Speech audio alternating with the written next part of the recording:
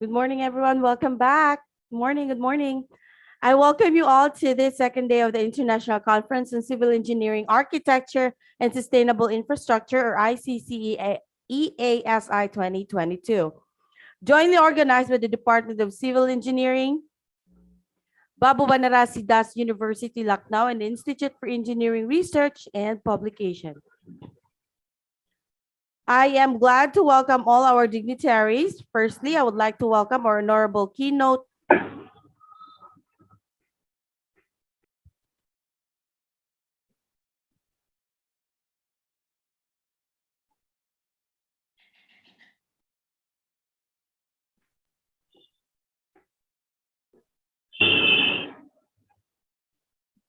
Sorry, my apologies. I would like to welcome our honorable keynote speaker, Professor Dr. Munaz Ahmed Noor, Bangabandhu Sheikh Mujibur Rahman Digital University, Dhaka, Bangladesh. Beloved Department of Civil Engineering team from Babu Banarasi Das University, Lucknow. We are glad to invite Professor Dr. Munaz Ahmed Noor, Bangabandhu Sheikh Mujibur Rahman Digital University. In his history of Bengali nation, the historic 7 March speech is an unforgettable event. In this day, our father of the nation, Bangabandhu Sheikh Mujibur Rahman, declared two significant things. He declared the independence of Bangladesh and economic emancipation. We got our independent Bangladesh after 9 months of independence war under his leadership. However, our economic liberation, which is his Sonar Bangla, couldn't be achieved in his hands as he, along with his many family members, was brutally killed on 15 August 1975. Now, the daughter of the father of the nation, our Honorable Prime Minister Sheikh Hasina, is fulfilling her father's dream to create Sonar Bangla, which in her words is digital Bangladesh, whereby we will become a middle-income country by 2021 and a developed country by 2041. Now, his newly established Bangabandhu Sheikh Mujibur Rahman Digital University, based on its name, has both Bangabandhu and digital vision. This is why this university is vital to the Bengali nation. Bangabandhu Digital University has the mandate to establish, sustain, and support the digital Bangladesh vision. This is a significant and challenging responsibility for all the staff members, faculty members, and students of this university. This digital university should retain the heart of a traditional university, while at the same time will embrace a new taste, new literature, and new values.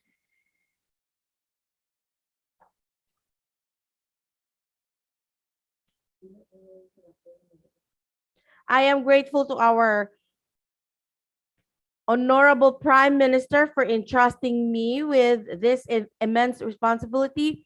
The vision of this digital university is to become the world's leading teaching, learning, and research universities in science, technology, and engineering. The mission of the school is to reduce the skills gap that exists between the industry and academia. We would like to produce competency-based human resources so that they can immediately contribute to nation building after graduation. Students preparing for the digital age must have an understanding of the basics of STEM. Our vision is to create an online teaching platform for all citizens of Bangladesh. Everybody should be in the workforce with this online platform.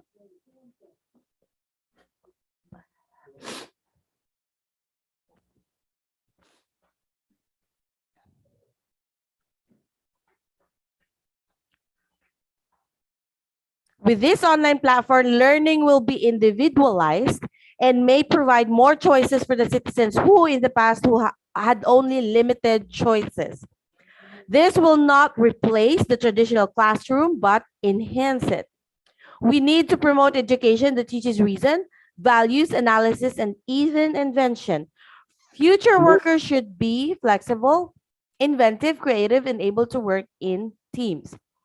The future is limitless, but to reach it, we need few concepts of education, learning, and teaching. The digital revolution will sweep away all the old darkness and old practices. We cannot fight it, but we can adapt to it.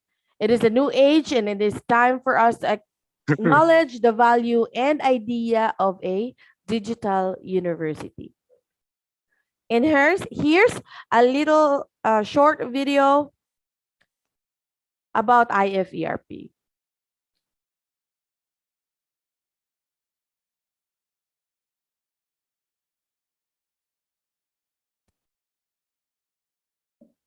Forum where innovations and research interests could be supported and developed, prioritizing our mutual interest. In this video, we want you to dive into our world, giving yourself a clear insight into IFERP. But first, who are we and what do we do? Institute for Engineering Research and Publication, IFERP for short, is one of the world's largest non-profitable professional associations operating under the Technologist Research and Development Association, TRADA, meant for research and development in the field of engineering, science and technology. We are one of the largest professional bodies for engineering professionals in India and across the globe, established in 2014. We extend to every part of the globe, with more than 28,000 professional members and 34,000 student members. Our growing membership at IFERP has led to an increase in members from Europe, Asia, Australia, Africa and the USA, fostering networking opportunities that strengthen ties within and across countries and technical communities. The mission of IFERP is to connect professionals at an integrated platform for growth to divert knowledge and skills towards the sustainable application of professional education and more. And our vision of digitalizing innovation processes through our professional networking services and more has pushed us forward to our achievements today. With our mission to make our academic services reach the top and grassroots level of institutions, we are funding colleges to organize conferences and scientific events, enabling researchers incubated at different areas of our country to directly contribute towards the transformation of India. IFERP simply connects engineers, exchange global innovation, and acts as a bridge between researchers and academics by organizing international conferences, world conferences, faculty development programs, webinars, seminars, providing membership, and more. Some of our conferences include WCASET Malaysia, WCASET Jakarta, ICCEASI APU Malaysia, and many more.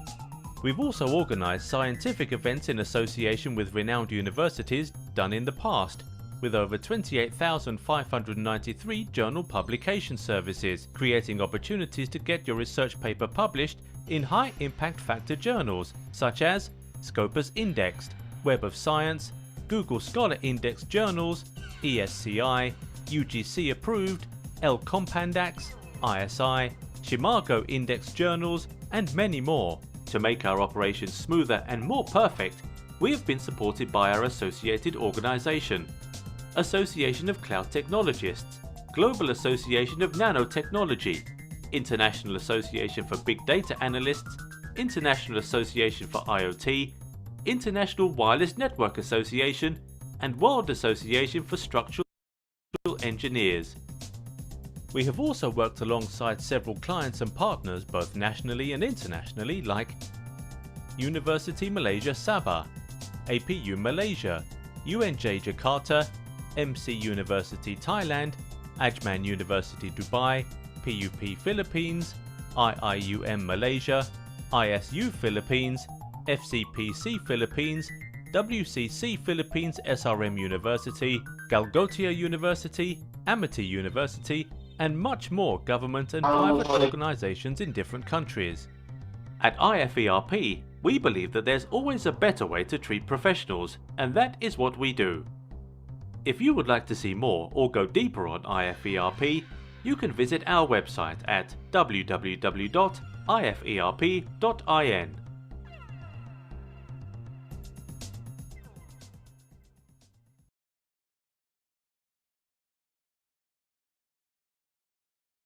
And now I would like to invite Professor Dr. Munaz Ahmed Noor for the keynote speech. Sir, good morning.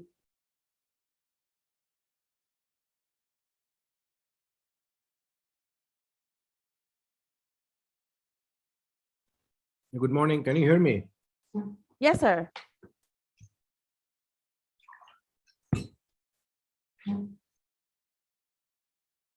Hello. Am I audible? Yes, sir, you are. Shall I start my presentation? Yes, please.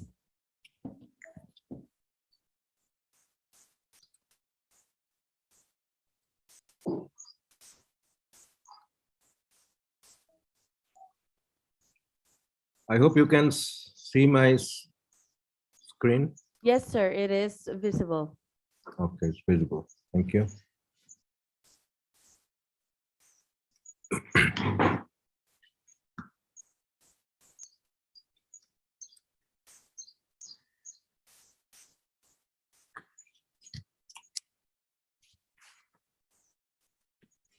So chair and the session chairs of the today's conference, International Conference on Civil Engineering, Architecture, and Sustainable Infrastructure, jointly organized by Babu Banarasidas University, Lucknow, and IFERP, the August gathering, distinguished paper presenters. Good morning. Assalamu alaikum. Today I'm going to talk about the sustainability of the concrete, because this today's conference is all about civil engineering and sustainability. And concrete is one of the most used material or building material for civil engineers and architects both. So at first I'm going to define sustainability, though most of you know about it, and the SDG. Then we'll talk about concrete and the cement and its pollution, and what should you do to go towards sustainability, and then we'll be concluding remarks. We all know that sustainability means assisting the earth to continue support human life, or any life, not only human life, whatever life we have on this planet. The formal definition given by the UN World Commission on the Environment and Development, which is a highly popular definition. The sustainability and sustainable development is development that meets the needs of the present without compromising the ability of the future generations to meet their own needs. Nowadays, we modified this definition a little bit more, and the concept of triple bottom line has actually come. So we define the sustainability as the holistic approach that considers ecological, social, and economic dimension, recognizing that all must consider together to the lasting prosperity. This actually changed the framework for businesses. Before, the business community only considered and profit, not people and planet. But now this definition actually allows them to consider people, planet, and profit. So we must have the economic development, definitely, also the social development, but not without degrading, but not degrading the environment. So we must actually protect our environment. So this is now the three pillars of sustainability, and these three things are called now the triple bottom line: profit, people, and the planet. So all the businesses now try to actually formulate their business framework to follow these three principles. Then the development becomes green. We all know the 17 goals of the SDG after the Millennium Development Goal. And if we can achieve this SDG by 2030, definitely our world will be a better place than today. So what goals actually affect the concrete industry? These 4 goals actually I found that affects the sustainable concrete development or sustainable infrastructure development. The goal number 9, industry innovation infrastructure. Goal number 11, the sustainable cities and communities. Then goal 12, responsible consumption and production, and also climate action, because whatever we do, we affect the climate. So most of our sustainability now towards ecological sustainability.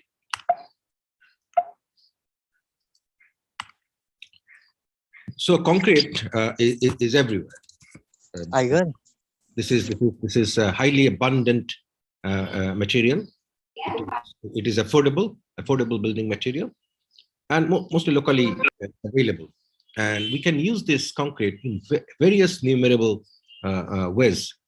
That's why it's one of the popular building material and world's most used concrete material, building material. And this is the second most consumed material after water. And also twice more than the plastic, steel, aluminum, and wood combined. And you'll be surprised to know, maybe most of you know, that it is 27 times of the steel production of the planet. And it is the basis of urban development. The history of civilization built actually on mostly on concrete.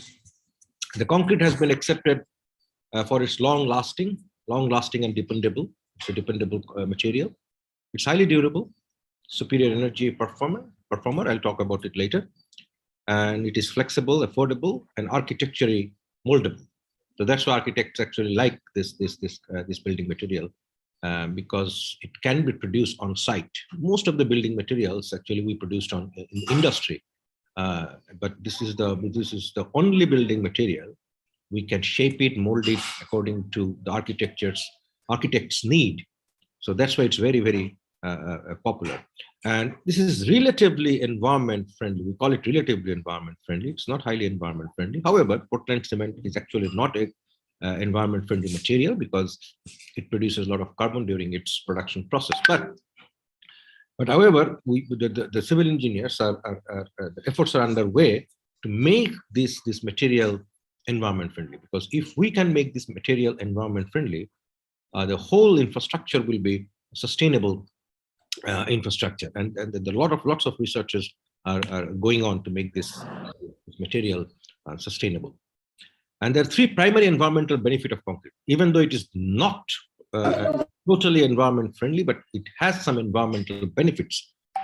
Every material has its pros and cons. It is durable, so it doesn't rust or burn or rot, and long-term environment benefits greatly outweigh the environmental cost of manufacturing sometimes. And it is highly energy efficient, because the albedo, which is the fraction of solar radiation reflected from a material surface, the concrete albedo is 0.4, while the asphalt albedo is 0.1. So the use of concrete it helps to reduce the temperature increase we experience in urban heat islands, mitigating the impacts of the climate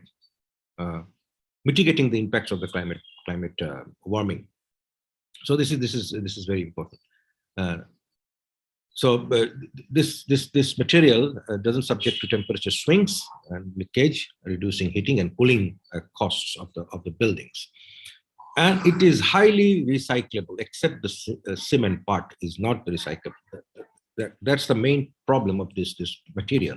That if we can find a new except cement, then this material will be highly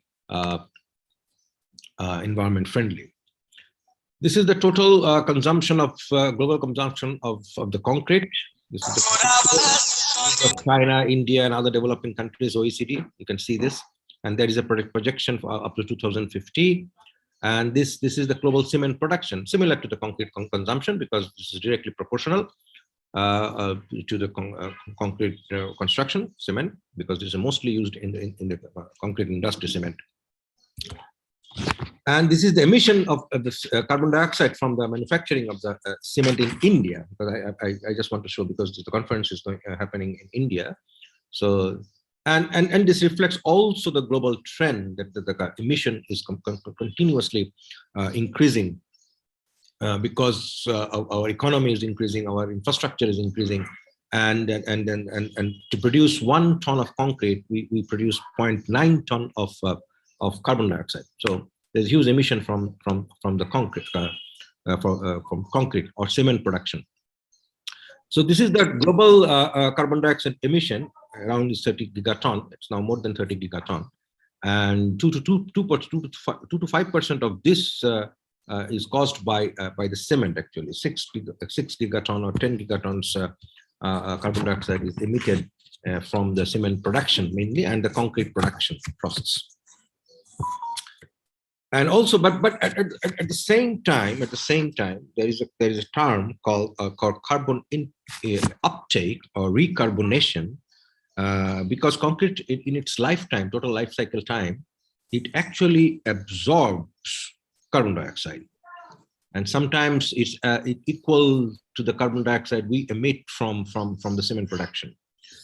So we call it cement recarbonation, or concrete carbonation, or more simply the carbon uptake. So if we consider this, then we can call this concrete as totally environment friendly or carbon neutral concrete. Even if it doesn't happen like this, research has been done to make the concrete carbon neutral concrete. That's also an important thing we must know. So no matter how much carbon dioxide cement production or concrete manufacturing process emits, we try to absorb the same amount of carbon dioxide naturally or artificially to make the concrete carbon neutral concrete. So that's a very important thing to know. So why now we think about we need to make this concrete, or we need to make this infrastructure sustainable? Because this has been going on for long, since historical times, because of the global warming. That's the main important thing. This global warming that we actually consider to make these things carbon friendly, and we have limited resources. Because resources are not abundant, this water, energy, and land is actually not abundant. And also the depleting resources of limestone, because the limestone is the basic raw material or primary material for the cement, and also the aggregate, because we mine aggregate from the nature. So we are getting fewer good quality of aggregates from the nature. And cement can be recyclable. Most of the things can be recyclable, but this cement, we cannot recycle the cement. So we need to take some steps towards the sustainability. So the recycling of demolished concrete is around 12.5 billion tons in a year. So we can use this recyclable concrete to reduce the pressure on the aggregate. And also remember, this is very important, that when we recycle concrete, it increases the surface area of the existing concrete, and it uptakes more carbon from the nature. So recycling also acts as a carbon sink. There's that recycled concrete. That's another important thing. And we can reduce the use of the limestone by using the mineral admixtures, which are the byproducts of the other primary material. So this fly ash, slag, silica, and rice husk. These are the very important thing. But mostly we cannot use it more than 40 to 50% of the clinker. But slag can be used more than 80% because it has a bonding property. It's by itself. But this mineral admixture sometimes do not have the binding property of itself. It requires the hydration product or the calcium hydroxide to make a bonding material. So research can be done in this field to replace this binding material, cement. This is the most important thing now. So to contribute in the circular economy and the industrial economy, this is very, very, very important. The life cycle cost analysis of the concrete. And we must follow the Hanover Principle, design principle for sustainability. Whatever we do, whatever we construct, the architects and civil engineers together must follow the Hanover Principle. If we follow the Hanover Principles of design, then things will be more sustainable than now. So what Hanover Principle says that it insists on the rights of the humanity and the nature to coexist. Whenever you design something, because architects are very important to implement this principle that humanity and the nature should coexist. Recognizing the independent respect relationship. Okay, can you meet? Okay.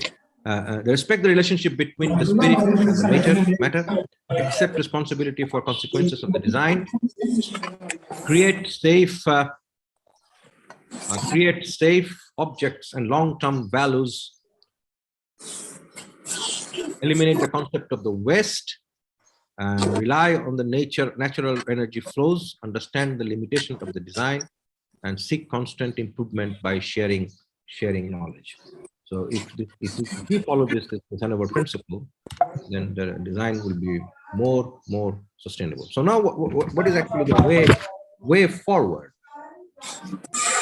of this thing? So these are some way forward that we should more focus on recycling of the concrete. And if we want to focus on the recycling of the concrete, we should design for disassembly. This is very important. We call it DFD.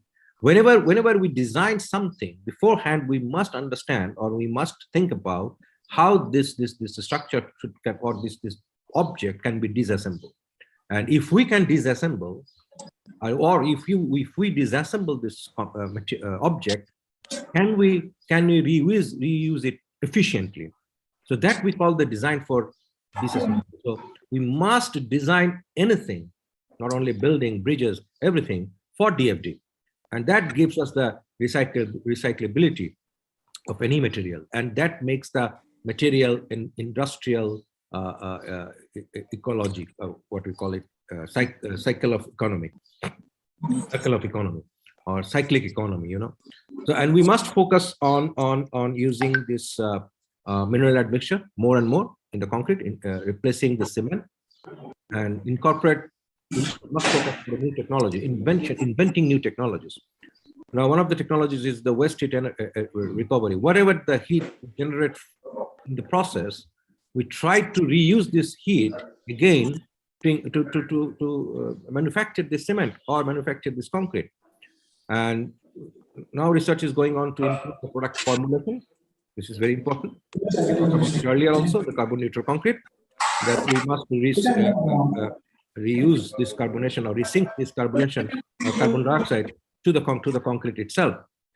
And then the circular economy, follow the circular economy and industrial ecology, then the product formulation should be improved.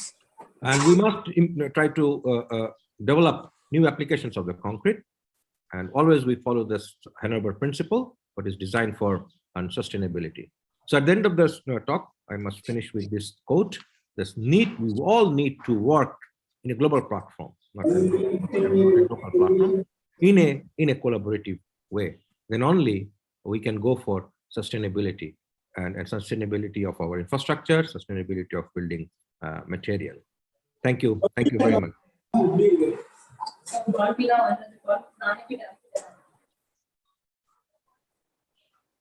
Thank you so much, Doctor, for the speech. Yeah, anyone would like to ask a professor a question? 16. All right, seems okay, done. thank you. Thank you so much, Professor. If you allow me, I can leave because I have to go somewhere for a meeting. Is it okay to leave? Yes, sir. Go ahead. Okay, thank you. I'll join in the evening again. Thank you very much. Thank you for the invitation, and I'm glad that and thank to all the audience for patient hearing. Thank you. Thank you so much.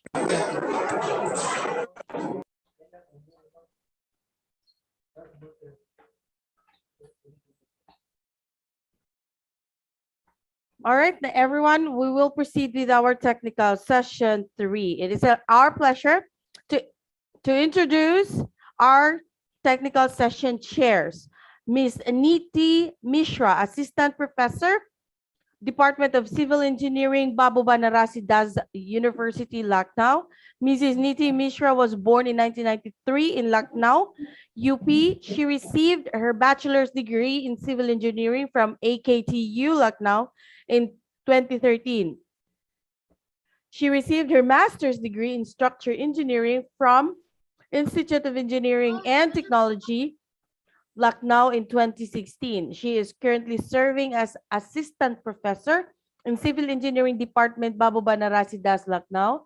She had experience about 6 years in academics and research with more than 10 papers in national and international journals. Her research interest includes design of concrete structure and fiber reinforced concrete. Welcome, Mrs. Neti Mishra. Our next technical session chair is Mr. Bilal Siddiqui, Assistant Professor, Department of Civil Engineering, Babu Banarasi Das University, Lucknow. Mr. Bilal Siddiqui was born in 1992 in Barabanki. He received bachelor's degree in civil engineering from AKTU, Lucknow in 2014.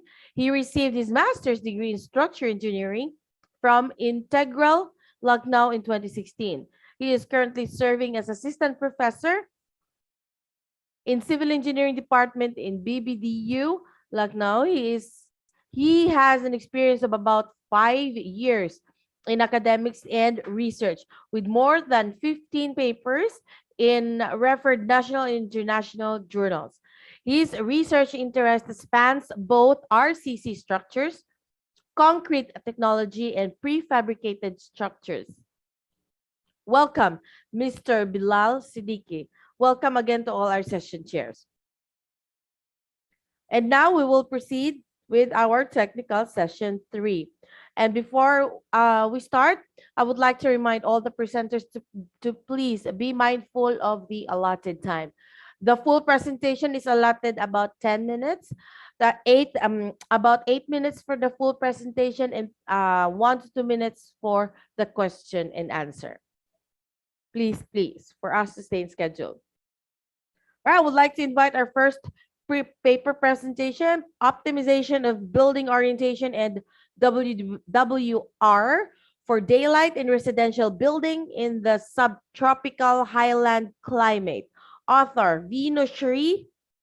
Co-author, Jai Prakash. Good morning.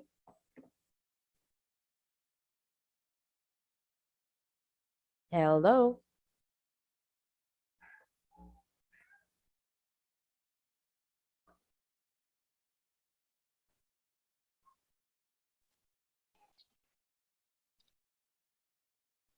Second call to our first presenter for today. Optimization of Building Orientation in WWR for Daylight in Residential Building in the Subtropical Highland Climate. Author, Vino Shri, and co-author, Jai Prakash.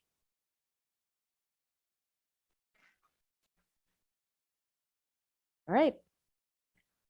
I would like to invite our next presenter, Analytical Study of Seismic Behavior of Composite Structure of Industrial Building using Stad Pro V8i.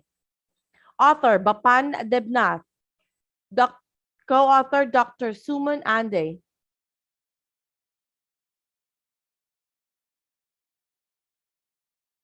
Hello, can you hear me? Yes, you're audible. Okay. All right. Second call, Analytical Study of Seismic Behavior of Composite Structure of Industrial Building using Stad Pro V8i. Co-author, Bapan Debnath.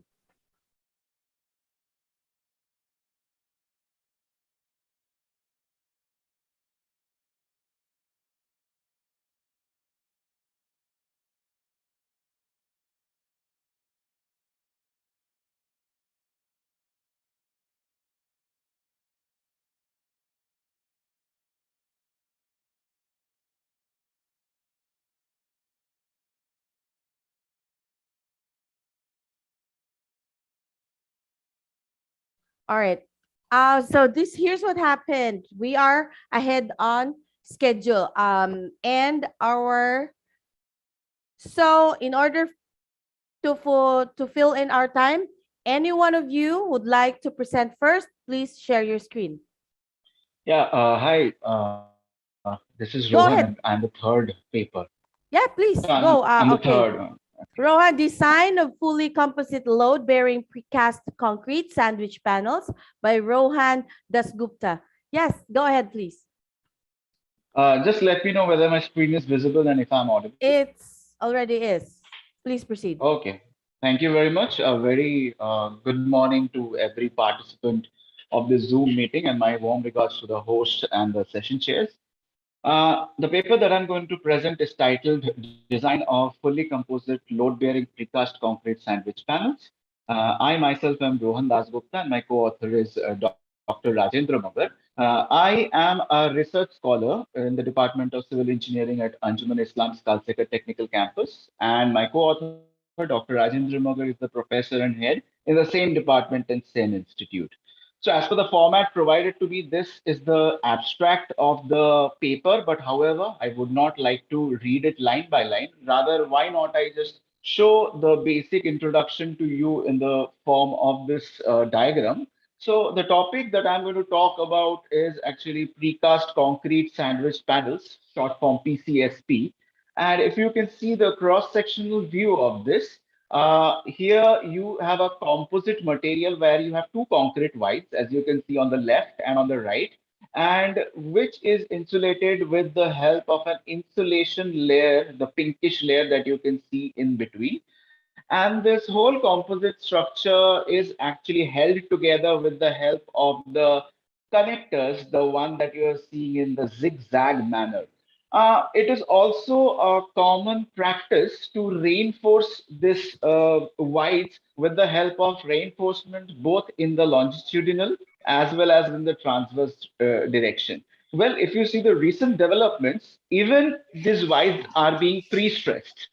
And the reason why, why suddenly a new technology? Well, just as we heard the talk from Dr. Professor Munaz Mohammad Noor, sir was talking about sustainability and reducing the energy intake. So this kind of wall systems actually reduces the thermal. Certain areas need heating and certain areas need cooling. So as far as heating is concerned, 13% electricity you can save if you use this kind of a insulation system, and 30% you can save while cooling. So as we know, we are in a tropical country. This can be really useful for us. Anyway, those are the advantages. And let's now come on to the focus of this paper. If you see the load-bearing types of PCSPs. So if it can be used just as a cladding panel, that means just for the use of architectural purposes, or it can also be used as a load-bearing panel. So here the focus of this paper is the load-bearing panel. So when we are talking about load-bearing panel, so we have to also discuss about how the load is transferred in the structure. So hello. Yeah. So we have to see that how the load is being transferred. So if you see this stress diagram here, I will start from the extreme right. So here, if you have one structural vibe, right? So it is a non-composite panel where the stress is not transferred from one panel to the other. It can also be of a two structural. Hello. Yeah. If the load transfer is anywhere between 0% to 100%, 0% to 100, there's some disturbance. I'm sorry. Hello. Yeah, if the load transfer between the two wires is anywhere between 0% to 100%, it is called as a partially composite panel.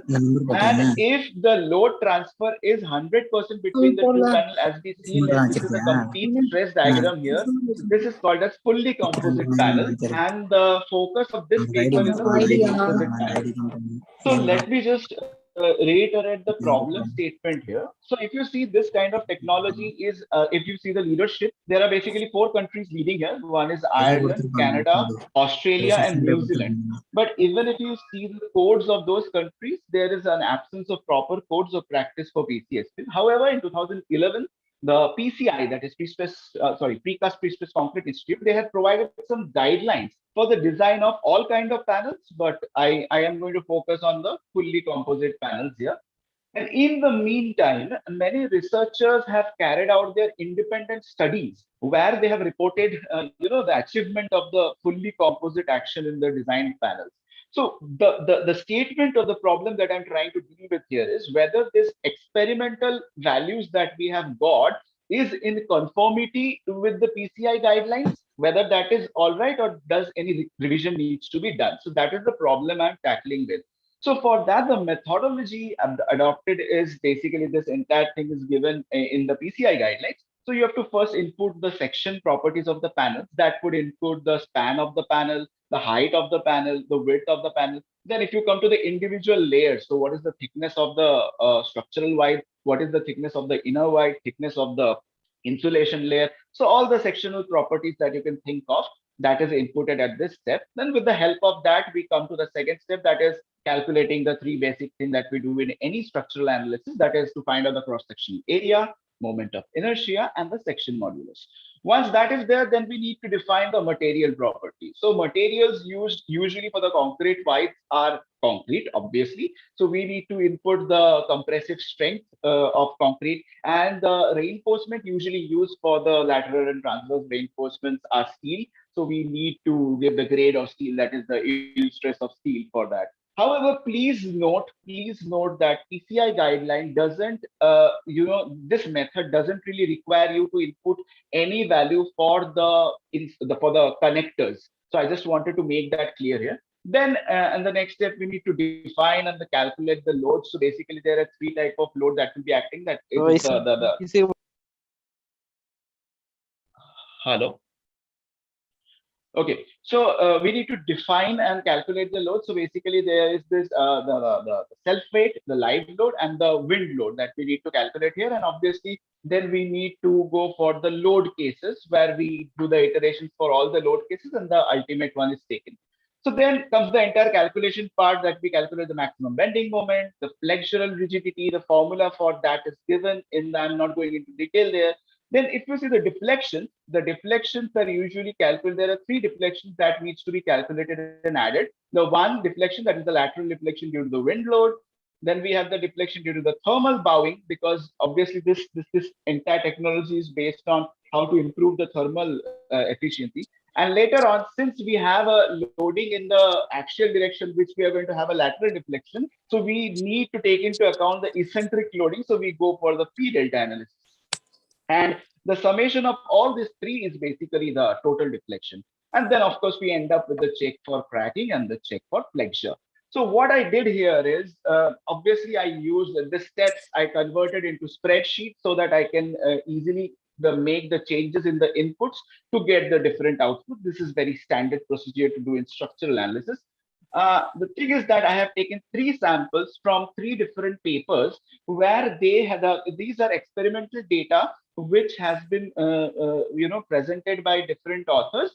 And so you can see here I have taken the inputs, basically, that is height of, these are the section properties, right? Then after some point of time, you get to see the material properties. So that is also taken. And then the ultimate load and whatever is the deflection, I can directly, by using this spreadsheet, I can definitely find that out. So similarly, like this, you see there is the sample 2. It's the same thing, only the input data is a little different. And similarly, the third sample is also taken, and the bottom also the reference of the paper is given based on which paper I have taken. Now, simple, I have taken the inputs from this and I have inputted it to the whatever the design steps that was given in the PCI guideline, and I found the deflection by PCI guidelines.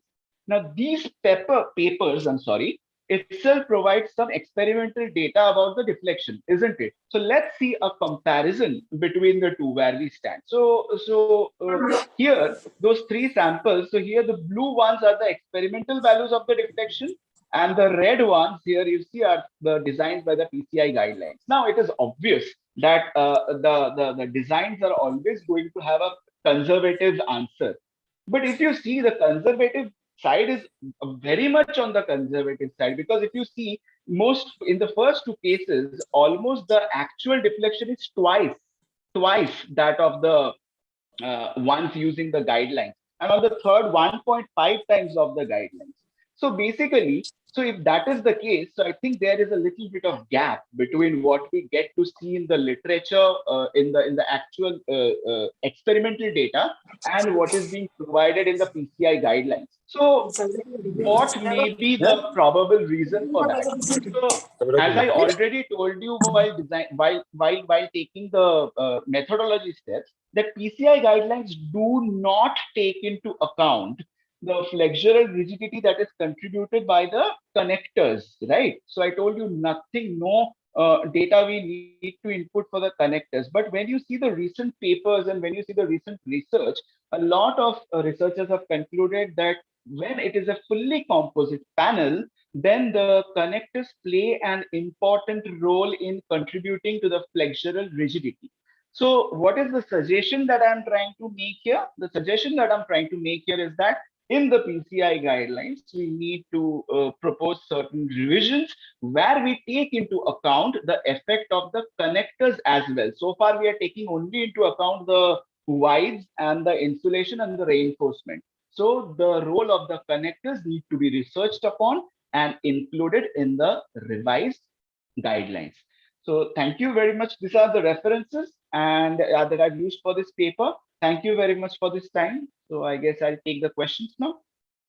Anyone would like to ask a question?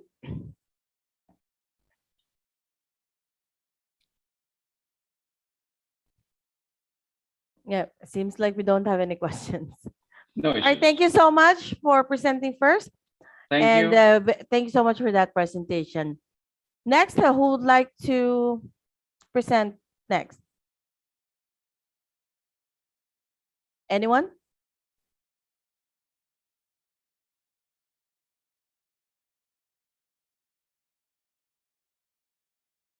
Seismic retrofit of an existing RCC residential building using nonlinear time history approach.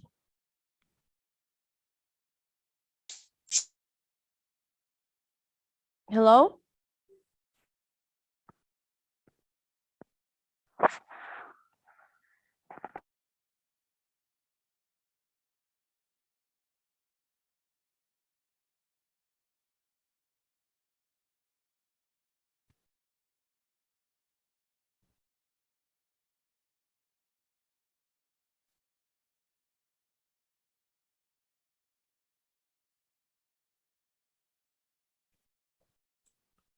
Hello. Hello? Yeah, good morning, ma'am. Yes? Yeah, my name is Prasanna. I have my paper presentation today in the morning session. Dr. Prasanna, can I present it? Yes, please go ahead, share your screen. Simulation analysis of different arrangements of piers using ANSYS CFD. Yeah, ma'am. Yeah. Go ahead. Just a second, I'll share my screen. Am I audible? Yes, you are. Yeah, thank you so much.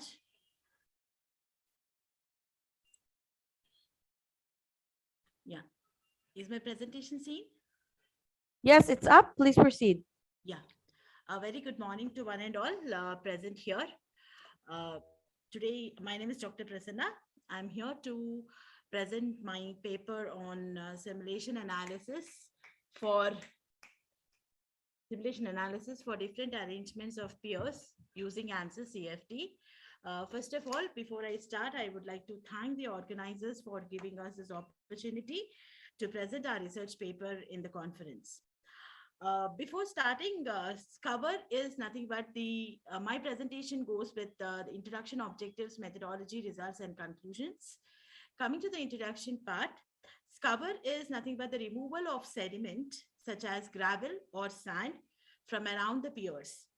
This is significant during floods, and the covering of the bed material surrounding the piers will be removed because of the high velocity of the flood water that is flowing. Such removal of bed material can result in structural collapse, as you can see in the figures, and also the loss of property. So based on this loss and this damage that is created to the hydraulic structure, this computation of the cover depth becomes very important, and also it is a complicated process and time consuming. So there are many softwares that have been adopted for the estimation of cover, and also we have very good analytical equations given by great researchers for estimation of cover depth around the bridge piers. So keeping this aspect into view, we have many parameters that are being governing the flow of the flow parameters and also the estimation of cover depth, such as you can see here: flow depth, velocity, shape of the pier. Some piers can be circular, some can be double D shape, some can be square edge, some can be round edge. So the size of the pier, type of the bed material that is existing around the piers, all these are some of the governing factors that control this covering. So based on all these analysis, the present study is aimed at to evaluate the normalized cover depth values for isolated piers and for two different arrangements like your lateral and tandem arrangements using Analytical and ANSYS CFD software. And also the second objective is to plot the pattern and variation of volume fractions and dynamic pressure for various relative spacings of pier for both arrangements using ANSYS CFD. Finally, we have targeted to compare the analytical and simulation results for the isolated pier and also for two different arrangements. Coming to the methodology of the present study, as I told you, we have used some analytical equations to estimate the cover depth for isolated pier and also the normalized cover depth for different arrangements.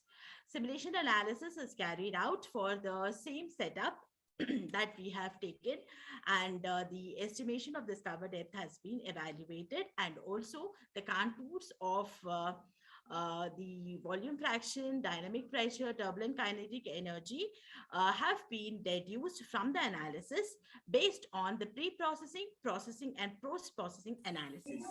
Then we have come down to comparison of the results. So coming to the first methodology, analytical analysis, these are the equations. These are the great researchers who have given us beautiful equations to estimate this cover depth, depending upon D is your, as you can see here, D is the diameter of the pier and Y is the depth of approach flow. FR is a Froude number, FC is the critical Froude number. So based on these four parameters, we will be able to estimate the values of cover depth for isolated piers. Coming to the simulation analysis, ANSYS CFD is a beautiful software. It's a simulation numerical software that provides us a numerical solution by solving various governing equations.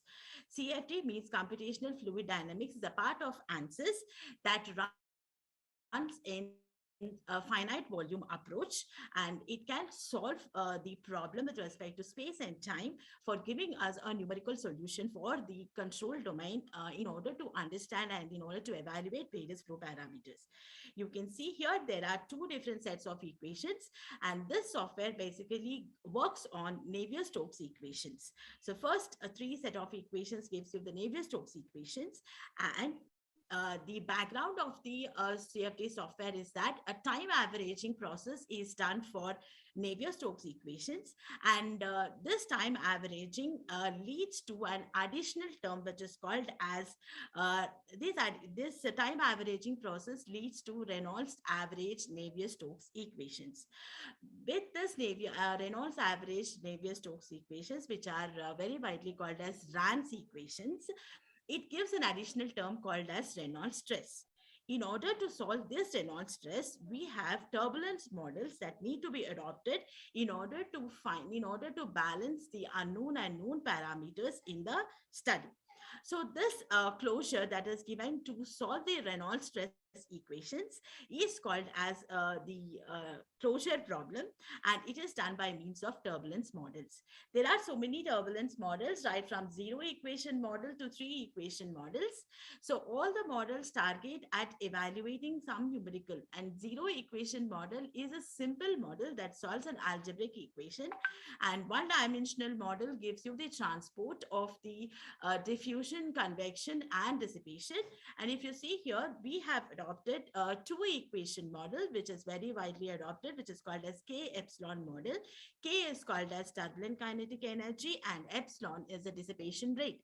So based on the dissipation, convection, and diffusion and transport and production of all these 2 parameters, these 2 equations basically solve and give a closure to this additional term that has been generated because of the RANS time ability. Sorry? Sorry? Any problem? So then we have moved on to create the geometry for the experimental setup that we had. So here we are not showing with respect to the experimental results.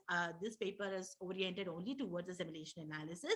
So with the dimensions of the channel are given here, and the diameter of the pier is 33 millimeter size. And as I told you, we have concentrated on the isolated pier estimation of scour depth, and also the scour depth for lateral and tandem arrangement, which you can see here in the geometry that we have done. And basically, this is a 3D geometry that is created, and we have done the analysis. So this is what pre-processing methodology that takes place. Pre-processing deals with as I told you, we have 3 steps in doing this CFD analysis. First step is what is pre-processing. Pre-processing is nothing but creating the geometry of our own interest, or if we have the experimental setup, we can create the exact dimensions in the design modular of CFD, and we can give the we can have an understanding like as of we are doing physical modeling by using the software. So geometry creation is the first step in that.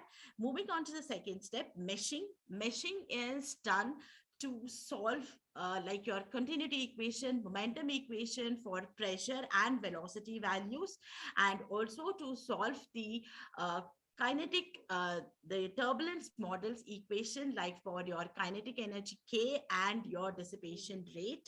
You can see here that a black color is seen near the middle part, and moreover a broader mesh you can see at the other parts of the channel. This is a whole complete channel. Why we have done this black color indicates the fine meshing that has been created near the piers, because we are targeting the cover depth that is around the piers that take place. So beyond that, on the upstream and downstream side of the piers, if you see, the mesh has a coarser texture, because in order, if you have a fine mesh throughout the domain of the channel also, it is good, but the problem is that it takes longer time to converge, and also in order to provide the required solution. So we have a facility of creating a coarser mesh wherever the interest of area is not there, and wherever we have to understand in detail, there we can create a finer mesh. So here we have created a finer mesh near the surrounding of the pier, and above and upstream and below we have a coarser mesh. So after this, the another important thing is that we need to let the system know from where the flow is taking place, from where the flow is entering and where the flow is leaving out. So in that context, we have, you can see here, this part on the upstream side of the pier is taken as an inlet, and downstream is taken as the outlet. So here we are giving the values of velocity that we have been taken from the experimental analysis. So as we are targeting at the velocity value, so we have taken the inlet as velocity inlet, and we have so many boundary conditions depending upon the interest of the area and your channel geometry, and depending upon your parameters to be evaluated, we can give any boundary conditions as per the interest. So here we have taken velocity inlet and pressure outlet, and all the others are initialized as volts. So after this boundary condition is done, we will be moving to the processing part. In the processing part, we have to initialize the materials, because here we are targeting at sand and water, where the water is a prime factor that is going to create an incipient motion in the sand particles, which allows the particles to dislocate from their position. So as the flow velocity keeps on moving from the inlet and moves towards the piers, probably there will be displacement of the sand particles. I request all the other participants to please mute. Other participants, please mute so that it will not create disturbance.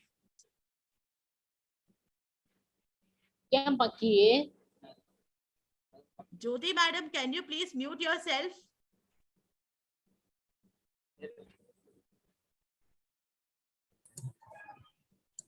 So here, as the water is a prime factor that is going to create a dislocation in the sand particles that are around the piers. So here, we have taken water. Volume fraction is looked upon with respect to water and sand particles. If you can see here, coming to results and discussions, the present study is oriented to estimate the cover depth for isolated, tandem, and lateral arrangements. These are the values of the isolated piers that have been estimated using 4 different equations. And also you can see the simulated values, the values taken from the simulation analysis by doing just I'm moving back to the processing step here. So once we initialize the materials, we need to give the velocity that for which we are targeting at here. For the isolated pier, for the lateral, and for the tandem, the velocity is taken as 5 meter per second throughout for analysis in order to compare the analysis.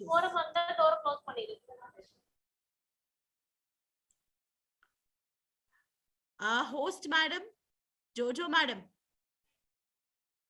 Yes. You please mute others, ma'am. It's yes, I've heard. I've muted her already. Thank you. Yeah, thank you. So here, the simulation analysis values were observed to be very nearly matching with the Jane and Fischer equation. And we have shown here the values obtained for different equations. Now in simulation analysis, the solver technology that we have adopted is called as simple. We have so many solver technology methods that are available. We have simple, we have PISCO, semi. Simple is nothing but semi-implicit pressure linked equations. That is a solver methodology that we have adopted here. So we can get the beautiful contours in post-processing. We will be able to see how the flow is taking place in the domain of the channel. And so if you see here, the next results, almost 6 geometries were created, 3 for tandem and 3 for lateral, because here our target was to, apart from the isolated pier, we have taken care with the lateral. We have taken 3 spacings, that is 33, 66 and 132 millimeter spacing, that is relative spacing between the piers for lateral and also for the tandem. So in that context, what we have done is, here you can see the figures depict the volume fraction, and the legend that is provided on the left side of each figure gives you the values of the volume fraction. So based on this, we will be able to evaluate. These are the graphs that have been taken for 3 different analysis. So you can see the water volume fraction and sand volume fraction, and one is for lateral and one is for tandem. Because of the restriction of the number of slides, I couldn't present for all the 3 cases. So one case as a sample has been depicted here. So the variation shows that how the water has been changing its diversion, its orientation of flow, and the piers were provided at 3.5 meters from the upstream of the channel. So here the dynamic pressure values were also extracted. You can see here for lateral and for tandem, you can see there is a different color in and around the piers. So this indicates the amount of dynamic pressure that is present around the piers. So whereby if you want any further analysis to be carried out, you can use these values and you can predict more number of features also. So both the figures depict the dynamic pressure variation for all the 3 cases were done All the 6 cases were done, 3 for lateral and 3 for tandem. One sample is depicted here. So another comparative study was taken out with respect to the normalized discover depth, which is taken as a ratio of TS by YS.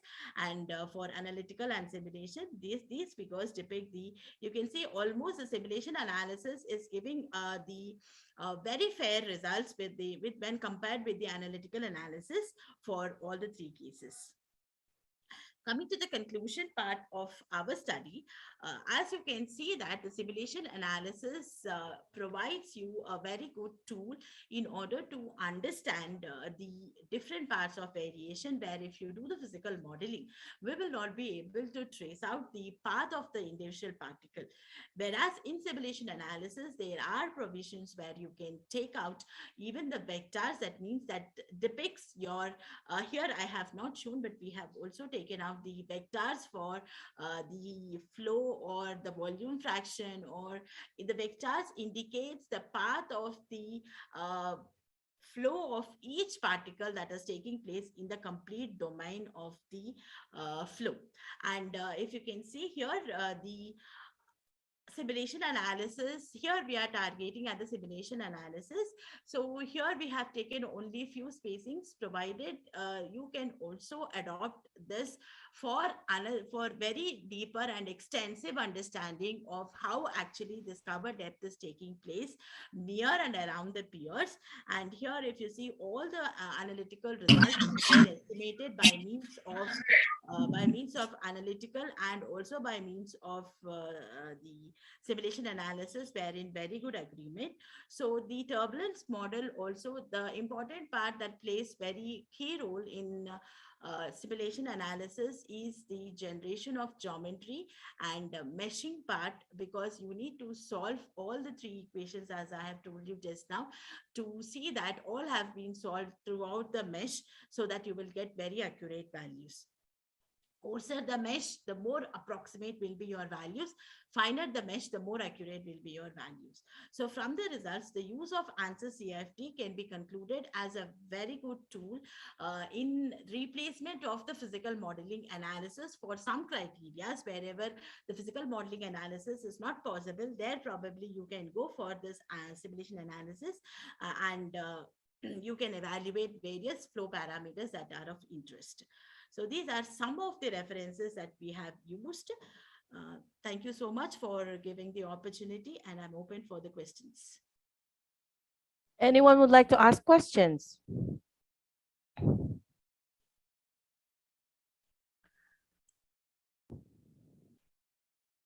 right, seems none. Thank you so much for that presentation. And now let's call on again our first paper presentation. Vino Shri, are you available? Who wants to present next?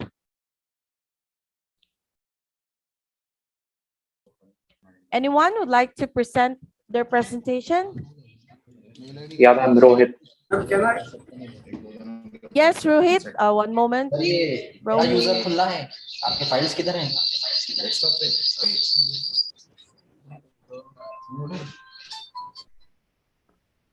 Rohit.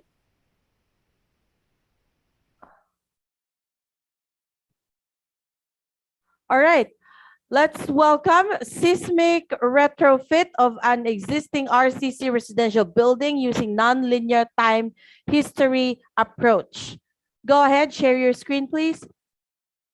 Unmute yourself. Rohit.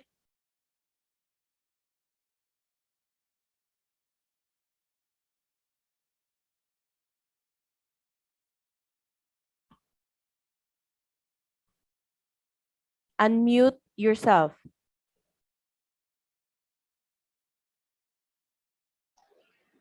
Yeah, hello.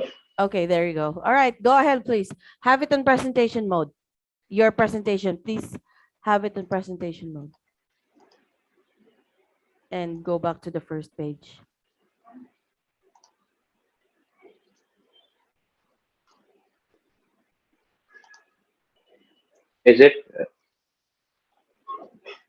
Is it okay now? Hello.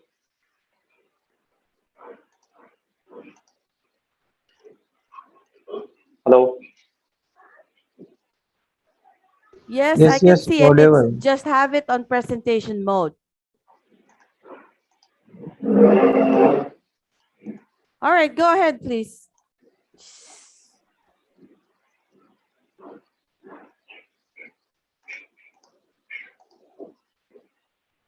Yeah. So my basically my project is seismic retrofit of an existing RCC building using non-linear time history approach. So I have done this case study. This is basically a case study at my residence where my college is. This is in Bihar, Patna. So I have done the analysis of the building. It is a G+4 building. So this is the abstract. So basically in this, I am going to show you how concrete jacketing, steel bracing, and fiber reinforced polymers, which are utilized to strengthen the crucial area, may be used to achieve this. So this is going with a non-linear time history analysis technique, which is carried out using ETAB. So in this story rate, shear, bending, torsion, bending, time period, and frequency values, these are compared with the different retrofitting techniques. So this is the basic information about the existing building. The plan dimension was in X direction, it was 15.192 meter, and its length was 19.6 meter. It is a G+4 RCC framed building. The basic column size which was there in the building, which I gathered the data from the existing building and the files which I got. So it was showing that beam was of around 254 into 457.2 mm, and column sizes, there were two sizes of the column, which was 254 mm into 406.4 mm and 254 into 508 mm. Basically, Bihar lies in seismic zone 4, and I've given the importance factor for the building is 1.5. The soil type was 3, and I chose the response reduction factor as 5. And the typical floor height was 3 meter. Target level, which I was going to achieve, was immediate occupancy. So these are some visuals from the locations which I got. So this is the existing building. As you can see, there's a complete soft story at the ground level. So this was what I have to make it reliable. And this was the CAD file, architectural file, which I got from the owner itself. So I'm going to use the non-linear analysis. The non-linear El Centro time history analysis is carried out for the special moment resisting frame under earthquake loading using ETAP, seismic analysis, and different schemes of retrofit are being shown here. So time history analysis, in order to examine the exact non-linear behavior of the structure, non-linear time history analysis has to be carried out. So in this method, the structure is subjected to real ground motion records. This makes this time history quite different from all approximate analysis method. At the real inertial forces are directly determined from these ground motions. So this was the existing building in ETAB model, which I modeled. So, and this was the retrofitting building with bracings, which I used. And this was the concrete jacketing, the model with the concrete jacketing. And this building was with FRP cover, that fiber reinforced polymer cover, which I used to retrofit the model. So these are basically the three types of modeling retrofit model which I used for this existing building. And the time history which I done was mainly by the spectral matching by time domain and spectral matching by frequency domain options.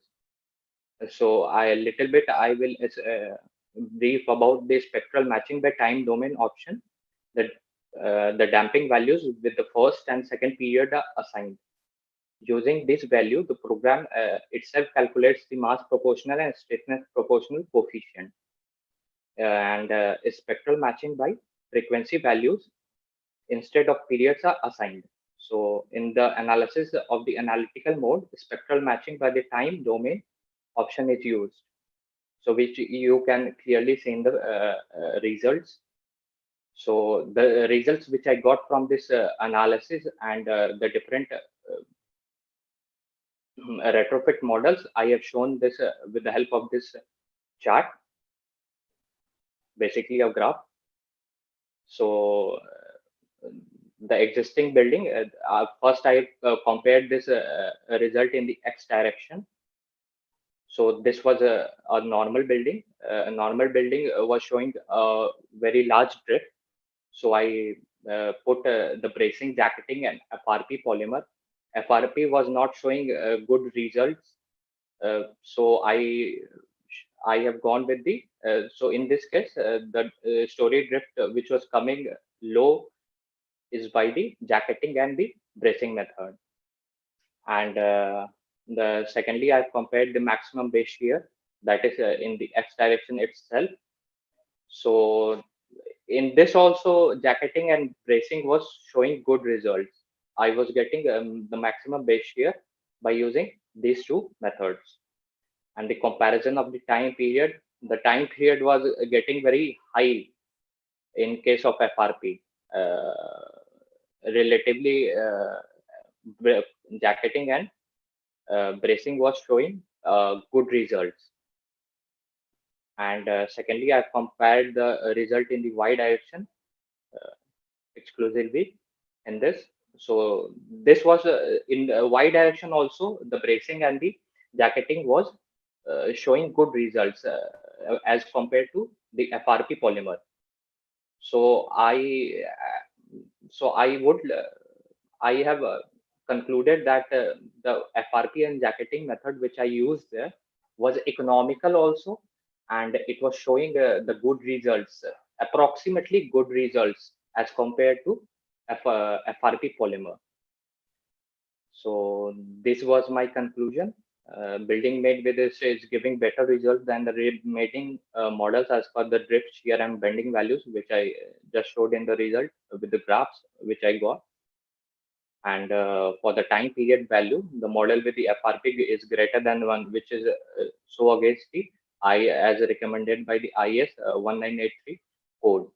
So it is not advisable in the zone 4 condition. So with this, I would like to conclude my presentation, and I'm open for any questions. Thank you so much for that presentation. Anyone would like to ask a question? Yes. Go ahead. So, what values do you input in the time history approach method? Which values? What kind of value you have taken to do the modeling of time history approach method? No, I've taken the ground acceleration motion from the PIA Al Centro data. I've directly put that data into time history analysis approach. Okay, thank you.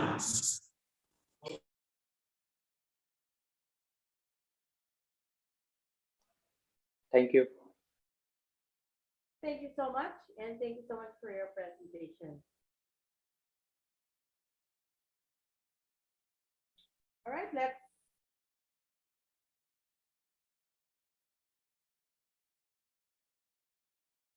start now. I would like to call on optimization of building orientation and WWR for daylight and residential building in the subtropical highlight climate by Venus Shree. Can you hear me? Yeah, I'm Yes, I can Sophie. hear you. yes, ma'am. Good morning, ma'am. Good Good morning, morning. sir. Can I share the screen? Actually, ma'am, I am the co-author and I will be presenting this presentation on behalf of the first author. Oh yeah, who was talking? Was that Vino? Ma'am, please check the second name. It is Jay Prakash. Oh, go ahead, Ma'am, Prakash. ma'am. Ma'am இப்போதைக்கு நான் போற மாதிரி இல்ல ma'am, conference வேற போயிட்டு இருக்கேன் ma'am, ஒரு மணி நேரம் மேம். I'm sorry? சரி, okay. Go ahead, Jai. Okay, thank Sorry, you. go ahead, Jai.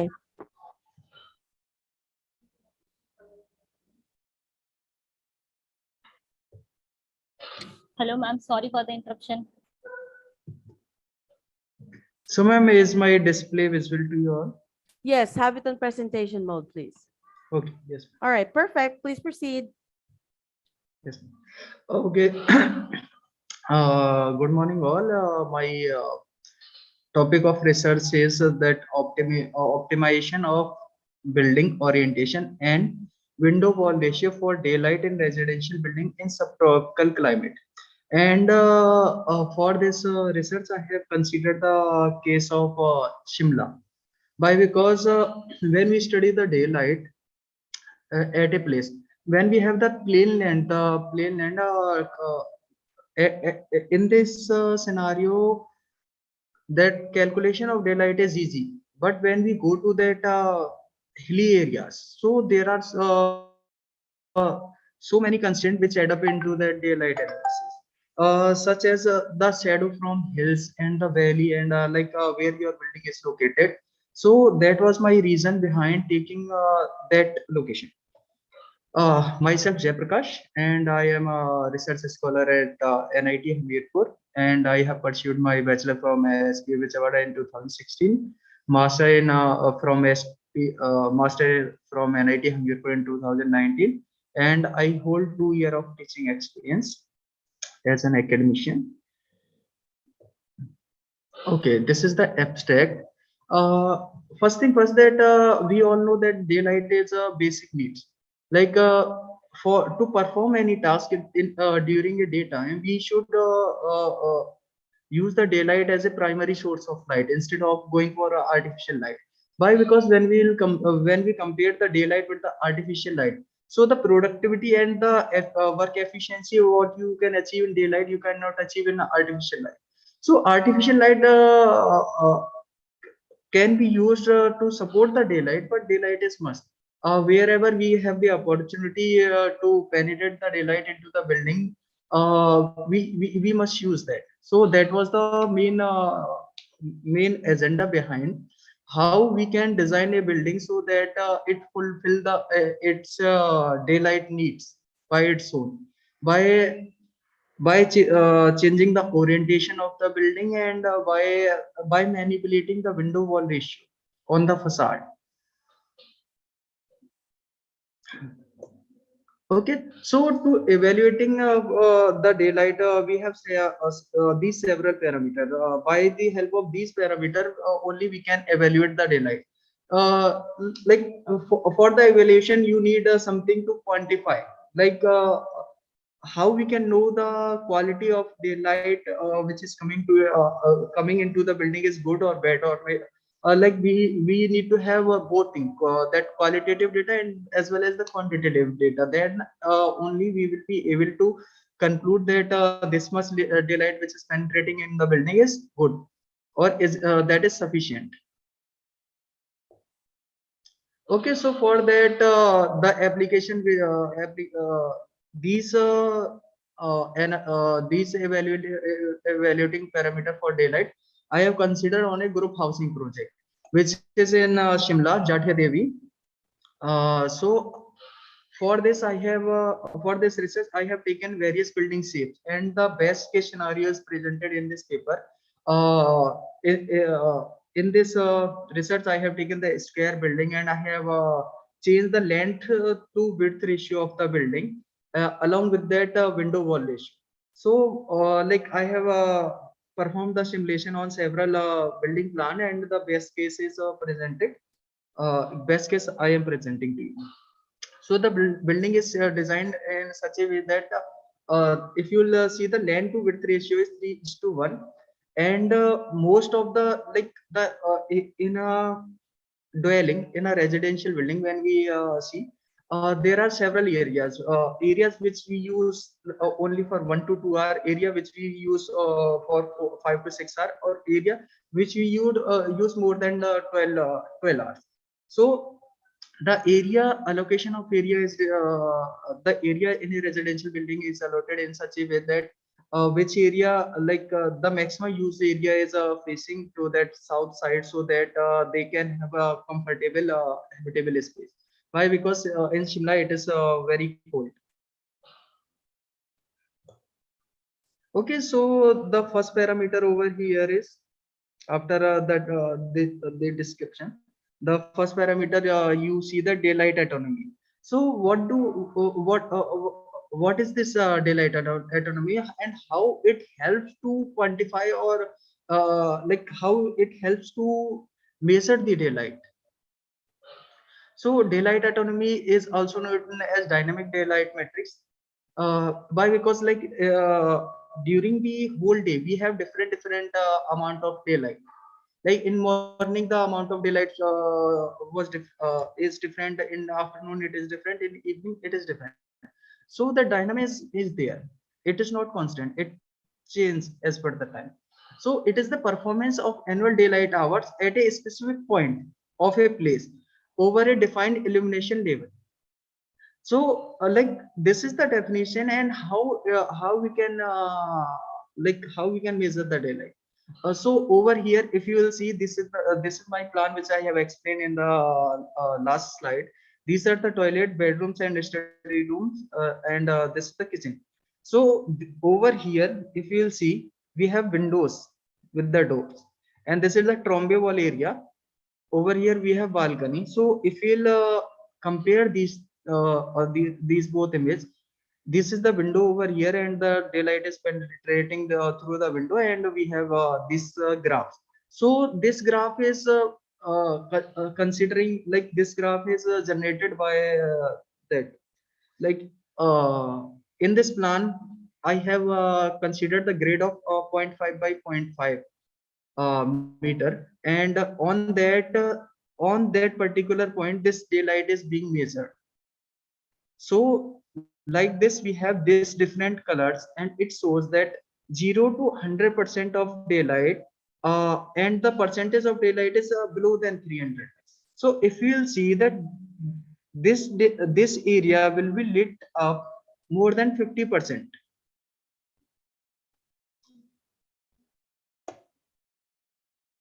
Okay, so next evaluating factor is that daylight factor. It is the ratio of the light level inside the structure to the outside the structure. So when we have daylight factor between 0 to 2%, then artificial lighting is required. When we have this daylight factor between 2 to 4%, then artificial light is not required, and the daylight what we receive in an indoor space, that is sufficient. So if you'll see in this figure, these areas are lit up with the range of 2 to 4% daylight factor.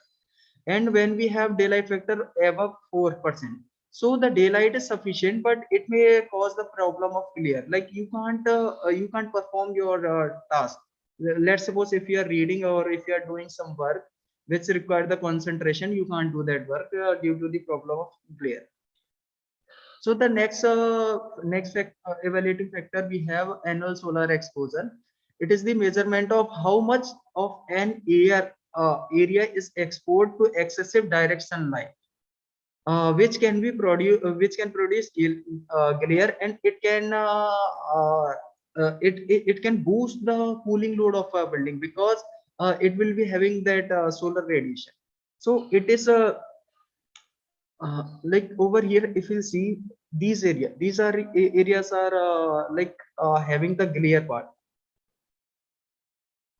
So these are the balconies, so it doesn't have like we won't be considering them, but on the south side these areas are there which are having a bit glare. So apart from the balconies and staircase lobbies, several internal space such as the bedroom and study room have solar exposure with the illumination level of greater than 1000 lux for more than 250 hours. And next evaluating factor we have daylight illuminance. The range of this is measured from 0 to 200 lux, and the illumination level. This term refer to the amount of daylight that falls or illuminate, like when the daylight fall on a surface and that illuminate it measures that part. So all the internal living space have the illuminance level from 0 to 200 lux. Sorry, my bad. Over here it's that typing mistake. This is an excellent number as it will provide glare-free sunlight. Okay. So like after this this term, it consider the overall that overall illuminance, but over here in this slide if you see it consider only the useful daylight illuminance. So over here if you see these areas, the red part, these areas have the like the comfortable daylight range, like the daylight in which you can perform the task without any hurdle or without any problem. So these red area depicts that part only. And these are the toilets. So in toilet there is no window, only the ventilator, so these areas are not that much lit up. And in balcony the glares are there, so only the useful area is this as per the daylight, which is marked over here. Okay, so my conclusion is the study shows the residential building in rectangular shape with the land to width ratio of 3:1 provide the optimum result when the longer side is facing the sun with the window wall ratio of 6%. These are the references like the helping research papers. And thank you very much. If you have any question, you can ask.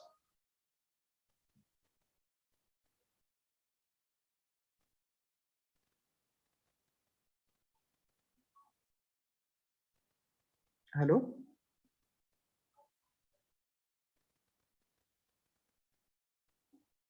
Hello.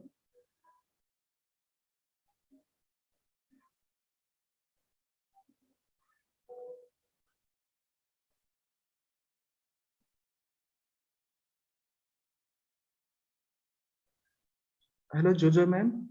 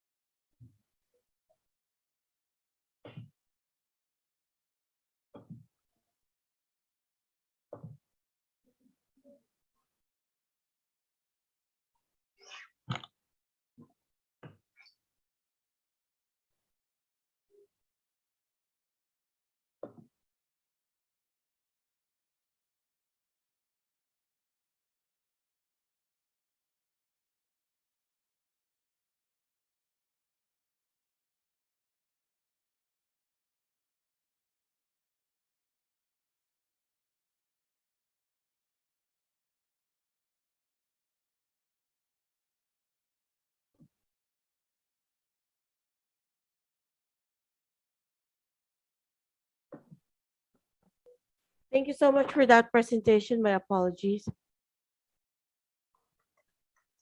Any questions from our chairs?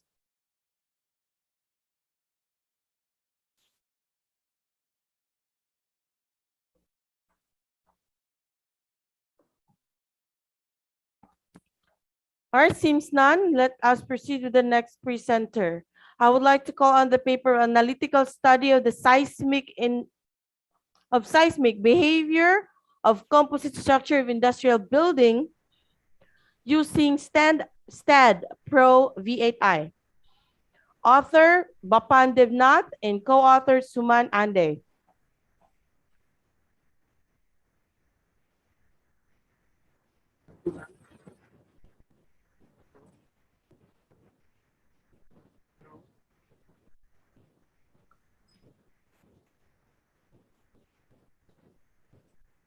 Hello?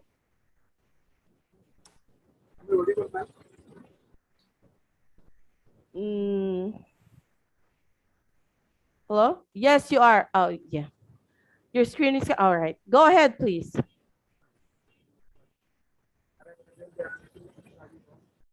Structure in industrial building. Under the guidance of Shimon Kandula, Distant Professor of the Department of Civil Engineering, University.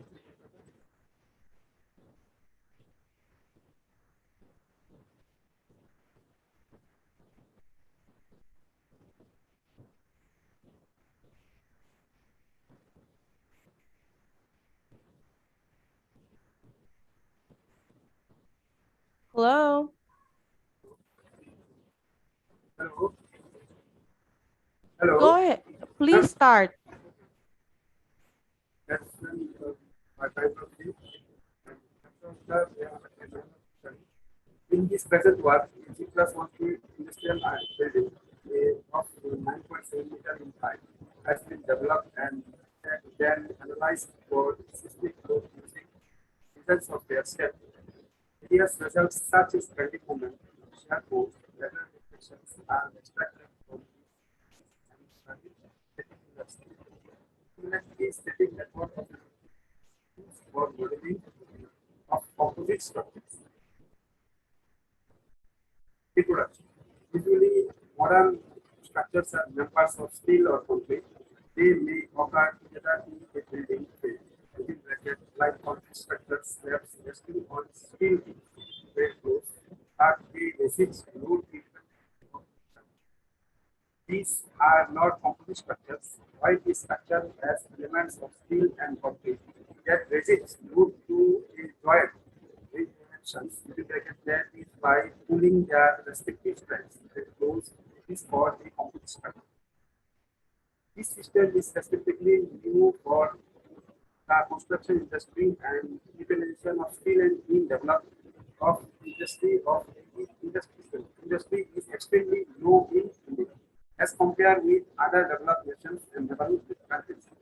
The critical bending moment and shear force values are less in composite structures compared to RC platforms and more than steel structures due to decreased gap load, which is the best solution for the industrial structure compared to RCC and steel type structures.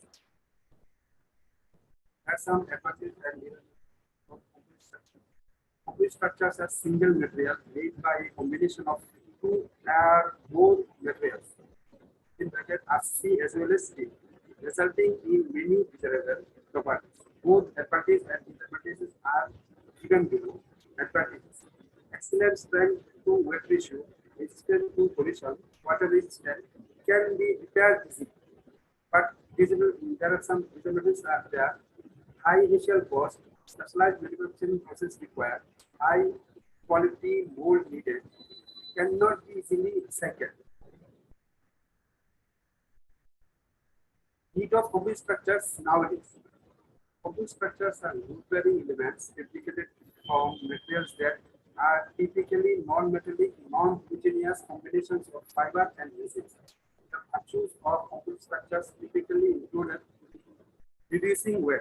Also, it increases performance and fuel economy. Composite structures are strong, durable, cost-effective, less time-consuming, less manpower required. RCC type structures is no longer economic because of increased debt.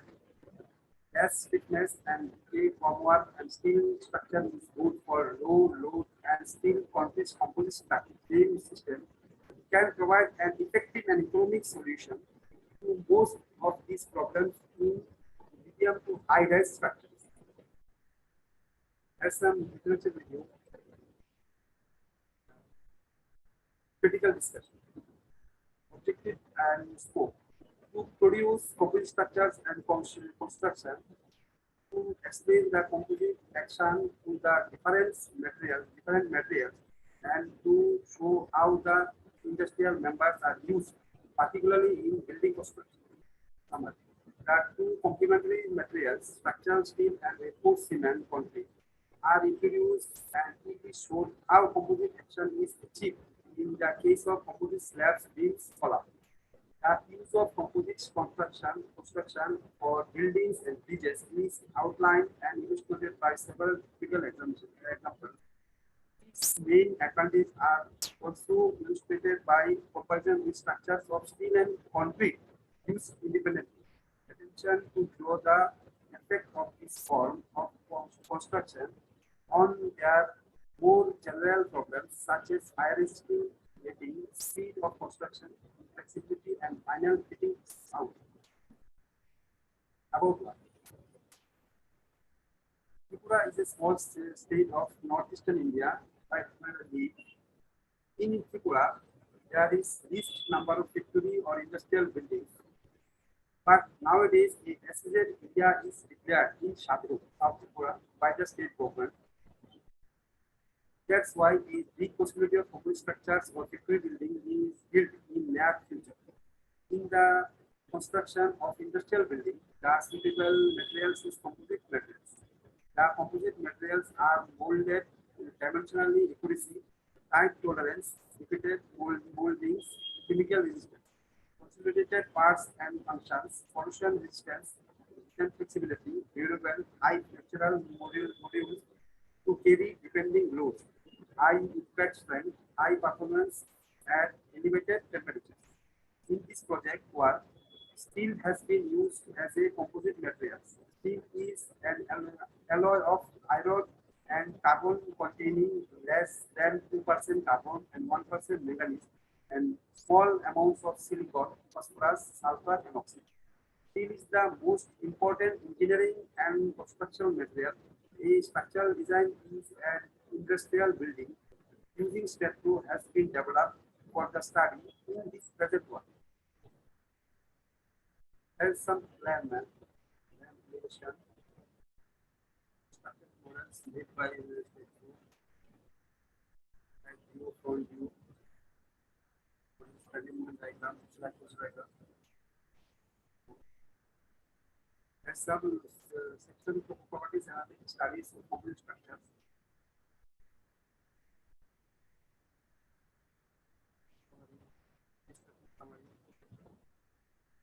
And force summary, team force detail summary, special summary, statics check results, heat center stress summary, heat center substrate summary. Conclusion. For some axial forces, upward forces including self-weight and bending moments, we design composite structures from some specification and loading. We design smaller sections for strain loading in beams and columns.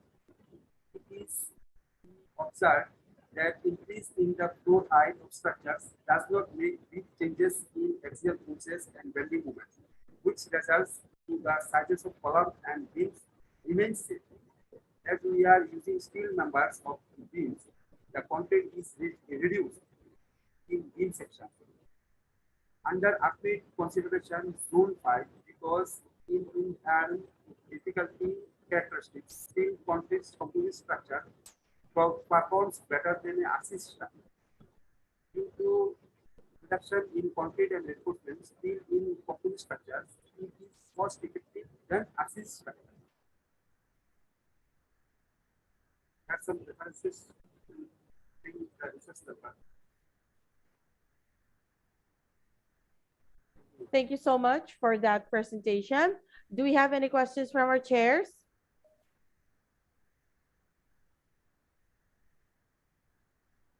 All right, seems none. Thank you so much for that presentation. You may now stop sharing your screen. Next, I would like to invite our next presenter, Analytical Study of Seismic Behavior of Composite Structure of Industrial Building using Stad Pro V8i. Author, Bapan Debna. Co-authors, Suman Ande. Already I presented. Hi, go ahead, present please. You can share your screen. Already I presented. The last one. I said Papun. Oh, you're done. Yes, ma'am. Last one. Okay. Next, I would like to call on stabilization of expansive clay soil with sugarcane bagasse ash, bagasse ash, and sawdust, an experimental study. Author Gurusamy and co-author Jyoti.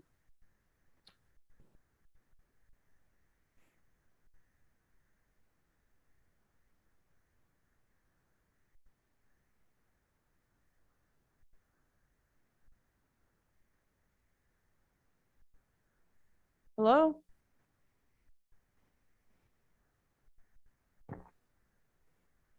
Hello?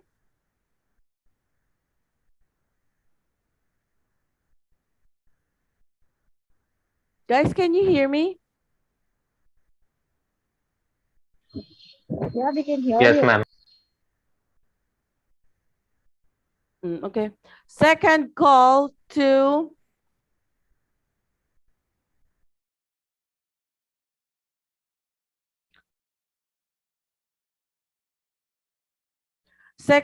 stabilization of expansive clay soil and with sugarcane, bagasse ash, and sawdust, an experimental study.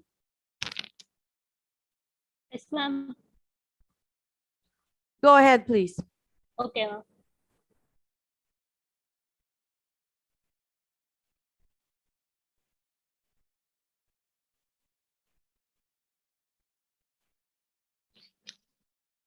Can you visible, ma'am? Your screen is visible, not your presentation.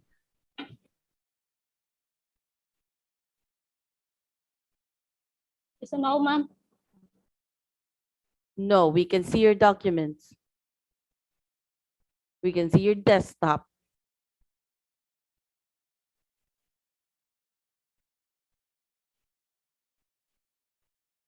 So now, okay, ma'am. It's not. So wait, ma'am, please.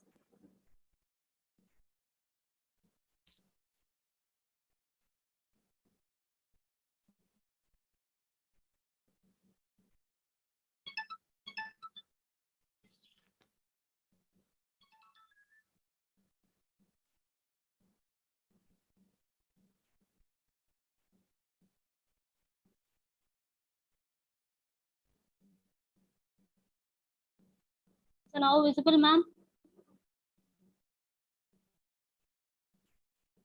Ma'am. No, it is not visible.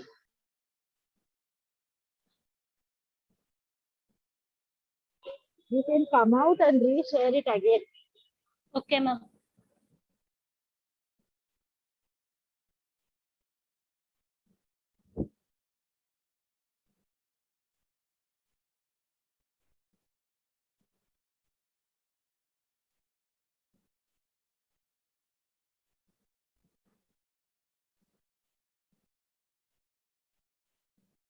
So now, okay, ma'am.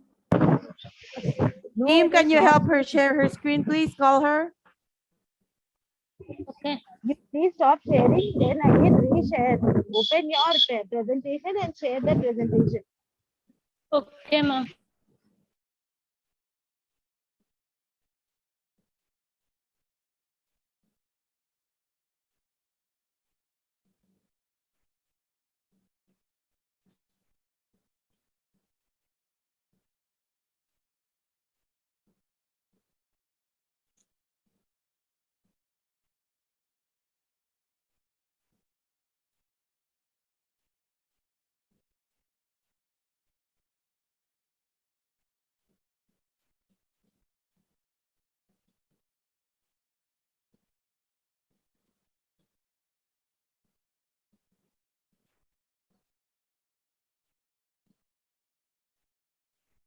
I'm now screen sharing. Is it Yes, correct, it ma'am? is.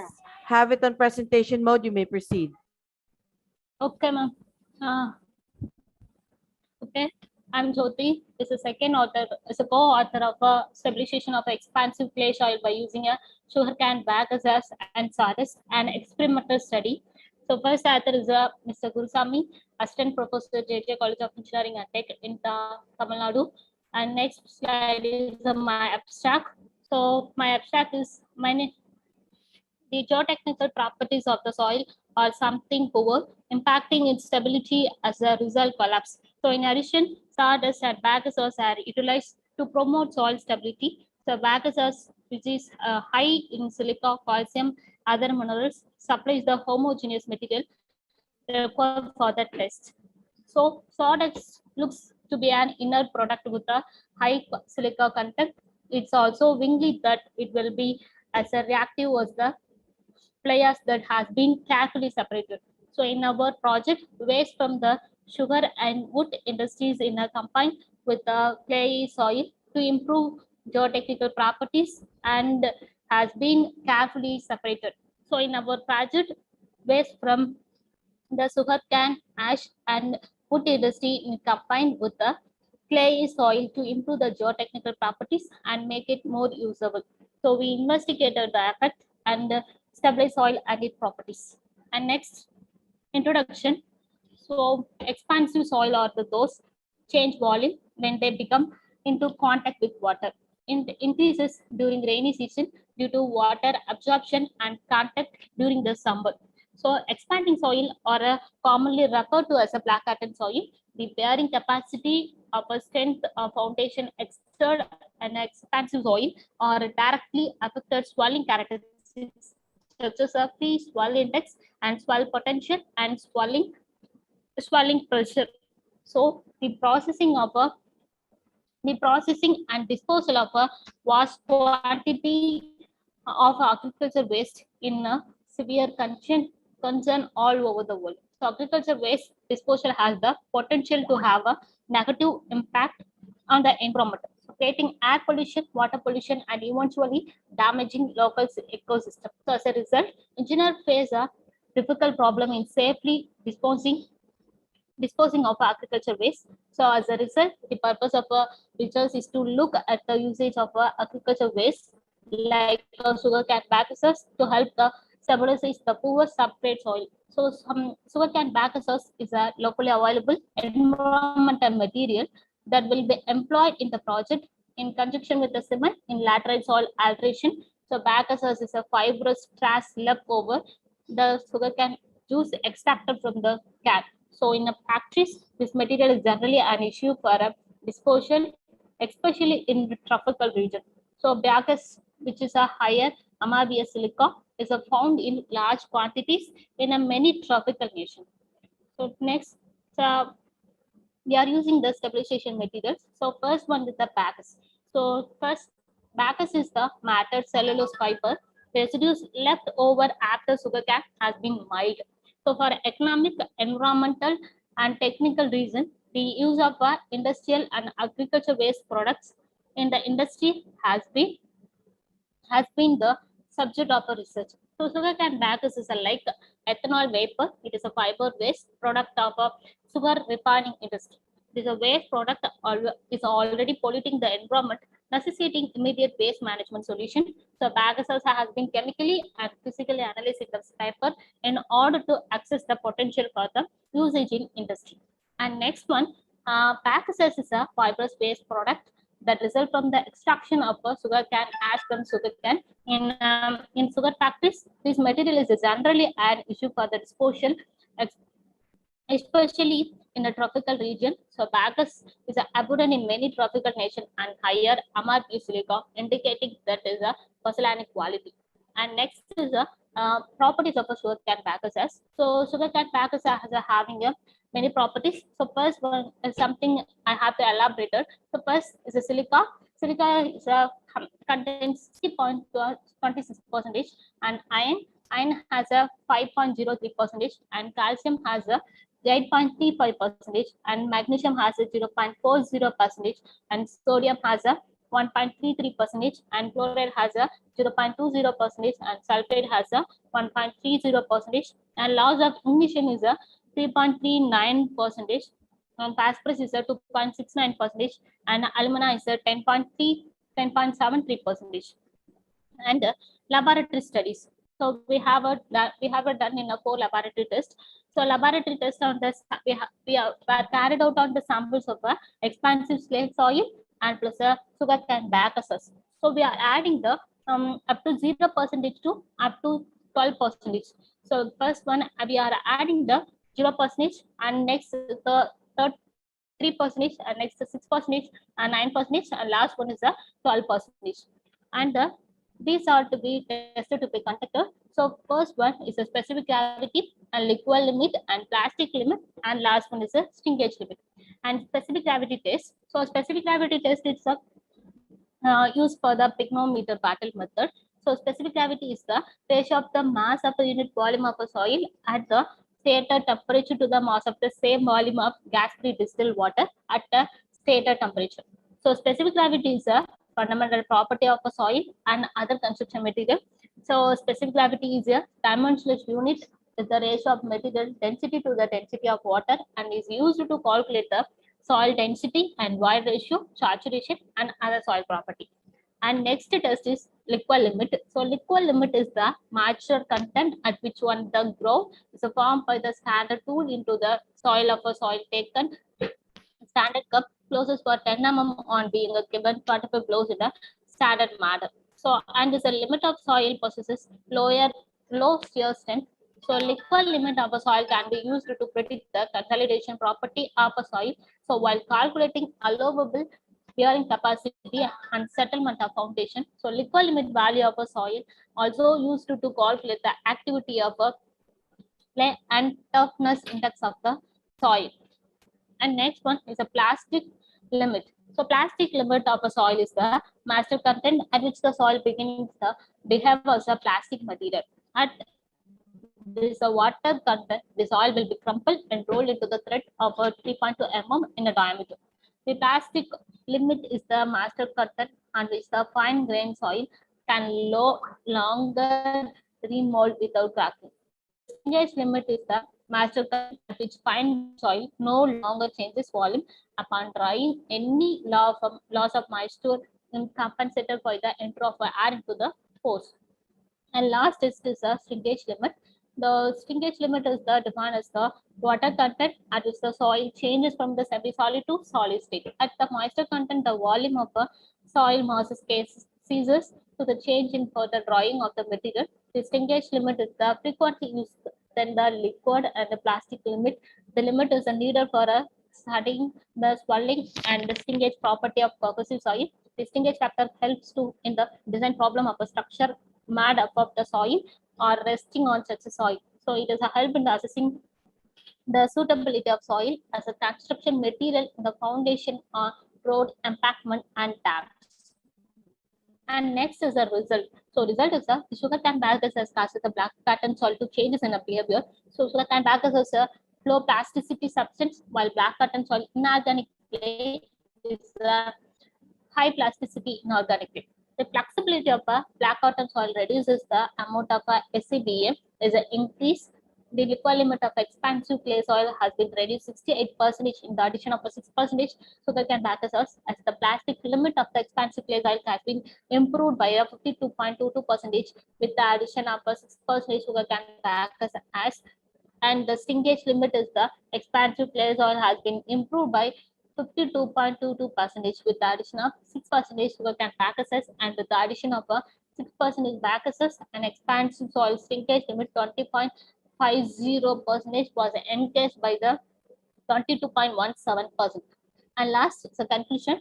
Then those specific cavity expanding clay soil, which was 2.33 before the addition of 6% sugarcane bagasse was engaged to 2.531. The liquid limit of the expansive clay soil has been reduced by 68% with the addition of 6% sugarcane bagasse. The plastic limit of expansive clay soil, which was 36.11%, was improved by 52.22% with when 6% sugarcane bagasse was added.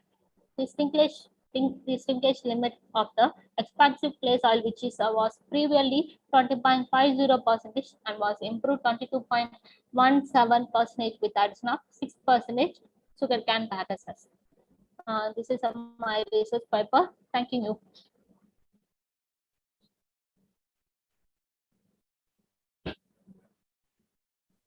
Thank you so much for that presentation. Are there any questions? Yes. Yes, go ahead, Dr. Chair.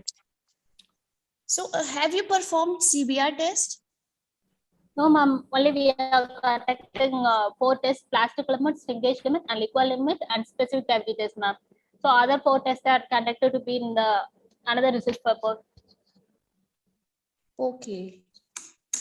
So, this stabilized soil is preferable for which purpose? Whether for embankment filling or for subgrade filling? It is used for the subgrade filling and also the foundation, ma'am. The main purpose is to improve the strength of the soil. Okay. Thank you. Thank you, ma'am.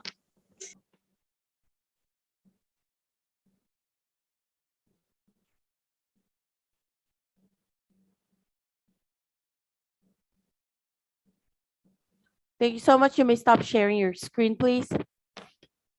Let me call on the next presenter. Review of non-destructive test methods in the assessment of concrete structures.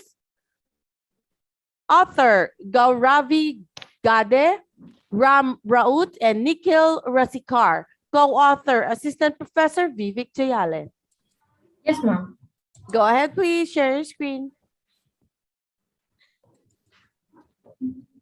Ma'am, is it visible? Yes, it is. Yes, ma'am. So our topic name is review of NDT method in the assessment of concrete structure. So my name is Ma'am Gauravi Devendra Gade, and we are student of Yashwantrao Chauhan College of Engineering, Nagpur. So ma'am, our abstract. So as mentioned in first point, non-destructive testing is also known as non-destructive evaluation, non-destructive inspection, non-destructive testing. The major use of non-destructive testing is to ensure the stability, and it is widely using in the industry nowadays. Its vital role is to employ a range of methods. It's critical to operate, and it is having simultaneously some advantages and some disadvantages. So we are studying various type of entity, starting from the visual analysis, rebound hammer, ultrasonic pulse velocity test, and rapid fluoride permeability test. So ma'am, our introduction is industry require non-destructive testing to analyze the quality of a material, element, structure, or a system for characteristic differences, welding imperfection like discontinuities without causing the further damage to the original part. So we have 3 types of testing as mentioned in our next slide, that is destructive testing, semi-destructive testing, and non-destructive testing. But in this, we are discussing about non-destructive testing. In destructive testing, we destroy the sample and check the properties of that sample. In semi-destructive testing, we extract some sample of that and we destroy that, and to find out finding out the imperfection in that sample. And in non-destructive testing, we not destroy or we cause least damage to that structure for finding out the strength of that structure. So ma'am, non-destructive testing. NDT to analyze the qualities of a material, element, structure, or a system for characteristic differences, welding imperfection like discontinuities without causing the further damage. As I mentioned, NDT seems to be more cost-effective than destructive testing, although it can prevent such a need of replacement and before malfunction arises without causing harm to the original structure. It is also known as the indication for any emergency of that structure before causing any accident. So various technologies ranging from visual analysis, rebound hammer, ultrasonic pulse velocity, and rapid fluoride permeability test, RCPT, which is also known as. So first of all, we are discussing about the visual analysis. So it is the first step in NDT. To inspect existing structure, visual inspection is the easiest and most fundamental method. A visual investigation can be particularly effective in macroscopic flaw detection. It is not useful in microscopic as we cannot see minor defects by our naked eye. Visual inspection can help the surveyor to recognize the various kinds of defects present in an element and the specific areas where the deterioration has taken place. So these are the photos of our college old science building. As we can see the damages in that photo and some seepage damages in the first photo. So ma'am, as we learn about and we studied about various papers on entity. So as one of the authors said, according to author, visual examination is an inexpensive and provide rapid remedies for visual flaws like cracks, moisture penetration, and illumination. However, due to the lack of detail provided, addition inspection methodology must be utilized in parallel to generate a more complete evaluation. It is a screening. So after that, we are discussing about rebound hammer. So we also performed rebound hammer visual inspection and ultrasonic pulse velocity test on our college building. So the rebound hammer is a non-destructive concrete testing, and it majorly tests about the compressive strength of a structure. So more details as our Indian standard mentioned in IS 516 part 5 section 4. The rebound hammer is also known as the skimmet hammer that consists of a spring control mass that slides on a plunger within a tubular housing. So these are some tables which we obtain from IS code. So rebound number, on the basis of number, we have some quality parameter, and after testing, we are obtaining the strength and obtaining how our structure really has the strength. So these are some photos that of testing that we performed on our college building. The rebound hammer could be used for determining the expected compressive strength of a concrete for lightweight concrete or concrete that contains small impact sensitive components, assessing the homogeneity of the concrete quality, assessing the concrete quality about the industry standards, assessing the concrete equality about the concrete elements. So below are some limitations as I discussed. Every entity has some advantages as well as some limitations. So these are some limitations. This test does not apply to recognize the region where have been destroyed. This test cannot be repeated at the same location as the impact is generated by rebound hammer. While completing the test, the device must remain perpendicular to ensure the structural pressure should be applied correctly. Concrete compressibility changes at different places, which cannot be measured since the testing at all points is inconvenient. Slab could not be assessing since the height of the slab was beyond reach and the test require applying the pressure.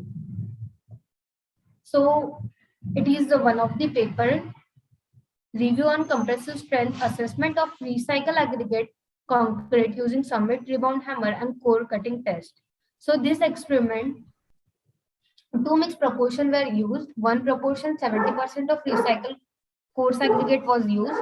Rebound hammer test was performing on the test on 7-day sample, 14-day sample, and 28-day sample under wet and dry condition.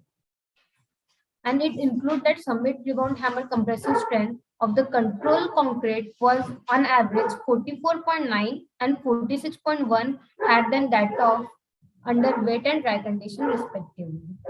So after that, we have ultrasonic pulse velocity test.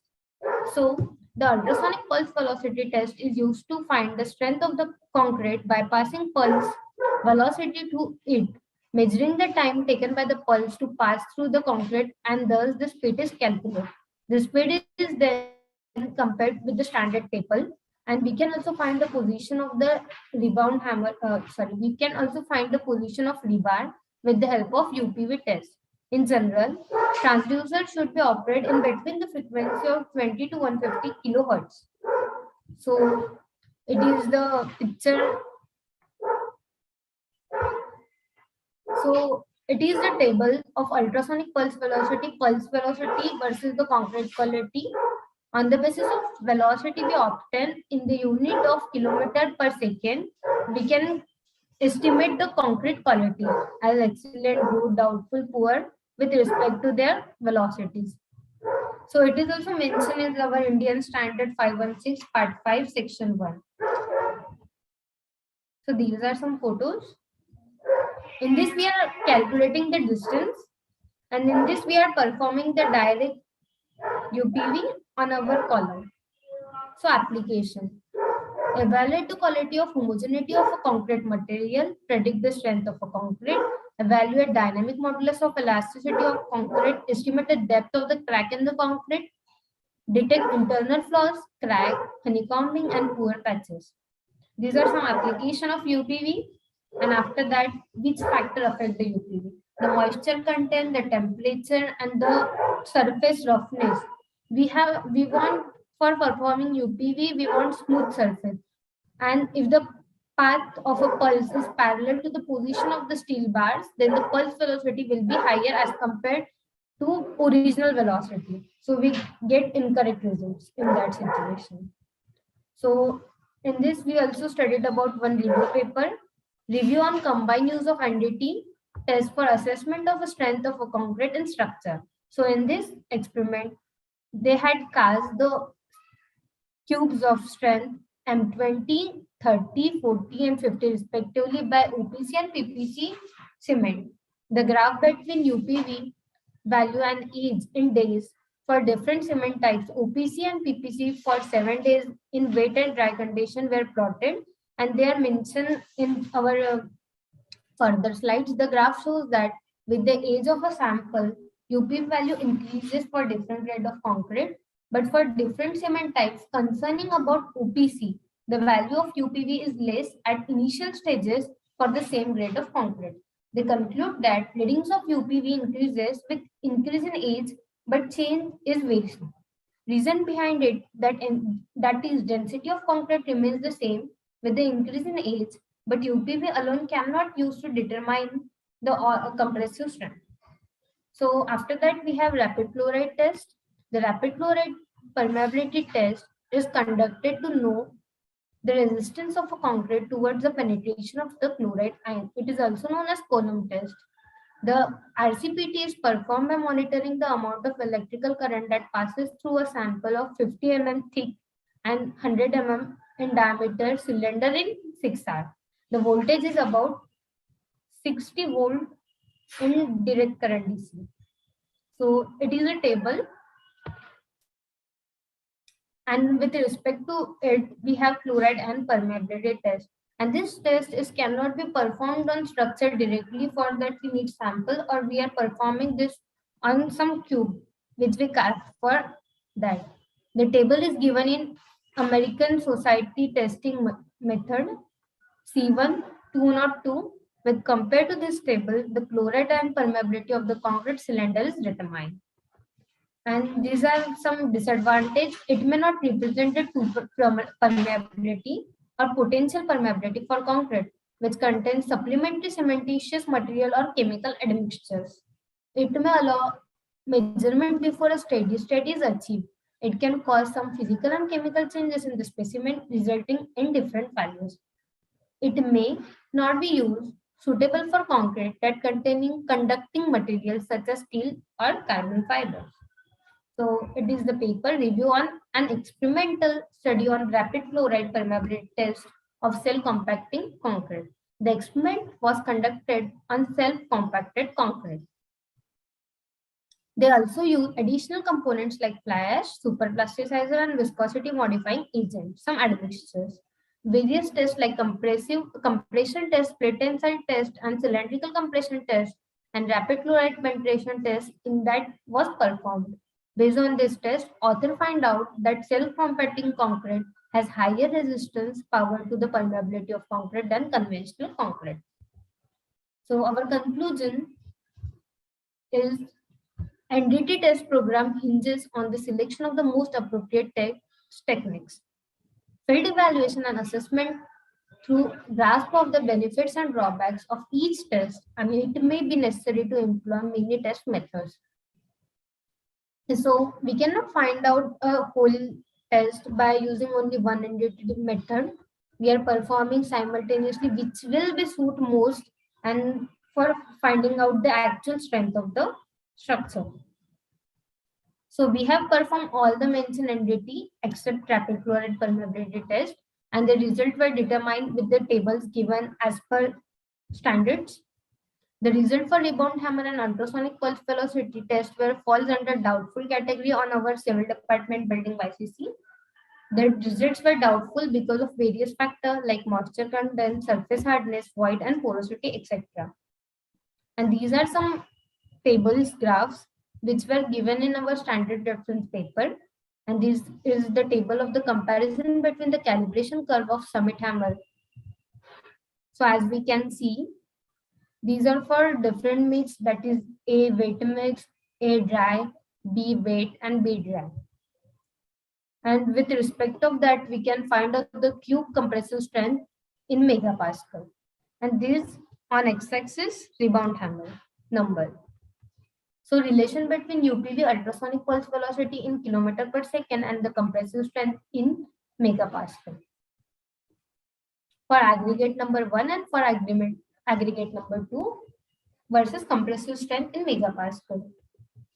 So this is the relation between UPV and compressive strength we find out on PPC with reference of age and velocity. Thank you, ma'am. I'm open to answer the question. Thank you so much. Any Dr. Chair, are there any questions? No, I don't have a question. Right, seems none. Thank you so much for your presentation. Thank you so much. Next, I would like to call on our next presenter. The title is The Study the Effect of Wind Load on Multi-Storied Building with Different Shapes by Nidhi Subhash Gosave, co-author by Shali Mende. Yes, ma'am. All right, please go ahead, share your screen. Yes, ma'am.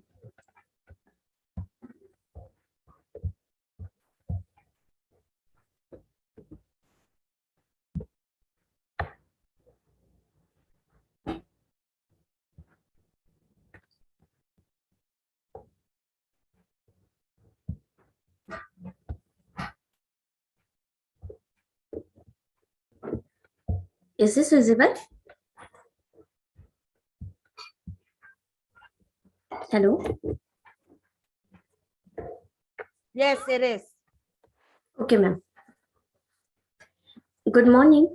I am Nidhi Gosavi and I am here to present a study about the effect of wind load on multi-storied building when considered with different plants. This is guided by Vaishali Mende. She is a professor in Civil Engineering Department, YCC Nagpur. There is the abstract of my work. So, the multi-storied building are subjected to the lateral load. Effect of wind plays a prominent role in vertical construction. In this study, the different plant shapes building are considered for all the terrain category and their behaviors such as story drift and story displacement are observed. The StatPro software, that is the software for analysis and design, is used. Indian code like IS 875, Part 1, Part 2 and 3 are considered for the analysis. Then introduction. As per the National Building Code of India, a building with 15-meter height and above is considered as high-rise building. The demand for multi-storied building, as we all know, the population is increasing day by day, which resulted in the scarcity of land and the demand or the need for the vertical construction, that is multi-storied building, is increasing. Also, there are many technological advancements and new and innovative techniques coming up rapidly. Nowadays, to improve the aesthetic view of building, architecture are making changes in plan. Also, the different shape of plant can prove to be efficient in reducing the wind load and pressure on a building. But this building can deflect, and also the lateral load are the major problem, such as earthquake and wind loads. Therefore, it is necessary to analyze the effect of wind and earthquake while planning and designing of the building for the stability and the structural stability. So these are some buildings with different plan. And then while selecting the topic, I found that there are many research in considering earthquake load, but very less in wind load. And that too with Indian standard were limited. So I am trying to work considering wind load effect. So wind, the motion of air in the atmosphere is wind. This motion cannot be predicted. It can differ even in the same locality. The response of structure to wind depend on the characteristics of wind. Then there are two types of wind effect. One is static and another is dynamic. So the static effect causes this elastic bending and twisting of the structure. And dynamic effect can induce large dynamic motion, including oscillation. Dynamic effects are necessary when the structure are slender and for the long span. Then wind load. These are the horizontal load due to wind pressure which gets distributed throughout the surface area. The magnitude of the load increase with increase in the height. Here we can see there is one structure and the direction of the wind is given. Then the windward is the side towards the direction from which wind is coming, and leeward is the side from where the wind is going. Here we can see that the wind pressure is increasing with increasing the height. Wind pressure generally depend on the environment, wind speed, building shape, and the height of the structure. Then terrain category. Terrain category is a measure of the wind breaking effect of terrain in surrounding cell. It is nothing but the height of the obstacle. These obstacles can be trees, tall building, surrounding building, hilly areas. Then category 1 is exposed open terrain with few or no obstruction, and the height of obstruction is less than 1.5 meter. Then category 2, the height of obstacle ranges between 1.5 to 10 meter. Category 3 is closely spaced obstruction with up to 10 meter height. And then terrain 4 has the numerous closely spaced obstruction. These were some papers I have gone through.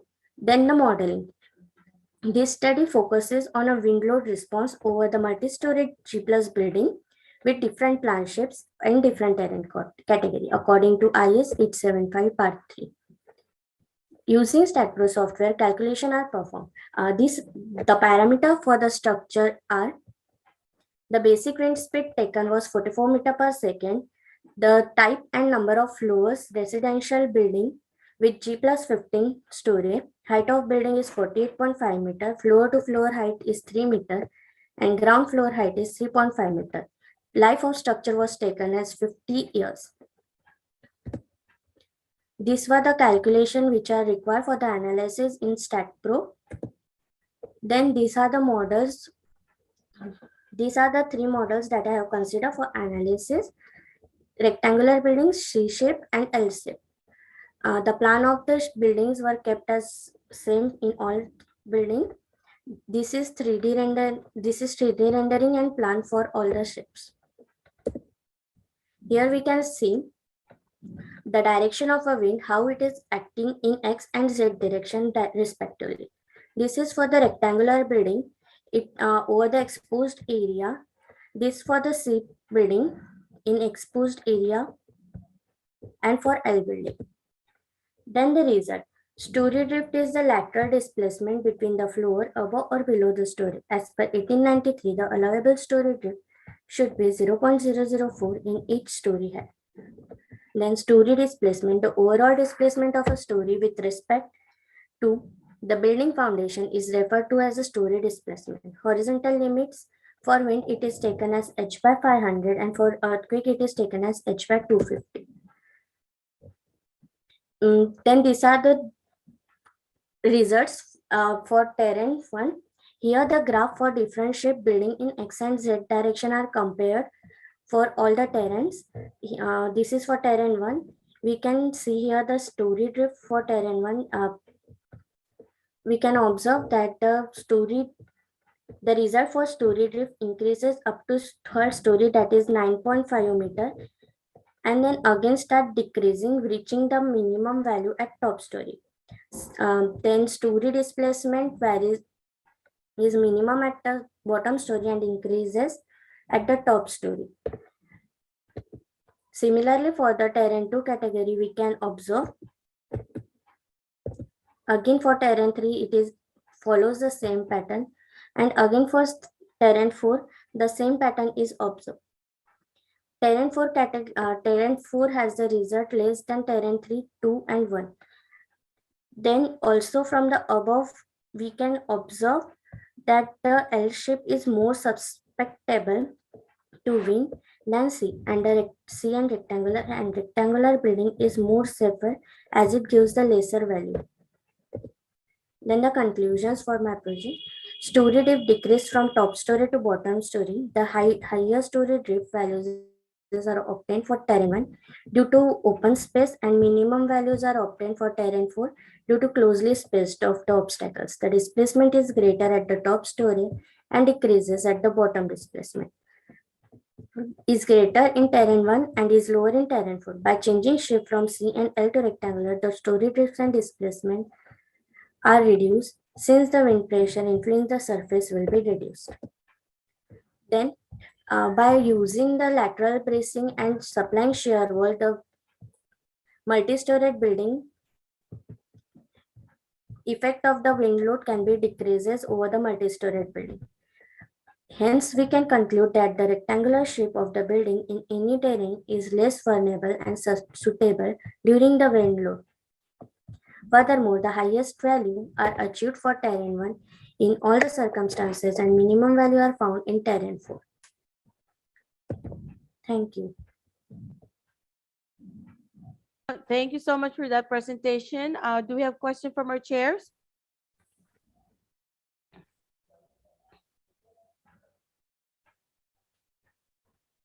All right. Seems none. Thank you so much for that presentation. Next, I would like to invite our next presenter.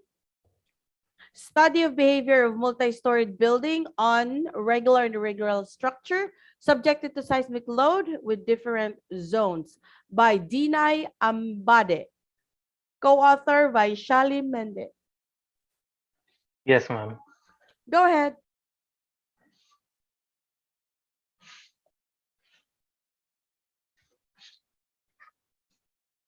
Ma'am, screen is visible. Yes, it is. Please proceed. Good afternoon, everyone. Here I am present the presentation on the topic of study of behavior of multi-storied building on regular and irregular structure subjected to seismic load with different zones. And the co-author of this paper is Vaishali Mende, ma'am, Assistant Professor, Civil Engineer Department, ICCEASI, Nagpur. Abstract. Seismic forces are unpredictable and irregular. Hence, there is need to study the seismic analysis to design the earthquake-resistant structure to ensure safety against the seismic force. During an earthquake, the main reason for failure of the building is plan irregularity. In this study, the seismic analysis of G+7 building is carried out for different seismic zones and different plan shapes by using Stad Pro software. Buildings are designed as per the 1893-2016 for earthquake forces. The main objective of the paper is to compare the responses of regular and irregular structures subjected to seismic load for different zones. Introduction. As we all know, in recent years, the construction industry has seen rapid growth. People are currently dealing with the issues such as land shortages and high land prices. The population growth and the onset of the industrial revolution resulted in the movement of people from rural to urban regions, implying that the construction of multi-story structure has become necessary. The multi-story buildings are improperly designed for resisting lateral force. It may cause the complete failure of the structure. The structure irregularity is seen in building because of the architecture and service necessity. Regular irregularities are unavoidable in the construction of the building. Hence, a close study of the structural behavior of the building with irregularity is important for designing for design behavior in earthquake. In this, the structural behavior of multi-storied regular and irregular structure subjected to seismic load is studied for different zones. Now, what is regular structures and irregular structures? Regular structures have no significant discontinuity in plan or in vertical configuration. All the lateral load resisting vertical elements like column shall run without any interruption from top of the building to the foundation. The lateral stiffness and the mass of the floor shall remain constant or reduced. Now, what is irregular structure? Irregular structure have certain physical discontinuities either in plan or in elevation or in both, which affect the performance of the structure subjected to lateral load. Building structure has mass irregularity, stiffness irregularity, strength irregularity are known as irregular building. The irregularities of the building are classified as horizontal irregularity and vertical irregularity. The plan horizontal irregularity is also known as plan irregularity. Plan irregularity is further subdivided into torsional irregularity, re-entrant corners, floor slab having excessive cutoff and openings, etc. And the vertical irregularity is further classified into stiffness irregularity, mass irregularity, vertical geometry irregularity, in plane discontinuity in vertical, element resisting lateral force, etc. Seismic zones of India. According to the IS 1893 2016, the India is divided into 4 seismic zones. These seismic zones are also known as earthquake zones. These seismic zones are formed on the basis of the scientific input related to the following: the seismicity or frequency of earthquake in the region. Second, the earthquakes that have hit the country in the past. The seismic zones of earthquake in India are seismic zone 2, zone 3, zone 4, zone 5. This is the map of the India seismic zones of India. Seismic zone 2 is classified as the low damage risk zone. This is the least seismically active zone. Zone 2 covers approximately 41% of India. IS 1893 2016 allots a zone factor of 0.1 for this zone. Seismic zone 3 is classified as moderate damage risk zone. Zone 3 covers approx 31% of India. Seismic zone 4 is considered as the high damage risk zone. Approx 18% of total area of the country belongs to this zone 4. Now the seismic zone 5 has the highest risk of damaging earthquake. The highest court has assigned a zone factor of 0.36 for this very high risk damage zone. Around 11% of India falls under zone 5. Methodology. In this, the equivalent static analysis method with Stad software is used to perform the seismic evaluation for the G+7 school building for different seismic zone with plan irregularity. According to the specification IS 875 Part 1, Part 2, the structure is subjected to dead load and live load. IS 1893 2016 is to calculate the seismic load. These are the seismic parameters which I considered for this paper. Seismic zone 2, 3 and 4 response reduction factor for special moment resisting frame is taken as 5. Importance factor. This factor is depend on the type of the structure. For school building, importance factor I have taken 1.5. Type of soil is medium, damping ratio is 5%, and the earthquake direction is X and Z direction. These are the detail of the structure. Height of building 29 meter, number of floors G plus 7, number of floor to floor height is 3.625 meter, dimensions of column, dimensions of beam, thickness of slab, thickness of wall, and this is the plan of the building. It and the three models are which are modeled in Stad Pro software. Model 1 is rectangular shape, model 2 is C shape, model 3 is L shape. This is the figure of plan and 3D rendering of rectangular shape building. This is the plan and 3D rendering of C and L shape building. Now the results and discussion. Result for base shear. Base shear is an estimate of maximum expected lateral force on the base of the structure due to seismic activity. From the table, we can see that the base shear increases in zone 3, 4, and 5 when compared to zone 2 in both the direction, X direction and Z direction. Graph represent the base shear of rectangular C and L shape in all the seismic zones. Result for story displacement. Story displacement is lateral displacement of top story building relative to the base. Story displacement for the zone 2.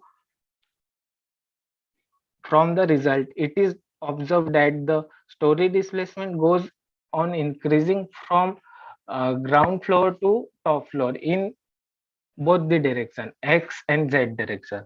The minimum story displacement is at the rectangular shape, and the maximum story displacement is at L shape building. Story displacement for zone 3, zone 4, and zone 5, the pattern is same. It goes on increasing from ground floor to the top floor in both direction. Minimum is at a rectangular shape building and the maximum is at the L shape building. From this result, we may conclude that the L shape structure, L shape building, story displacement is higher in L shape building structure than in other structures. Result for story drift. Story drift is a relative displacement between the floors above and the below of the story under consideration.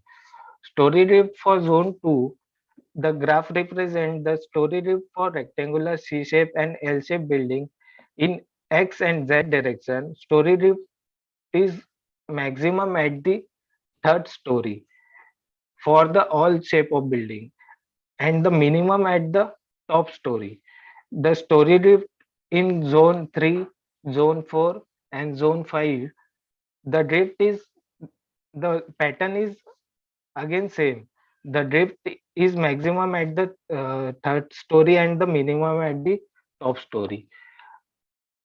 From this data, we may conclude that the story drift is greater in L-shaped building, but rectangular building have less story drift than the other types of building. Now the conclusions. First, the story drift and story displacement are less for rectangular building than the C and L-shaped building. According to the result, L-shaped building are likely to undergo more seismic damage than the other building across the all seismic zones. All the above mentioned shape of the building is safe in story displacement and story drift, as calculated value is less than the permissible value. As we compare the all seismic zone, the story displacement story drift is higher in zone 5 when compared to the other seismic zones. Regular buildings like a rectangular building perform better than the irregular building. These are the references which I used. And thank you. Thank you so much for your presentation. Are there any questions from our chairs?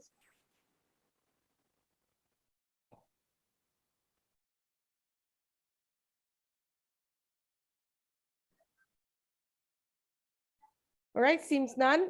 Thank you so much for that presentation. Let me call on our next presenter. The topic is about the traditional brick, masonry, wall, and wall made by AAC block, a comparative study considering state Tripura. Ashim Paul, Dr. Manish Shaklicha. Yes, hello. Am I audible, ma'am? Yes, you are. Please proceed.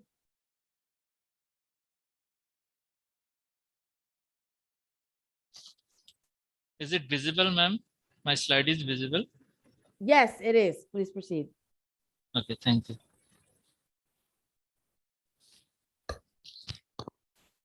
My topic name is traditional brick masonry wall and wall made by AAC block, a comparative study considering state Tripura.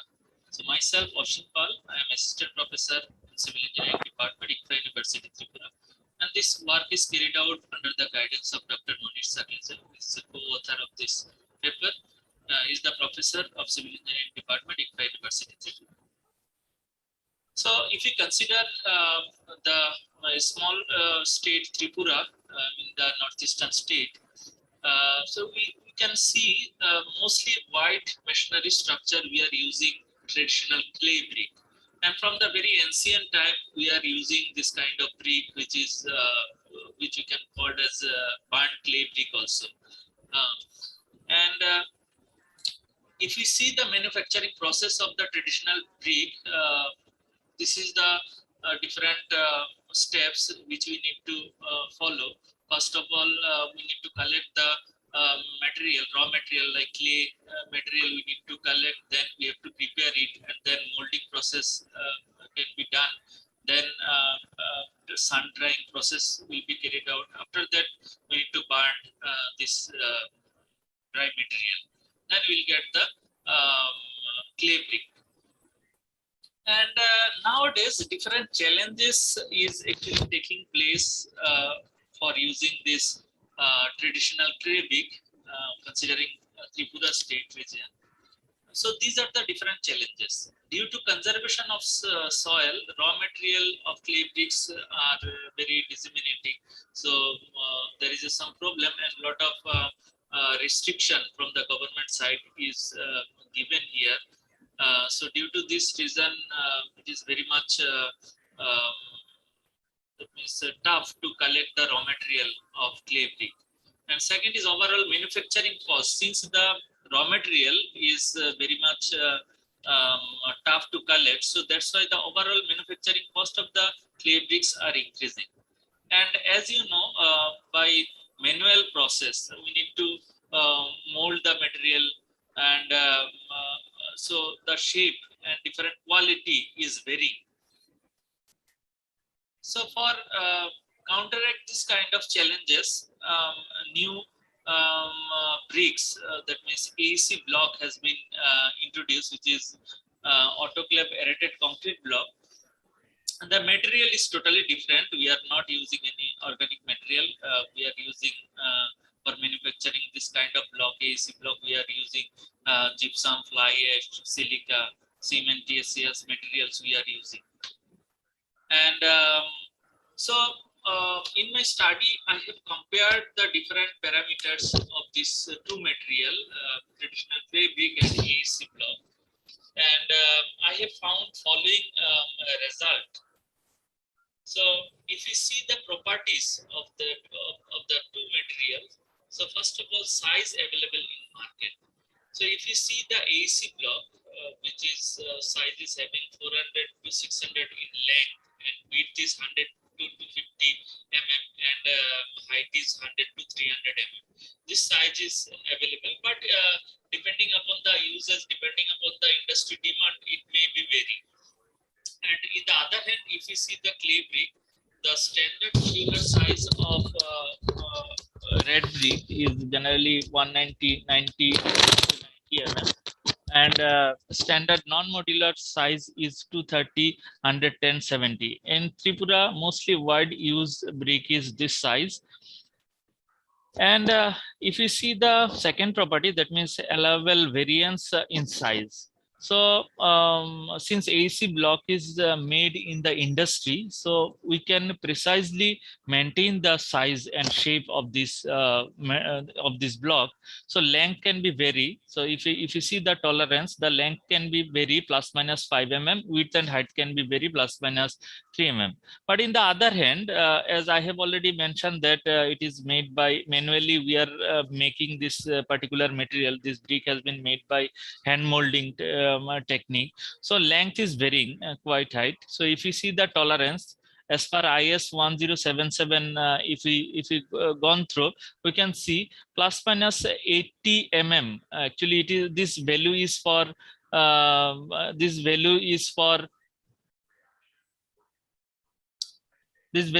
20 numbers of bricks. So the value is actually deviating plus minus 80 mm, and width and height is deviating plus minus 40 mm.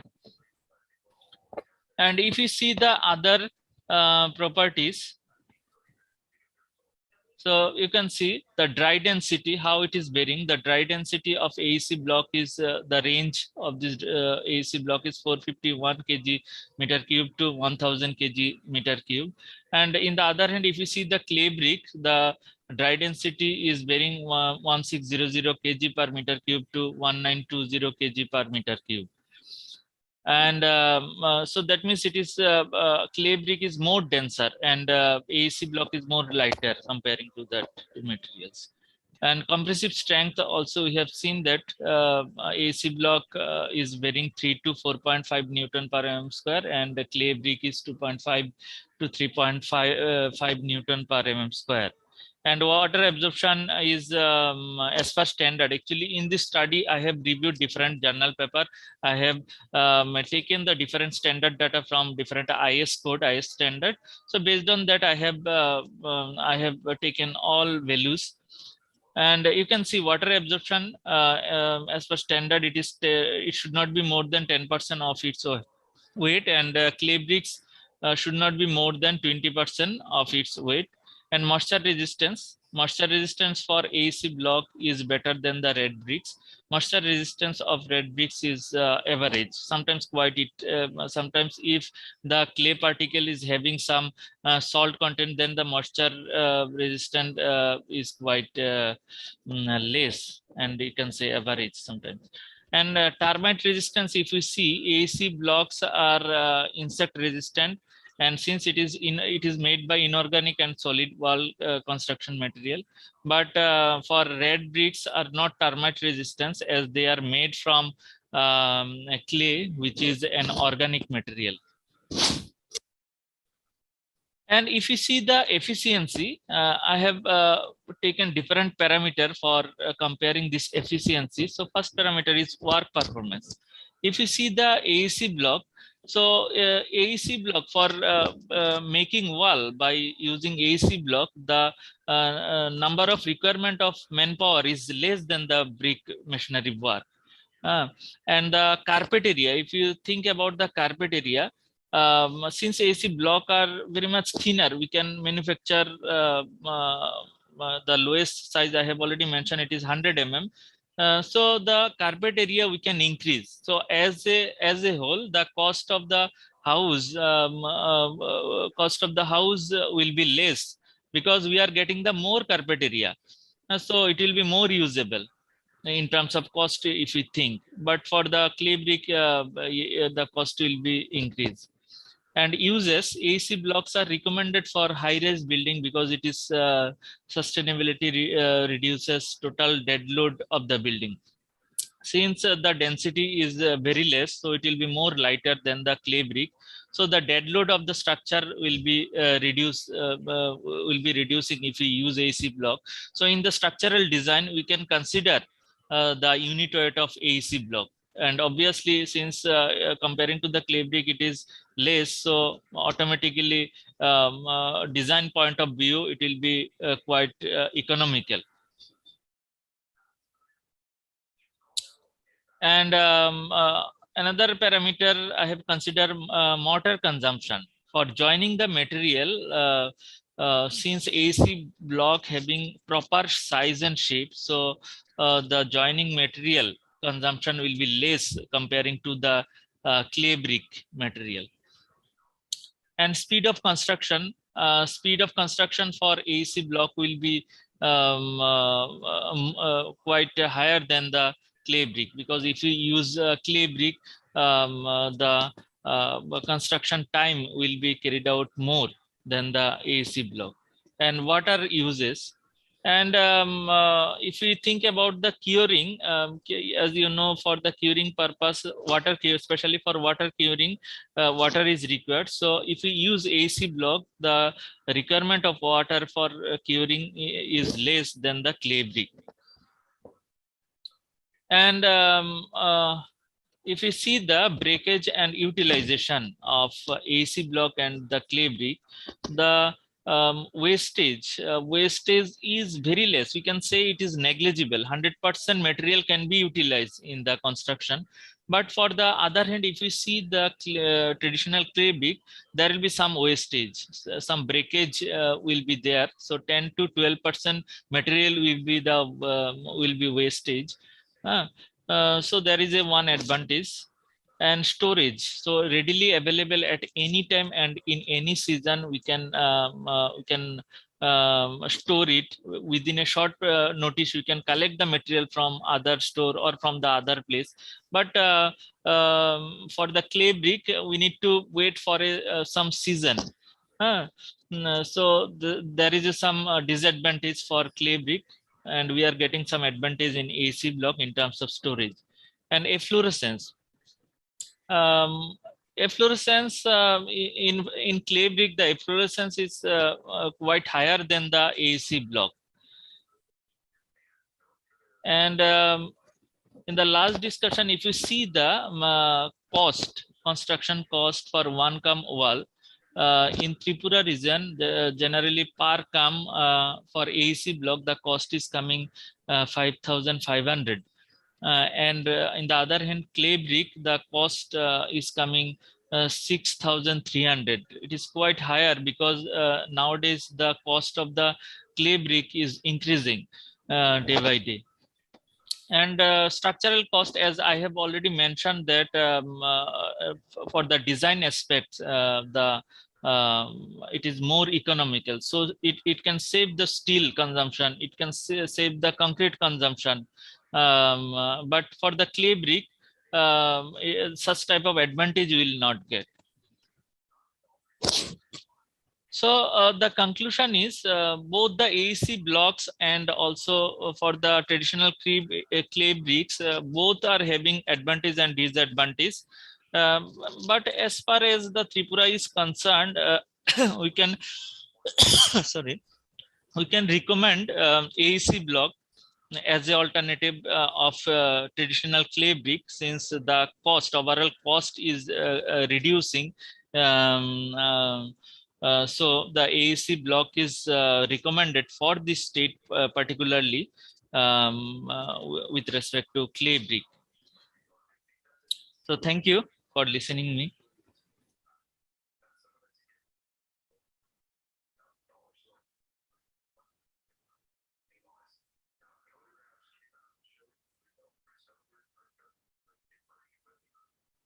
Hello.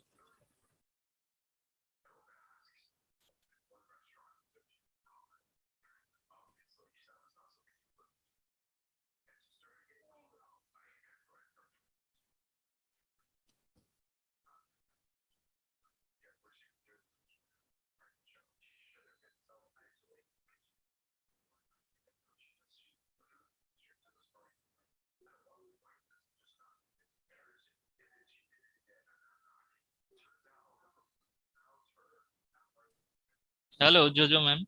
Can you hear me?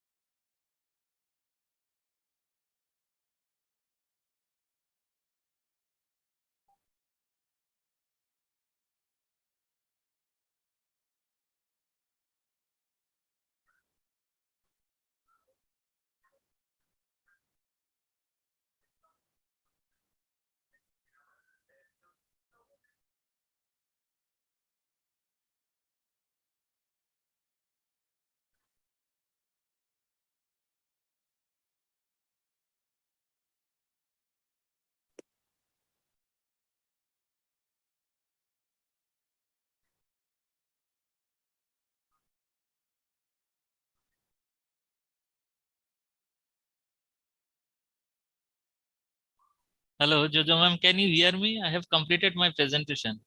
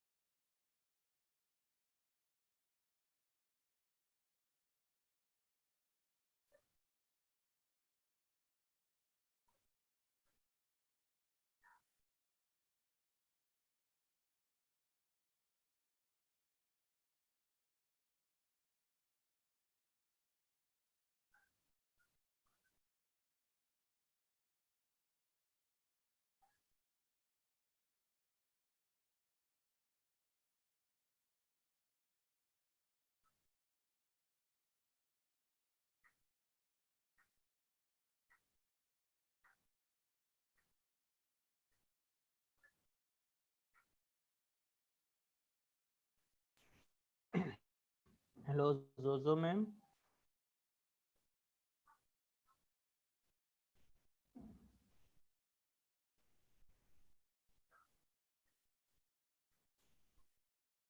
Perhaps he is not there.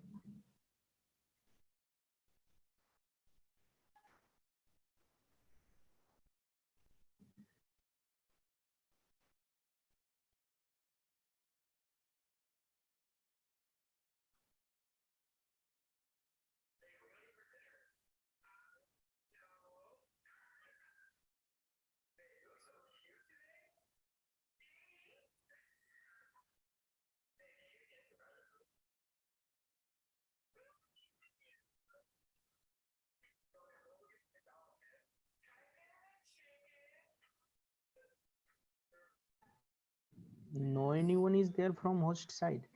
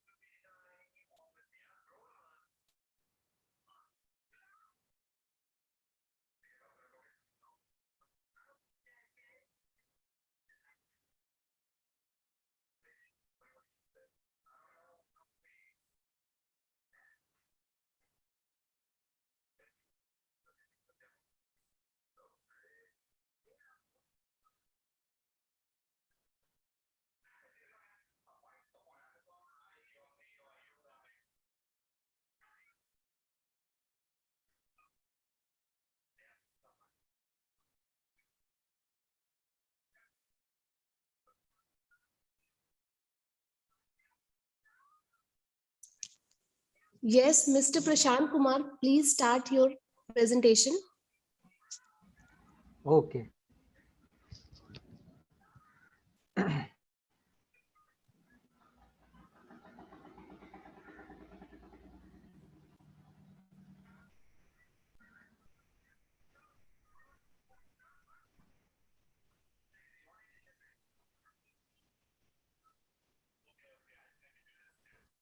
My screen is visible.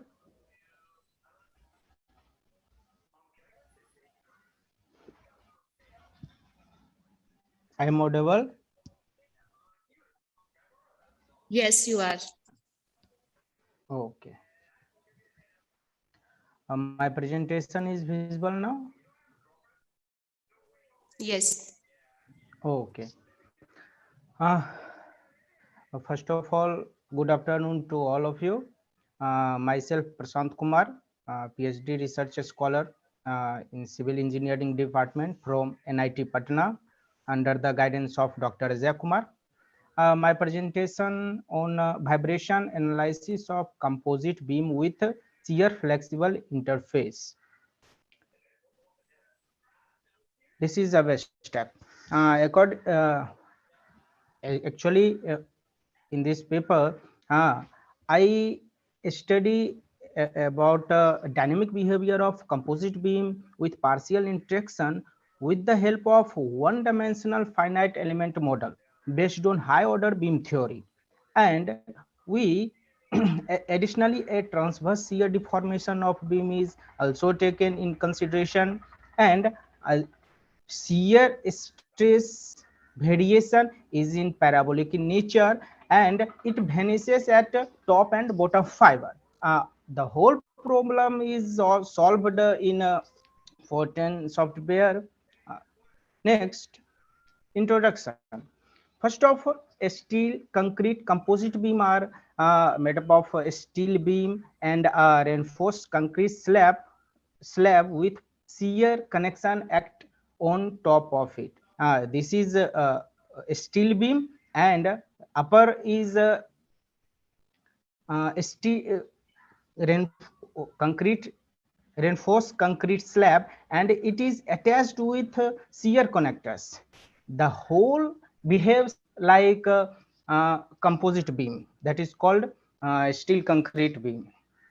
But in a traditional composite construction, only a concrete slab is rested over reinforced beam. But in a loading condition, both of elements behaves independently. So the need of shear connectors are used because the various benefits. First, when shear connectors installed between them in a shear concrete slab and a steel beam, first of all, slip is minimized between concrete slab and steel, and the whole structure is just behave like a T-beam. Okay, and also a stiffness become increases when it acts like a T-beam.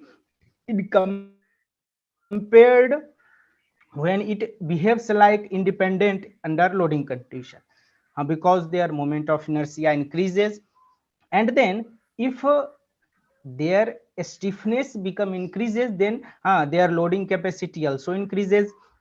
So for this we can decrease material, so it is also cost effective.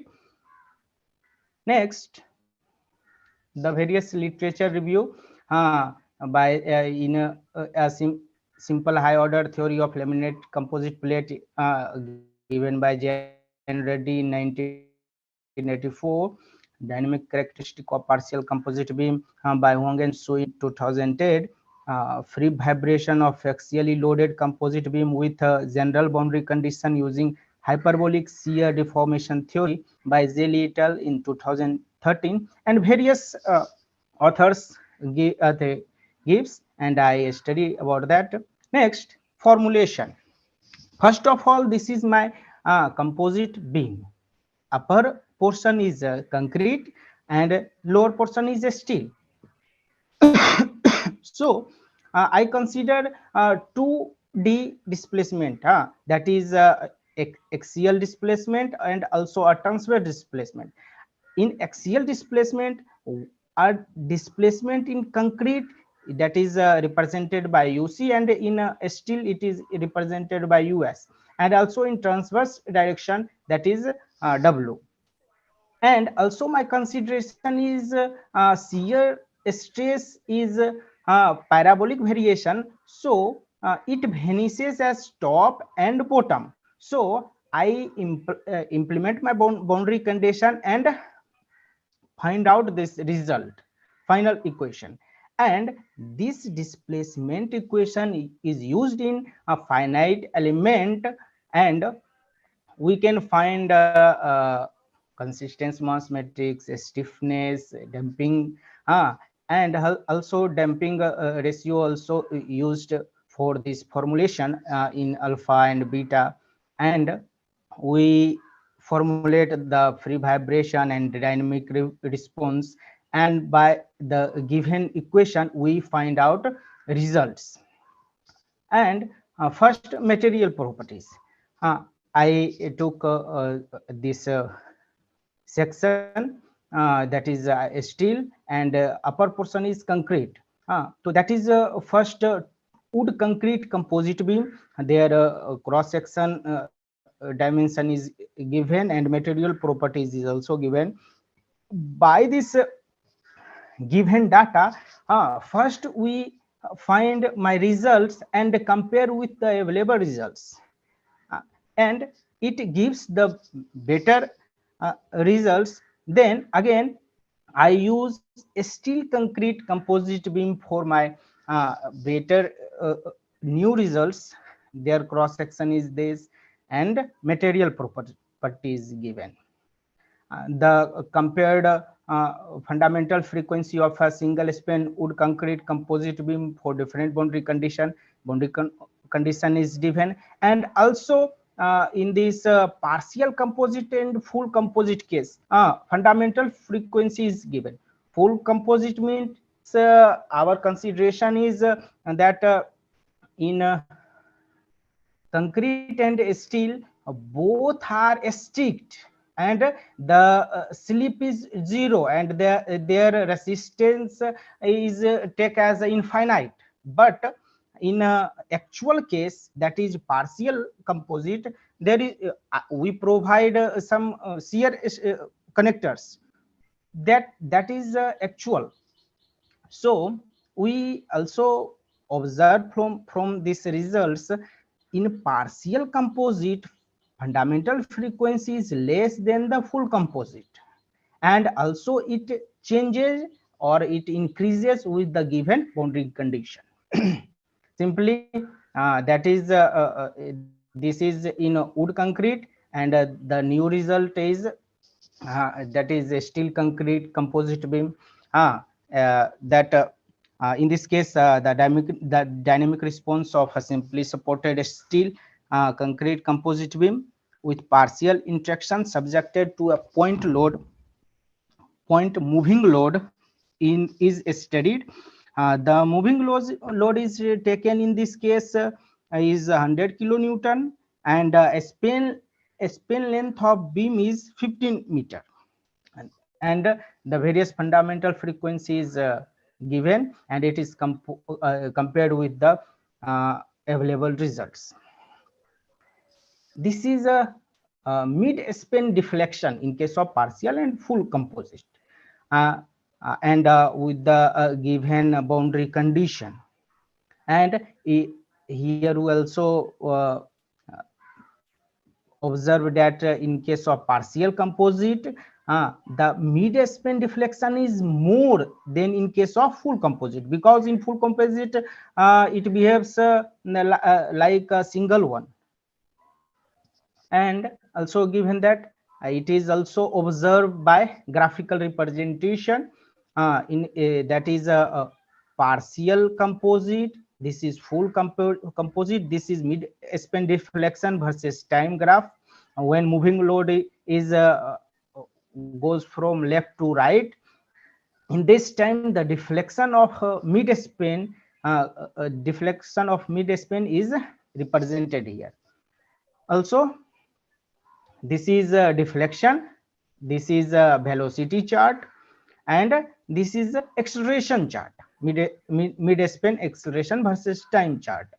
And in both of case we observe that the partial composite have higher value than the full composite in acceleration also. And in this graph we observe that with change in damping, that in case of 0 damping, 2% damping, 5% damping, 10% damping, with the increase of damping the deflection get reduces.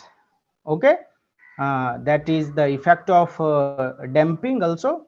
Conclusion, one-dimensional finite element models based on high order beam theory are used to study the dynamic behavior of composite beam with partial interaction. Additionally, a transverse shear deformation of a beam is taken into consideration in the model. It is assumed that the axial displacement of fiber across the beam depth is cubic and has a parabolic variation in shear stress, which disappear at both the top and bottom fibers. The proposed finite element model is validated by solving numerical problem of various composite beams subject to moving load and comparing the results with the previously published result. The numerical analysis demonstrate that the proposed finite element model based on the high order beam theory is more accurate than existing model based on the Euler beam theory and Tremor-Sankyo beam theory in forecasting the dynamic response of composite beams with partial interaction. Because there are no published results on composite beams based on high order beam theory, some new results are reported which might be valuable for future research. And these are my reference. Thank you.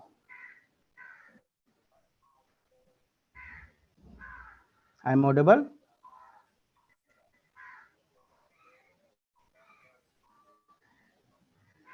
Excuse me.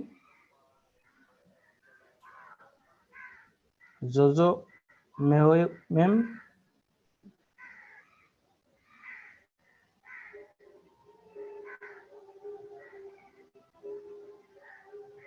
I'm audible?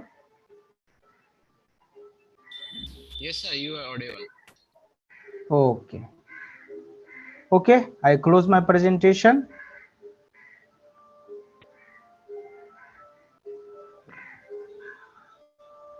Thank you.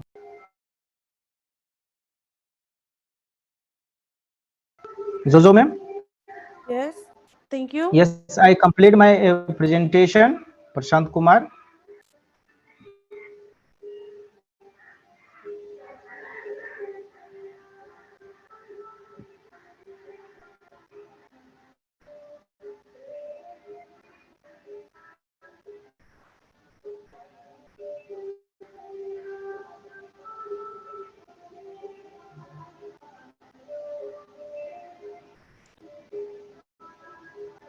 Well, thank you so much for that presentation.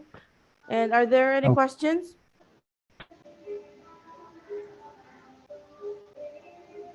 Right, seems none. Then let's invite our next presenter.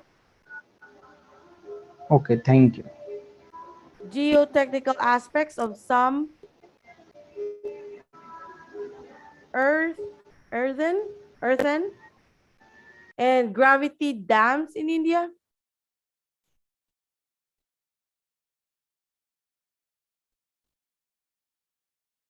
Sajal Kamat and Pumaran Savoykar. Yeah, hi. Am I audible? Yes, you are. Please proceed. Yes.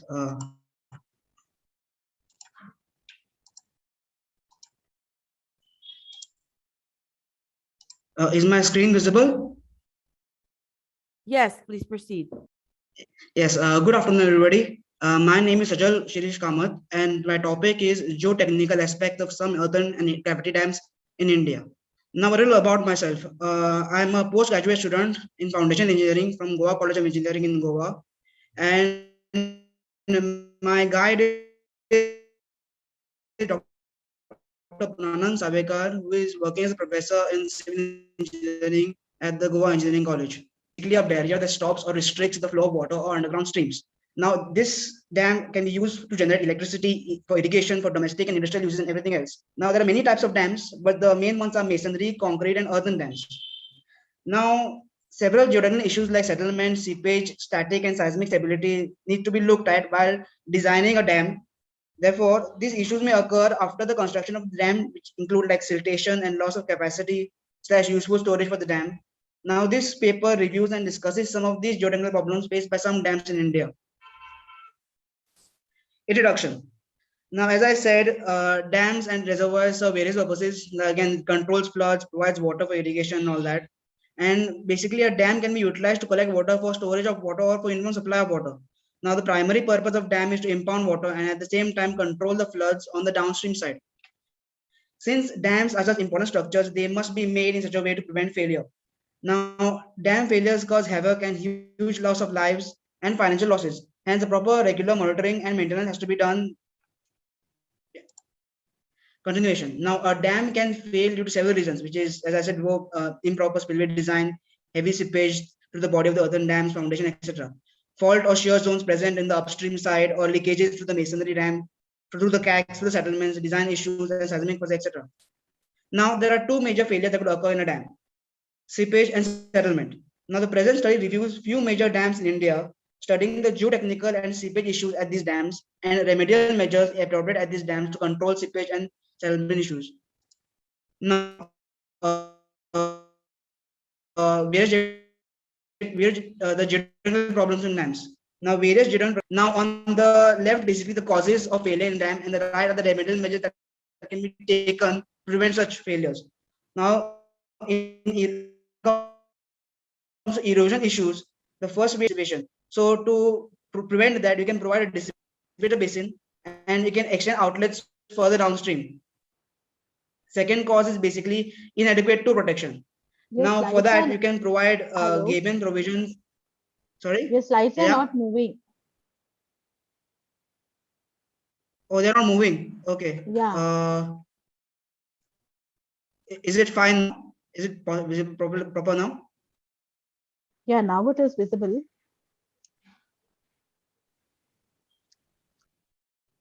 Yeah. So can you see the current slide, which is erosion issues? Yeah. Yes. Continue. Okay.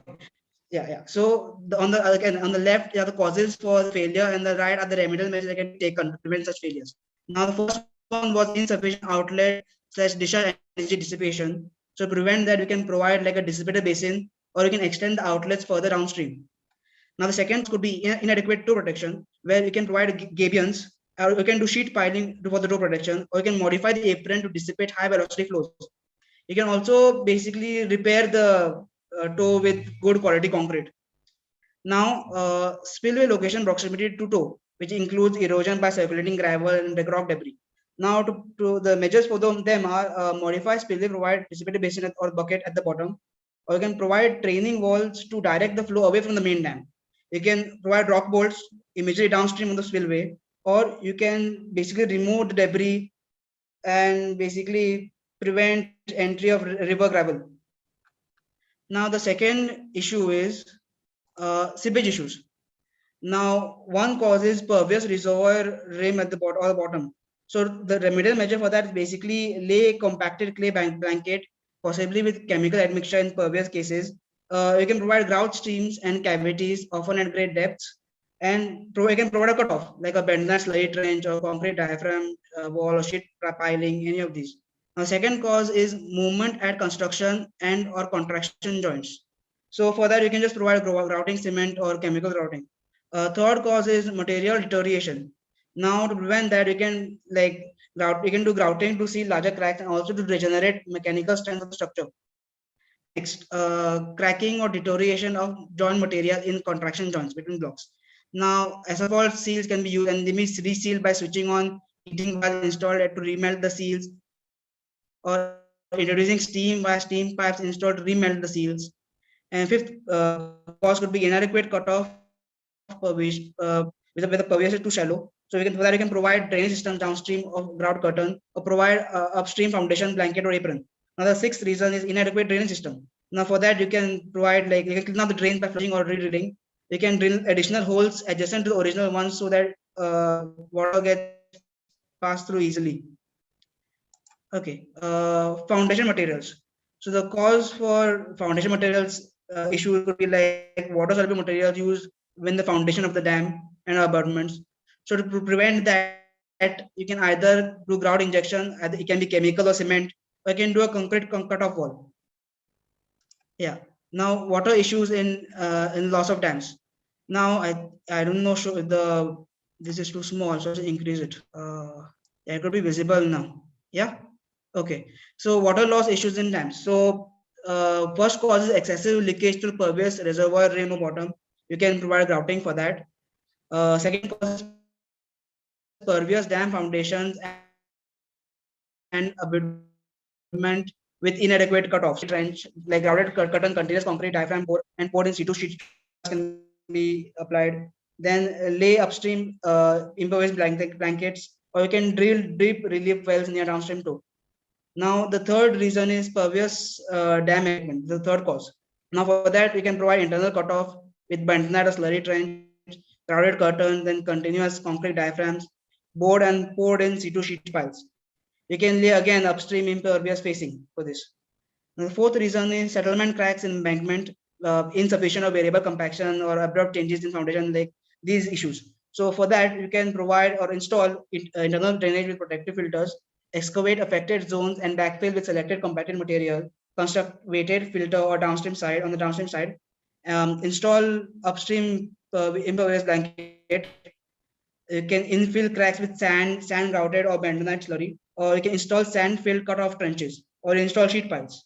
Now the fifth cause could be fifth cause could be shrinkage cracks in embankment highlight plastic clays, susceptible insufficient compaction, excessive moisture content during construction. So to prevent this, you can recompact core if easily accessible. It's possible to recompact it. You can install diaphragm walls, like flexibility essential to accommodate subsequent movements for that. Then grout injection is another one. Infill cracks with sand banded grout or bentonite slurry, or install sand filled cut-off trenches. Yeah. Now the next problem is problems related to water loss while overtopping. So causes are insufficient freeboard. So to remedy that, you can provide a flood/parapet or wave wall. You can raise the crest with impervious rolled field. And the second cause is insufficient freeboard. Again, the first one was underestimation. Second is embankment settlement. So to prevent that, you can restore crest to the original level with impervious fill, or you can restore crest to original level by constructing a flood parapet or wave wall. Okay. So I have done some case studies on some dams which there were a lot of issues with, and the remedies that were made done for these several dams. Now the first type of dam is masonry and rockfill dams. So for that, I studied about the Kolkewadi Dam, which is constructed across the Boladwari stream near Kolkewadi, Ratnagiri during the period from 1966 to 1975. Now this dam, it is basically a 0.5 kilometer long and is 64 meters in height. So basically constructed as a curved gravity dam power generation.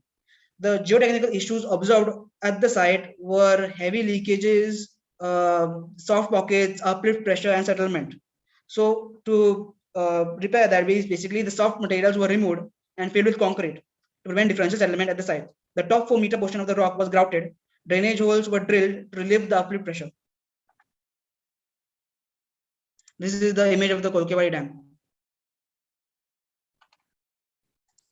Okay, and another dam I studied was the Dantiwadi Dam, which is the earthen cum masonry dam constructed across the Banas River in Banaskantha, Gujarat, during the period from 1958 to 1965. Now, this dam is basically, it is 4,800 meters in long and is of 60.9 meters in height.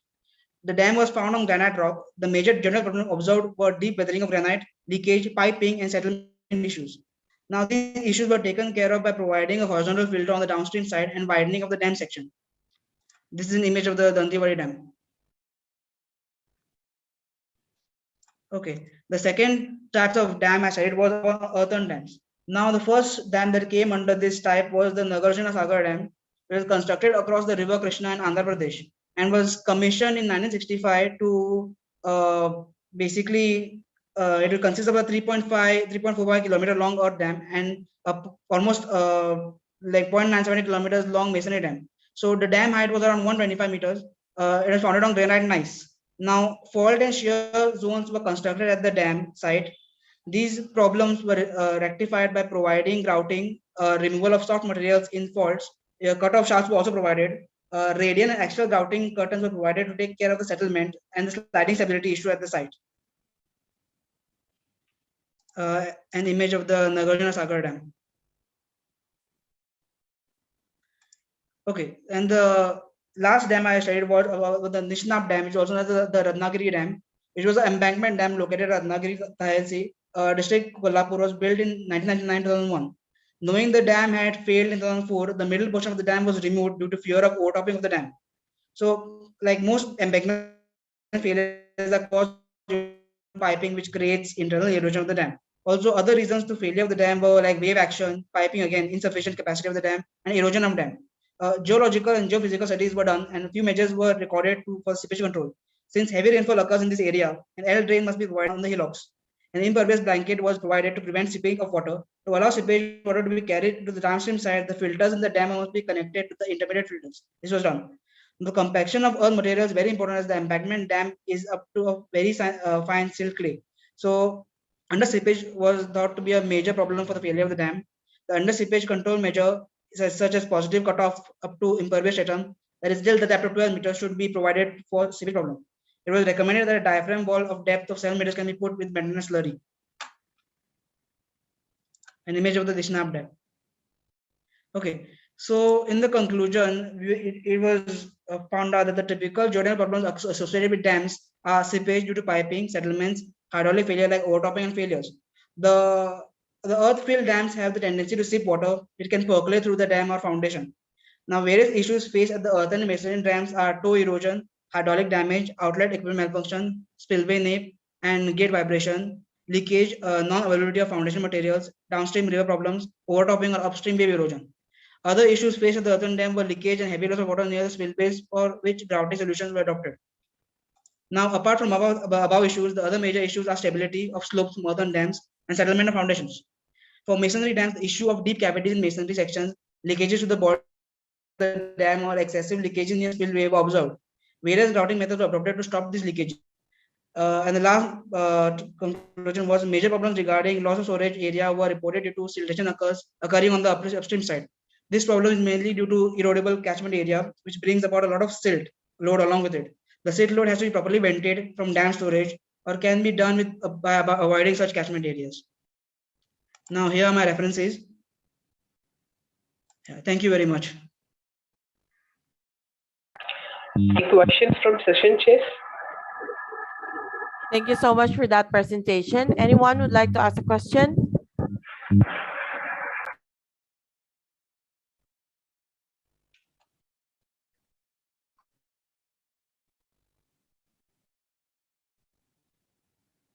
All right, seems none. Thank you so much for that presentation. And let's call on our next presenter. Yes, thank you.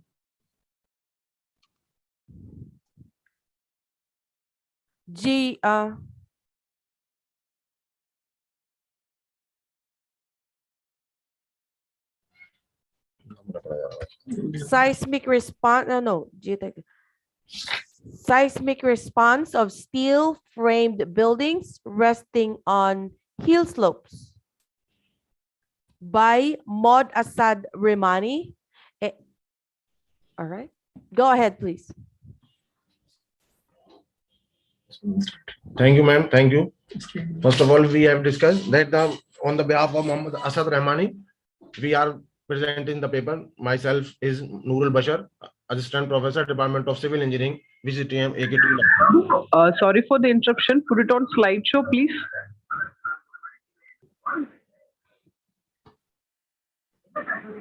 Yes, now go ahead. Thank you. Thank you. So, on the behalf of Muhammad Asad Rahmani, I, Nurul Bashar, Assistant Professor, Department of Civil Engineering, VCTM AKT, UP, present the paper. My title is Seismic Response of a Steel Frame Building Resting on a Hill Slope. Before starting the presentation, we are discussing some issue on the hill slope buildings. Due to the large increase in the growth of population in country like India, the people are diverted from the pilling ground to the hilly areas. The major problem in the hilly area is that the structure are unsymmetrical and irregular because due to the center of rigidity and center of mass do not coincide in the same plane. So the structure are unsymmetrical and irregular in shape. These are my abstract. This study aims to examine how to increase the slope of the ground and the number of floors will affect the performance of steel frame structure.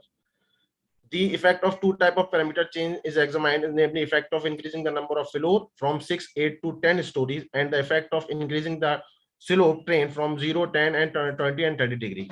30 degrees is the maximum slope of the hill which we can construct the structure according to the earthquake code. We use the ETAP 2018 software in use seismic evaluation of steel frame construction. The response spectrum method is analysis with SRS combination. We has used as all 12 analytical models subjected to a seismic force along the across the hill slope. This is the dynamic properties derived from an investigation where compared within the considered hill development plans and regard the fundamental time period, maximum top story displacement, story drift, and story shear. We already discussed the introduction, and the some introduction part is that the construction of building in hill area is usually limited by the local topography, which cause vertical and horizontal irregularities in the building. These irregularities result in a regular distribution of mass and stiffness of the building. We have already discussed the center of mass and center of rigidity do not coincide in the same plane. Building that built on hilly slope have specific structural configuration with the foundation of different level. The dynamic nature of building on slope is very different from building on flat ground because they are irregular and symmetrical in horizontal and vertical direction. Steel structure are usually lighter than those constructed by using other material like RC frame buildings. Since earthquake forces are related to inertia, they depend on the mass of the structure, and therefore decrease in mass certainly leads lower seismic design forces. Steel is equally strong in tension and compression, making it ideal building earthquake resistant structure. Due to its ductility, steel can undergo large plastic deformation without significant loss of strength. And the one more advantage of steel structure is that over a RC frame structure, these are the large scrap value after the demolition of the building. These are the typical structure of configuration with foundation of different level. First figure is that typical step back building configuration. Second is typical step back and set back building configuration. Modeling analysis. In the primary variation of steel building, design height of the building varies from 6 to 10 story. The height is 19.75 meter to 31.75 meter. The length of all arrangement along the slope is taken 4 bay, 5 meter each, and length of the long ridge taken by the 5 bay, 4 meter each.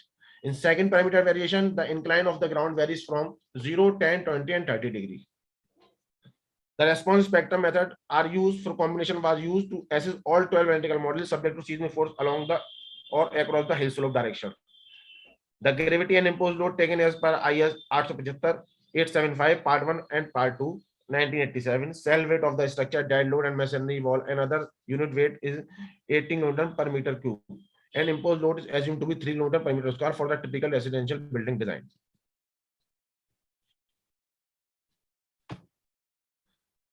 These are the evolution of different building arrangement: slope 10, slope 20, slope 30, and slope 10, slope 20, and slope 30.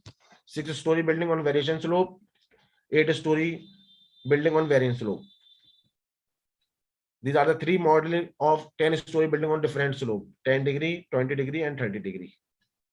These are my design parameter we are used in this analysis: seismic zone, fourth, seismic zone factor, impound, and like others. Result and discussion. The result of these analyses are presented and analyzed in terms of seismic characteristics such as maximum top story displacement and base shear, and all which are compared within the context in the effect of hill buildings. In all 12 analytical models of various height and slope were examined for seismic force and existential eccentricity. Following course are ruled. Codal rules. The structure are susceptible to seismic load in either direction, that is along across the hill slope. The study findings are reported in terms of key seismic characteristics contrasted across different type of hill structure. These are my first result in the form of base shear. The following graph show the variation of base shear with the seismic force across the hill slope. The graph show the comparison of base shear when the number of story varies from 0, 10, 20, and 30 degree slope. The figure graph clearly show that we are increase the slope of the ground 0, 10, 20, and 30. The shear force or base shear is increased on 0, 10, and 20. At the 20 degree, these are the maximum shear force or base shear. After 20 degree, 30 degree, they will reduce slightly. And one more aspect is that across the slope will larger increase as compared to the along the slope. Same is that on 8-story building on different slope, 8-story 0, 10, 20, 30, shear force 20, 10, 0, 10 and 20 is linearly increase. After the 20-degree slope, they will slightly decrease it on 30-degree slope. These are the variation of base shear on 10-story buildings. This is also same noted as previous. Now variation of base shear by varying the height of the building. We have discussed the 3 graph on by varying the change in slope. These are the slope graph by varying the height of building on 10-degree slope. The following graph show the variation of base shear when the seismic force act along the across the hill slope. The graph show the comparison of base shear when the ground slope is 6, 8 and 10 building. It is noticed that the value of base shear and are decreasing as the height of the building increased in both along and across the slope direction.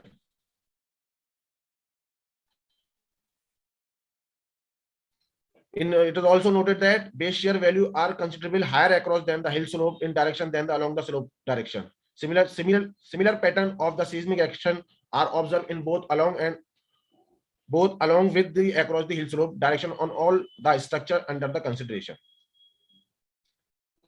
These are the top story displacement. A linear discipline is observed in top story displacement when subjected to seismic force both along and across the direction of the hill slope. It is also observed that the displacement along the hill slope direction are more significant than the across the slope in direction of plain ground. Similar pattern is that 8-story and 10-story, we increase the slope of the ground, the displacement is decreased. The maximum displacement is on 10 degree. After the 10 degree, they will slightly decrease it.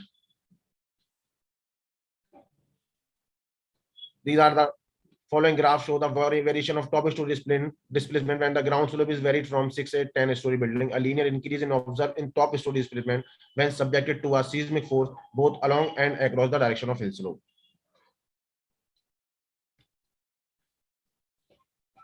It is also a similar pattern, variation of top story displacement and different elevation. It is also observed that the displacement along the hill slope direction are more significant than the across the slope direction on plain ground. On the sloping ground, displacement across the hill slope are seen to be greater than those along the hill slope direction. This is my conclusion. The top story displacement is increased as the height increase along the across the slope direction. As the top story displacement increase as the ground slope across the hill slope is increased. In all the building, the maximum story share is recorded at 3rd floor along the 20-degree slope. As the building height rises, the story share reduces. It has been found that as the height of the building increase, the base share a particular sloping ground diminish both along and across the hill slope. The study can conclude that when the slope of the train changes, the base share increase, with the maximum base share occurring at 20-degree slope in both the direction. Thank you. If any question, please ask my bench mate. Thank you so much for that presentation. Are there any questions? If you have any question, kindly ask.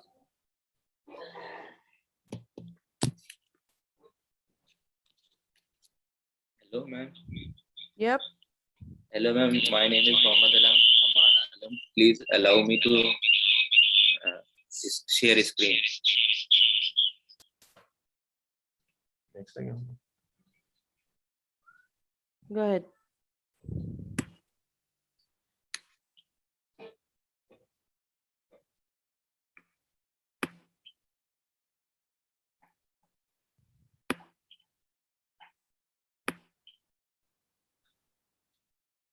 Hello, ma'am. Is it audible?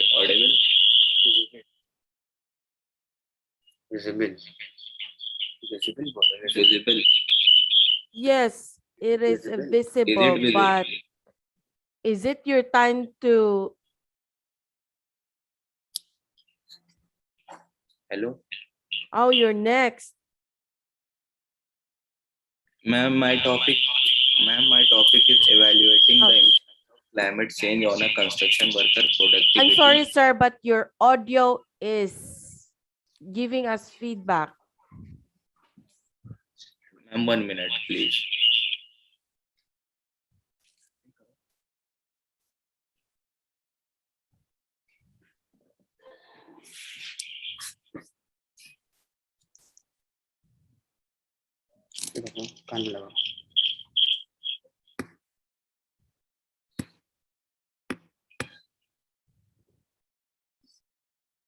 Hello, hello, hello, ma'am. Yes, sir. Hello? Probably you might have logged in through different devices. So that is what this echo is coming. We are not able to hear your voice properly. See that some other device to which you have joined, please There. switch it off. It's better. Go ahead. Hello? Ari. Sir, it's still there. Can you please turn off your mobile device? I can see that you're on your laptop, on your MacBook. Please turn off your cell phone. Connect kar do ka. Or your Please friend. Evaluating the impact of climate Sir, change. excuse me. I'm sorry. I had to stop you. Hello, ma'am. दो जगह join किया एक मैं sir किया All right, go ahead, start. Hello, ma'am. That's better. Hello. Okay, go ahead. Hello.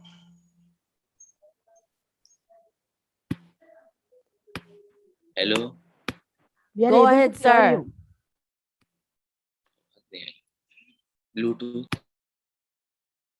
Hello. There, go ahead. Hello. Hello, ma'am. Sir, Hello. proceed, please. Hello. एक बार zoom वाला check करो.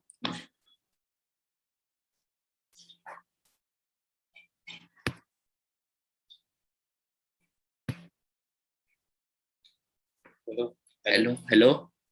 Hello, ma'am. Hello. Hello. Hello. Oh my God.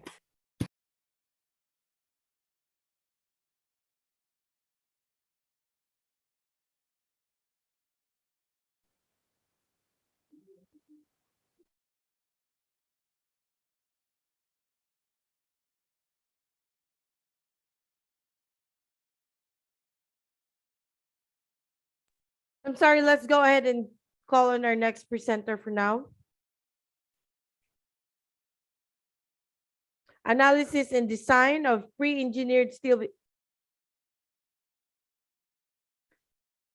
building for Airbus A380 hangar using, okay, there you go.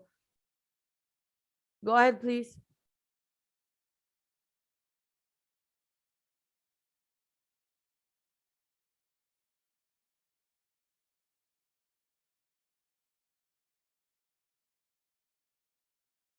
Hello?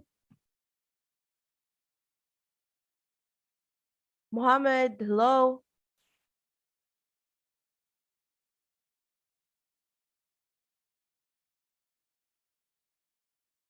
Sir, you're on mute. Am I audible to you, ma'am, now? Yes, but your screen, can you put it on a landscape mode? It's too small. Okay, so now this No, is sir, Mohammed Moise. it's too small.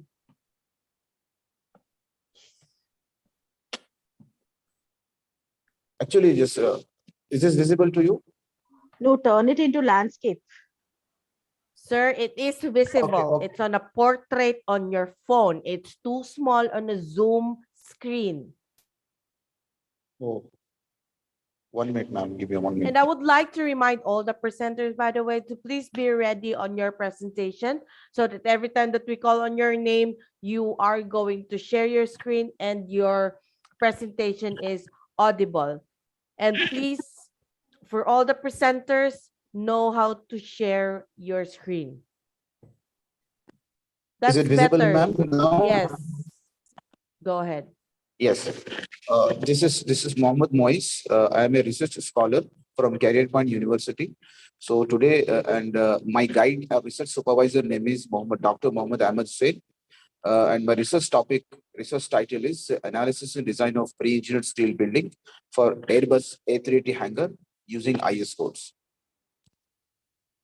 This is my research Sir, have it supervisor. on full Now, screen. Full screen. We can see those. this is my abstract, ma'am. This is my abstract. So No, in this research work, It is not clearly visible. am I audible? You're audible, but your screen is not properly visible. How can we know what is there? If we can't see the bottom one, neither the top one. Is it visible now? It's too small.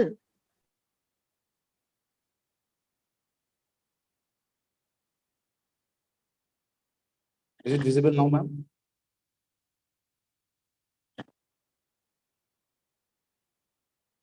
Hello. Can I proceed?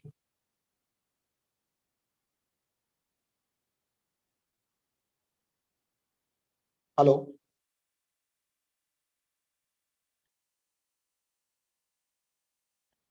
May I proceed now?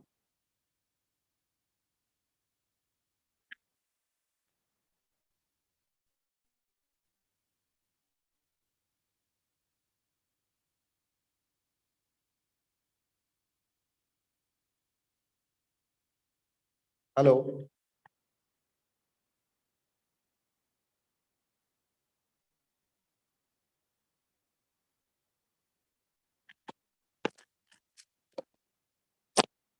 Hello.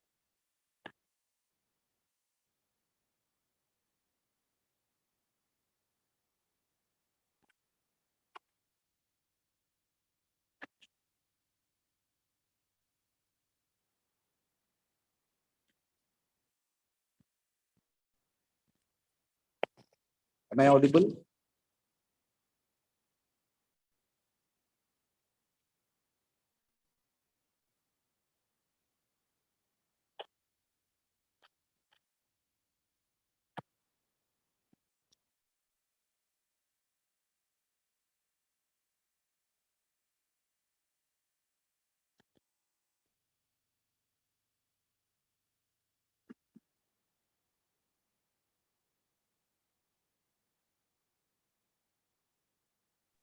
It is very important that we know.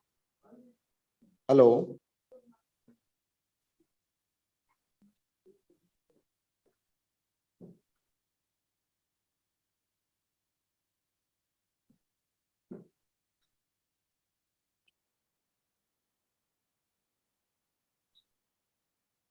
Who is sharing the screen?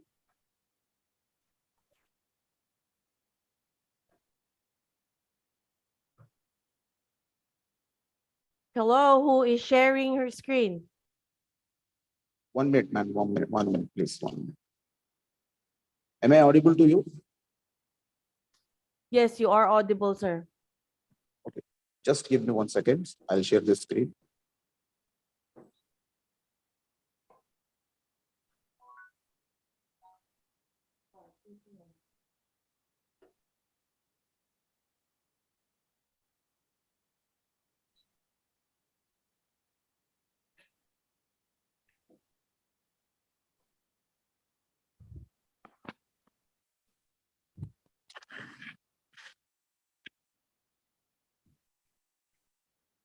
Yes. Is it visible, ma'am?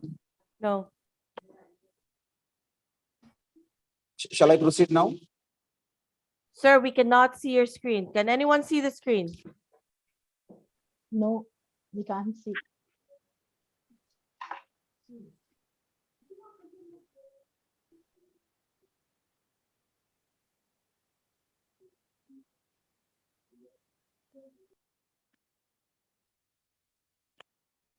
Is it visible now? Yes, that's better. Go ahead.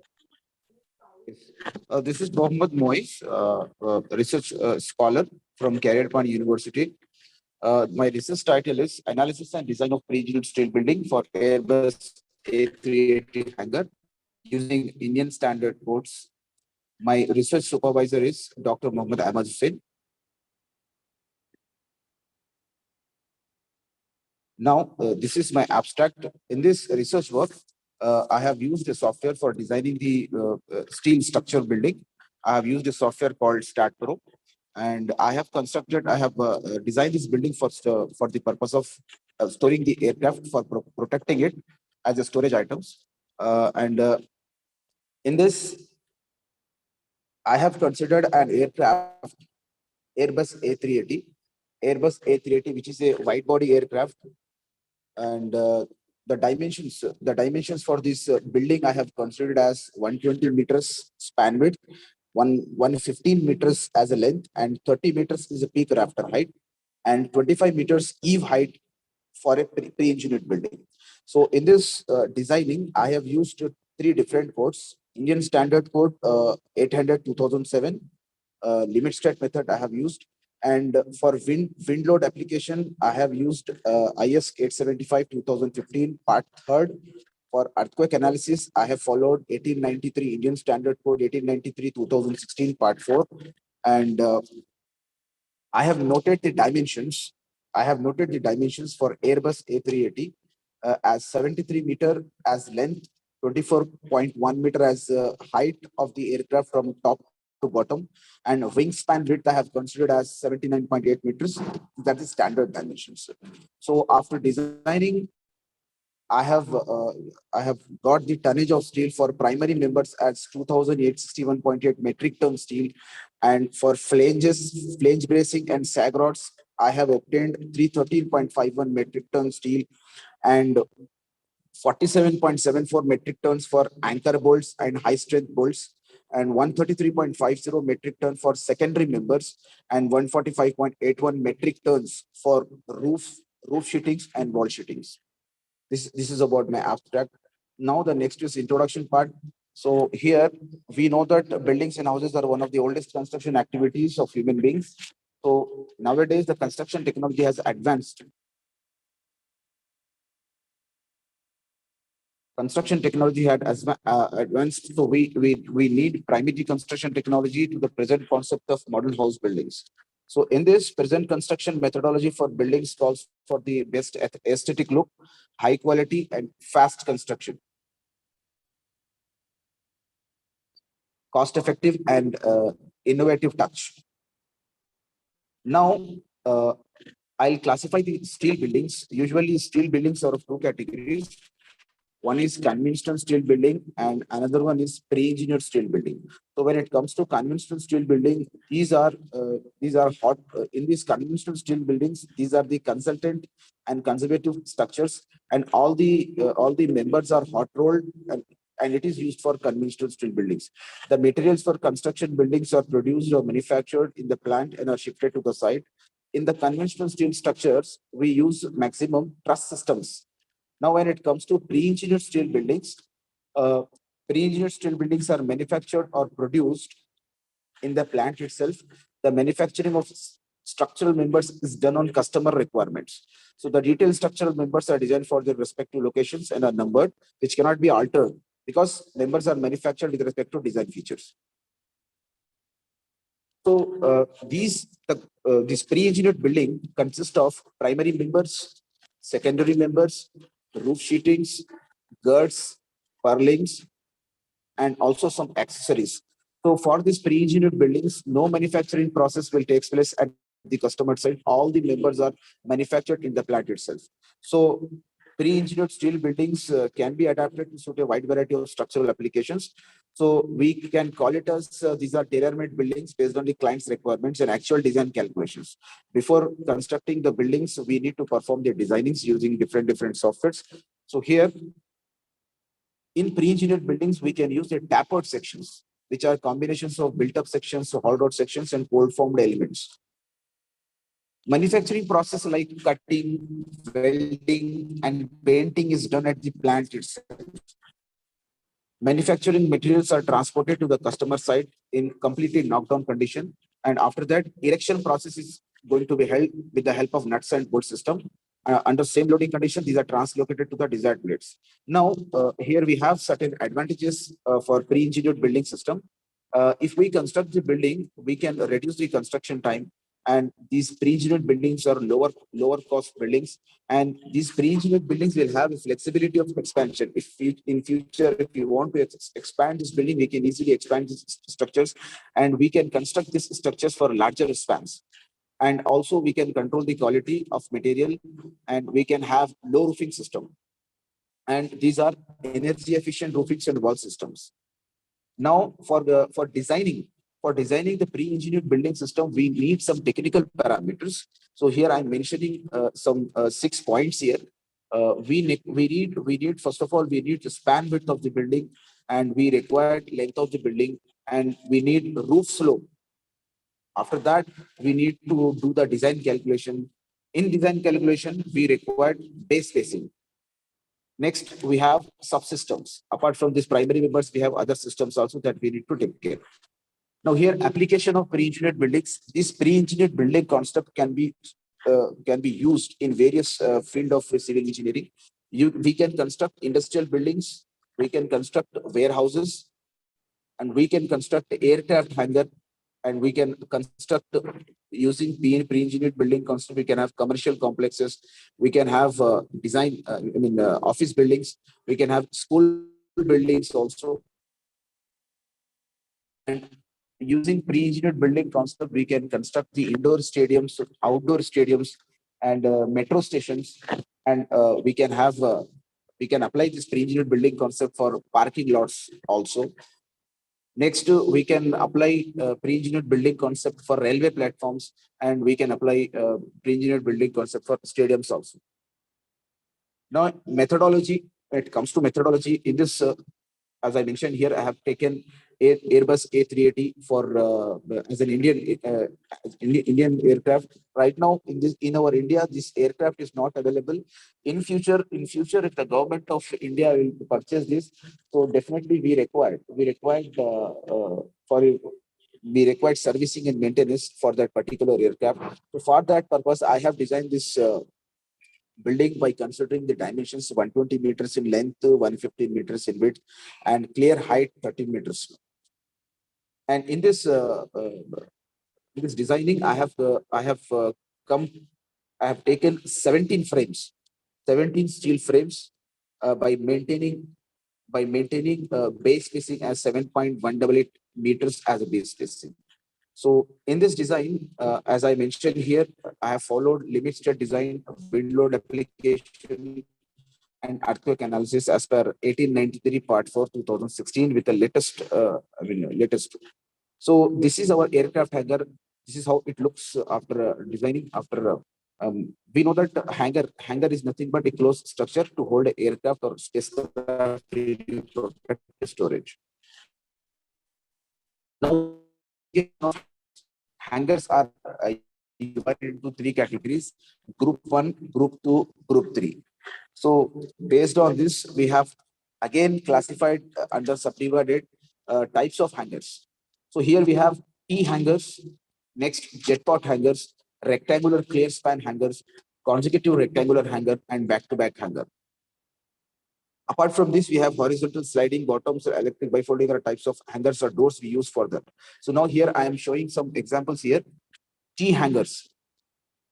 The plan, if you see the plan, the structure will be, the frames will be in the form of a T shape, and the placement for the aircraft will be in this way. Now, when it comes to jet pot hangars, these hangars are used for jet flights. These are called jet pot hangars. Next to rectangular clear span hanger. This is called rectangular clear span hanger. For this type of hanger, we apply pre-engineered building system, and the entry for this aircraft will be only from one side. It will enter from the tail of this aircraft, and it will exit from the nose.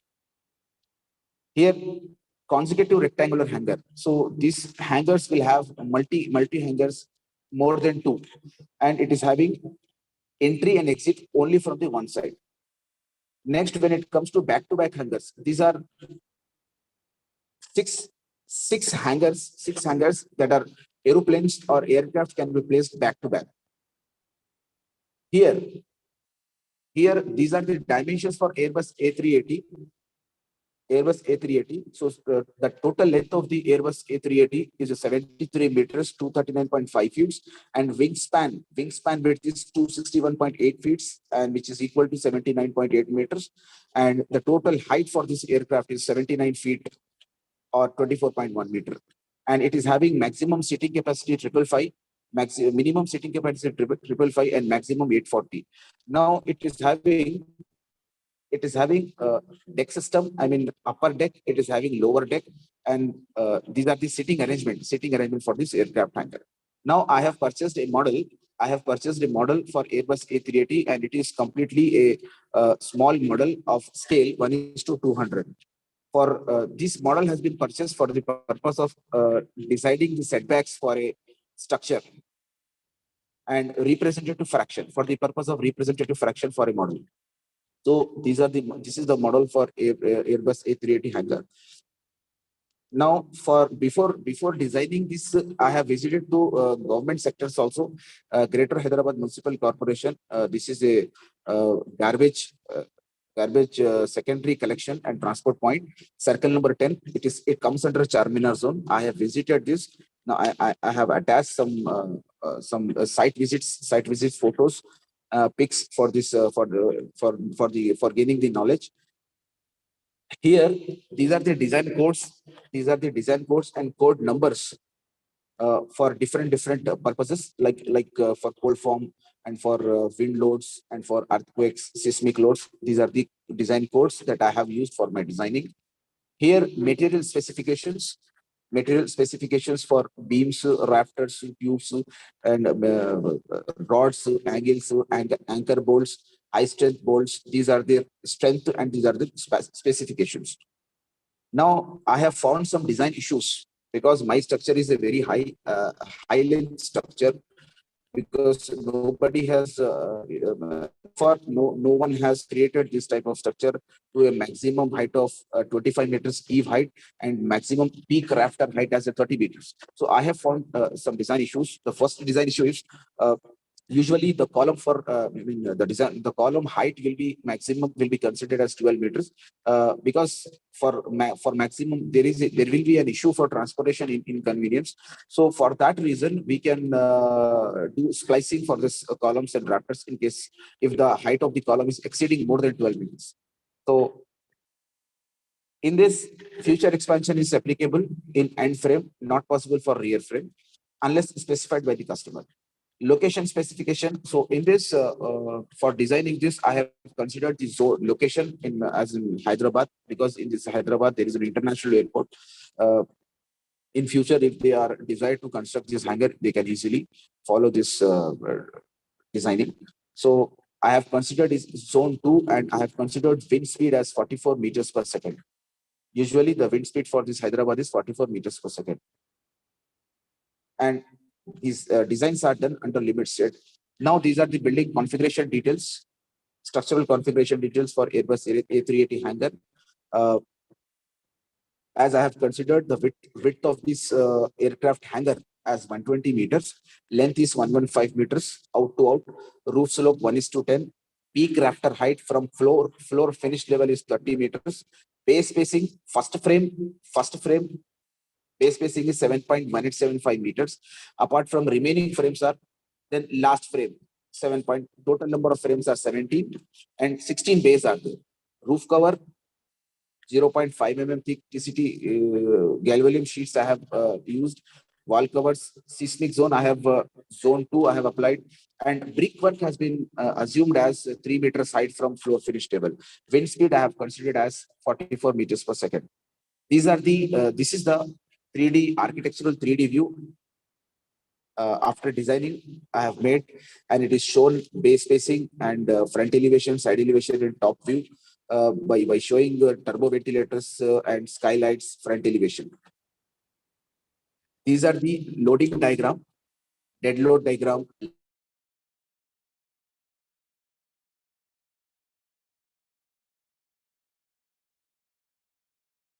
Wind load pressure diagram. These are the wind load pressure diagrams and wind load suction diagram towards left side, right side, and longitudinal 90 degree. And this is the Stad model. after designing, this is a 3D rendered Stad model for Airbus A380 PEB hanger. And these are the results: node displacement summary and beam design summary, as I have obtained, results and discussions. So now I have noted down these displacement values and the rotational displacements and maximum displacement, maximum shear force values and maximum bending moment values, and estimated quantity of steel. So here in this, for primary members, I have obtained the steel quantity as 2061.87 metric ton. Flange bracings and sag rods we have used as 313.51 metric tons. Secondary members. Overall, the total quantity of steel for this Airbus A380 hanger is obtained as 3,502.43 metric ton. So now here I'm going to conclude myself in this research work.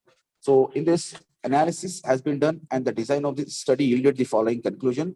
My first point is the structure designed in this research for a maximum dimensions of 120 meters, 115 meters, and 30 meters as a pre-engineered building as an hanger for the maintenance of an Airbus A380 has consumed the total quantity of steel as 3,502.43 metric ton. And the above design concludes that obtained amount of steel mainly depends on primary members and type of purlins of the structures. While designing the pre-engineered structure, it is seen that when base spacing is provided between two frames, quantity of steel will get decreased. But there is an increment in steel for secondary members due to increase in the secondary members length. Now the fourth point is to resist the wind load effect. Less wet, flexible members for pre-engineered building can be provided because lightweight structural members offers better resistance against the wind forces. If self-weight of the structural member, primary and secondary members is reduced, then it may lead to economical sizes for footings and foundations. Last conclusion is the aircraft hanger for Airbus A380 designed in this research, and it is a unique design with pre-engineered building design concept in accordance with Indian standard codes. And I found that this Indian standard code consumes more steel compared to other country code like American code and Euro codes and British codes. So these are my references. I have gone through the research papers. Thank you. Thank you so much. Are there any questions? Yes. Go ahead, Dr. Chair. So how it is different from the existing hangers? Can you tell me? Can you repeat the question, please? How this design is different from the existing hangers? Yes. See, actually, the Airbus A380 is a wide body aircraft, so it requires more space. So far, I have gone through more than 50 research papers. So nobody has designed this maximum span width that I have considered here 120 meters. So maximum hangers I have seen up to 90 meters length is there, up to 90 meters.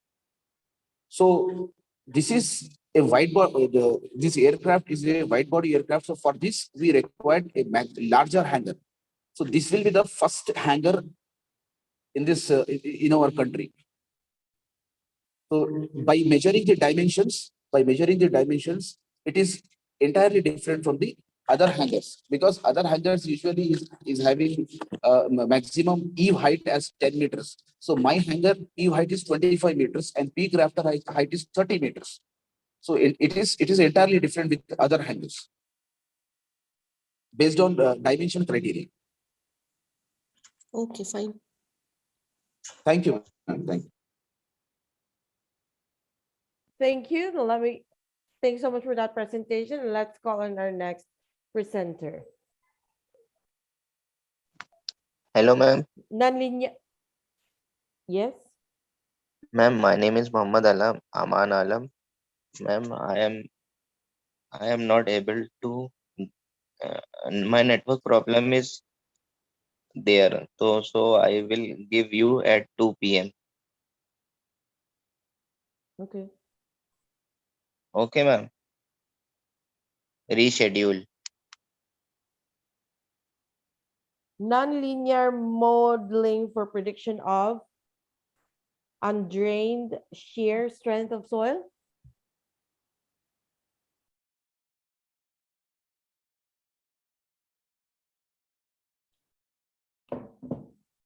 Right, go ahead.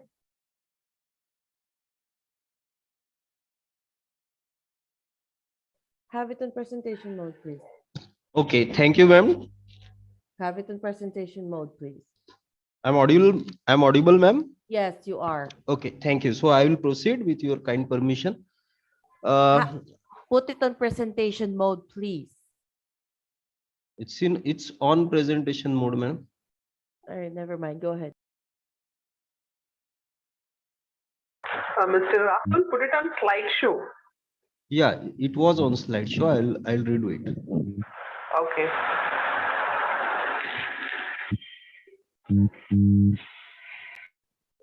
Is it okay? Hello. Is it okay now? Okay. So I'll proceed with your kind permission. Thank you very much. To begin with, I will first like to extend my thanks to the organizing managing committee of Second International Conference from Babu Banarasidas University and IFERP. My topic is nonlinear modeling for prediction of underend shear strength of soil. I am presenting this topic along with my guide, Dr. P.V. Durge, who has done his specialization in environmental hydraulics and he's having over 40 years of experience. I am Rahul Wankhede. I am pursuing my PhD from SGBU Amravati, Maharashtra, India. And my topic is in artificial neural networks, and so does this particular paper is.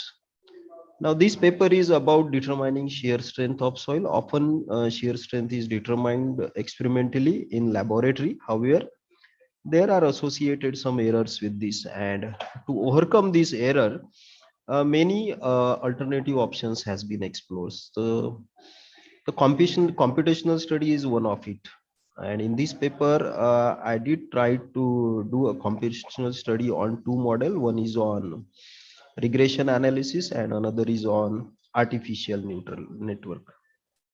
So artificial neural networks and regression model analysis is carried out on a set of data which is obtained from geotechnical investigation reports, which are then this model are being checked for its accuracy by using various evaluation criteria such as mean square error, mean square correlation coefficient, t-value, coefficient efficiency. And after conducting this study, what we found is that this artificial neural networks multiple layer perceptron network is found to be efficient in comparison with the regression model. So this was an abstract of my study. To proceed with, I will first like to show you the contents, wherein I will first discuss what is shear strength. Hello. Hello. The slides are not moving. Slides are not moving. They are not changing. It is still in the first slide itself, your title slide. No, it's not changing now. Is it changing? It should. Not in slideshow at all. I am on slideshow, ma'am. Okay, then click on the slide which you are presenting. Click on that slide manually. Okay, fine. Okay. So these are contents, and contents I'll first discuss about shear strength. Then we will get into the how this study has been analysis, and lastly we'll discuss result discussion, conclusion, and references. So shear strength is a property of soil which is often determined in a laboratory using Coulomb's equations and Mohr circle. Now these results which we often carried out at laboratories are associated with errors. Now these error could go up to the range of 50%. Now particularly if we talk about shear strength, then it could vary in the range of 10 to 30%. This study has been carried out supported by many researchers like Fu Ko Kang, then Ching J, and alternative options for these errors has been suggested, such as judgmental values, correlation coefficient, correlation with index properties, and computational modeling. Now, the problem with computation empirical correlations are there are many models which has been developed using empirical correlations, but there are few issues with this.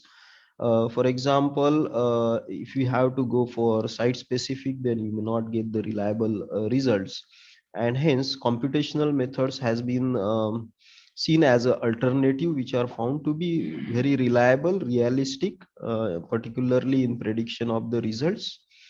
And this has been studied by many authors, as mentioned in this particular slide, like Sumai P, Sitaraman TG, Kiran J, Lal. They have carried out many studies on this computational method for determination of shear strength.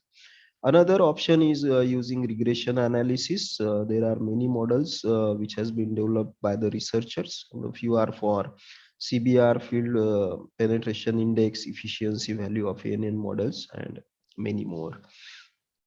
The regression analysis is nothing but a simple equation wherein we'll try to find out a best fit equation for a best fit line, and we express it in terms of a equation. It could be simple linear regression, or it could be multiple linear regression, and we have to find out these constant.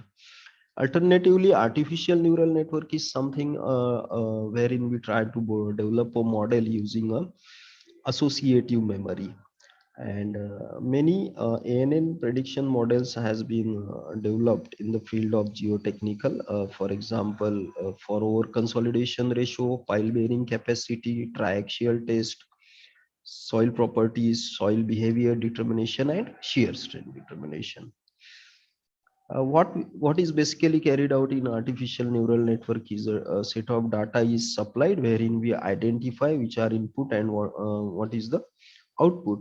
And Mr. Rahul, yeah, Mr. Rahul, sorry, yeah, ma'am. only abstract slide we can see. Whatever you are talking, no slide is changing, nothing is happening here. Slide is not changing, my mode is on, ma'am. Okay, what I will do, I will keep it on. Now is it now the slides get changed, or is it the same one? Now when you're clicking it on that, now it is changing, but while your presentation, the slides have to move according to your presentation, but it's not happening.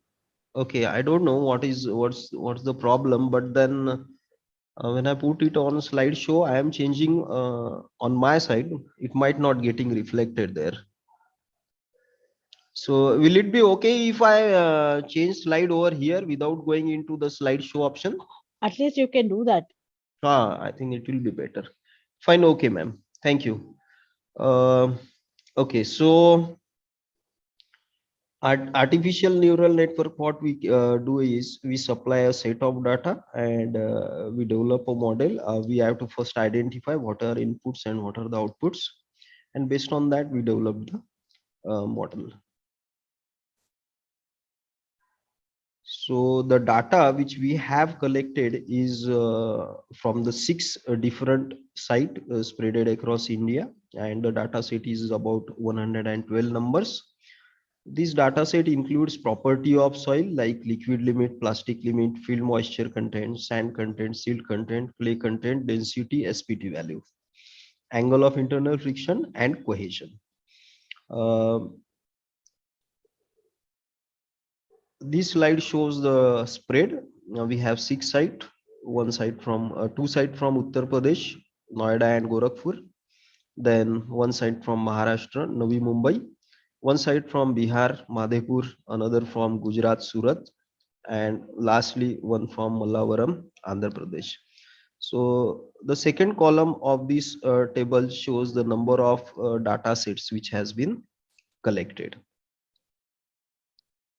This data set is then analyzed for its uniformity using some of the statistical parameters such as median, mean, average value, maximum value, minimum value, standard deviation, and its skewness. All these statistical data is represented in a table which is shown over here. So you can see depth wise we have minimum depth of 1 meter to 41 meter. Likewise for plastic limit from 52.7 maximum to 12 minimum, which shows a standard deviation of 7. That means the values have a difference of 7 in between minimum and maximum. So does is for the another soil properties. Now the what is main factor which we have to look into is the Kutois value. It should be near to 3. Jarcubera goodness to fit factor, it should be close to 0. As we move away from 0, the data is does not represent the normal distribution, and this spatial variation where we don't find a normal distribution is then represented in the form of histogram. Here we can see the spread of the data for a particular values. Now once this has been analyzed, we put it for processing, wherein we find out a correlation matrix which shows us the interrelationship between two property. For example, from the table which is in front of you right now, a shear strength is related with clay content is at about 40% relation is shown. So these correlation coefficients are nothing but the strengths or the interdependency of two properties of the soil, and that has been summarized in the table. Now 0.4 is a good correlation coefficient value, and particularly for shear strength, which has been adopted. So once we get this we select this input and output, we normalize the data, we process it and carry out the nonlinear regression modeling, wherein we have used to develop an equation for shear strength in the form of soil properties being multiplied with constant and a superscript. In ANN model, however, we develop a model wherein we have an input and soil properties as an input and shear strength as the output. The results are then checked in terms of the evaluation criteria such as correlation coefficient, root mean square error, mean absolute error, t-test, and coefficient of efficiency. So root mean square value shows the variation between the targeted value and achieved value or predicted value. If this comes to 0, that indicates a perfect fit. So does is the mean absolute error, where the targeted value and determined or predicted value is compared. This is the equation which we obtained by in the regression analysis, wherein the equation is then put for its correctness, and what we find is that the RMSE, I mean root mean square error and mean absolute error values are respectively 21.45 and 17.70. So that represents a probability of closing determining that particular parameter to the closeness. Now this is a graphical representation of those error. This spread about the line shows the variation in the results. If it is we have two figures, one is the sloping line, another you can see a horizontal line. The horizontal line is nothing but a ratio of this predicted and targeted value. If the value is close to 1, then it shows a good prediction, whereas if there is a spread in these values, then that's not that good enough results for us. So in nonlinear modeling, what we could achieve is only 45% of probability of arriving at accuracy, and this this does not shows a promising result, and that is why we need to explore the artificial neural network, wherein we developed a model with the input values, input soil properties such as clay content, plastic limits, silt content, bulk density, liquid limit, and depth as an input, whereas shear strength is the output, and in between there is a hidden layer along with the threshold values. The results are been then analyzed with root mean square value and mean absolute value, and we could see it is quite very low in comparison with what we have got in the regression value. It's only 10.39 and 7.106, wherein we had find it close to 24 for regression analysis. So with these models shows a promising result. Here we can see the spread, wherein we find that the values are very close to the lines, and this shows promising results. So if we could put it for this performance analysis, then this is a 70 to 95% probability of getting close to the accurate values. These are weights which we obtained in the model. Now these weights are then put for further accuracy test using this Garson's algorithm, and what we find is that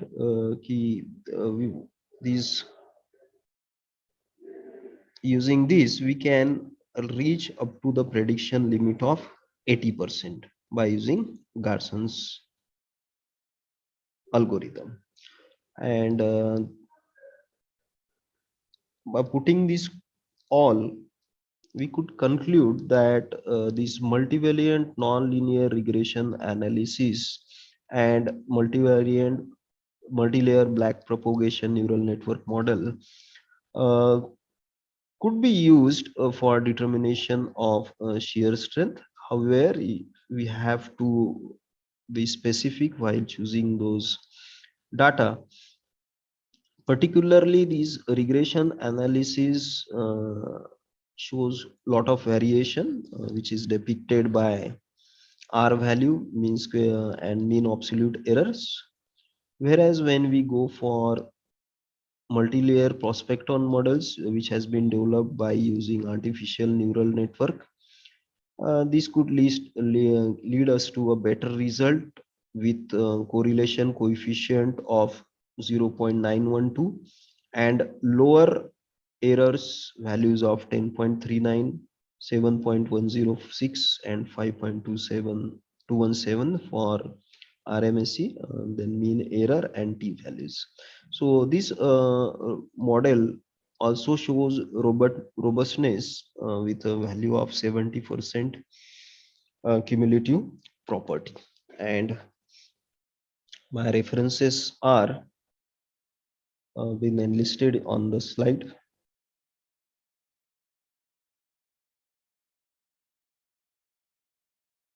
Most of my study is been taken from these references. Thank you for the presentation. If you have any questions, please. Any questions from session chairs?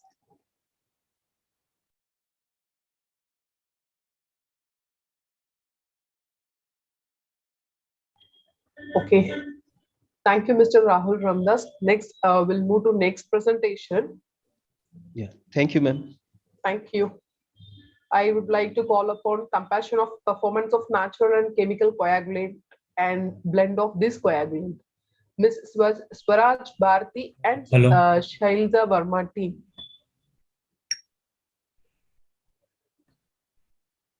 Share your screen, please. Okay, ma'am. Yes, put it on presentation mode. Is it Start visible, your ma'am? slideshow. Is it visible, ma'am? Yeah, it's visible, but put it on presentation mode. Press F5 for slideshow.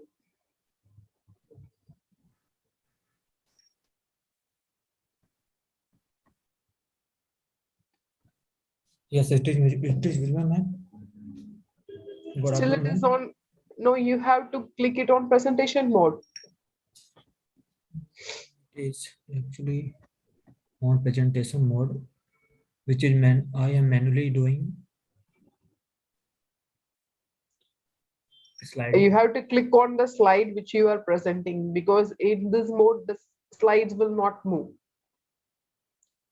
It is my first slide. Then after I am manually go for A the further. slideshow, yes, that slideshow may be visible to you, but it's not visible on screen. Please check once.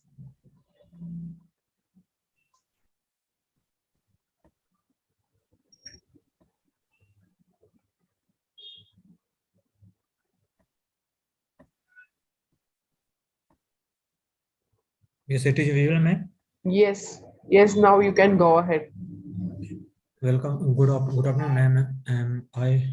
I would like to present to our topic comparison of performance of natural and chemical coagulant and blend of this coagulant. Myself, Swaraj Bharti from Jabalpur Engineering College of Madhya Pradesh, and my research guide is Dr. Sarja Verma, which is also from assistant professor from Jabalpur Engineering College. And my background of the project is the universe covered with 71% of the water and most vital source for the living things they need to consume in their daily life. They receive their water requirement from river, lake, and reservoir. However, these surface sources are also served as suitable sinks for the discharge of domestic and industrial waste. Hence, this is how the wastewater produce and contains some compositions such as organic and inorganic matter in the form of toxic heavy metal, which cause chronic arsenic toxicity.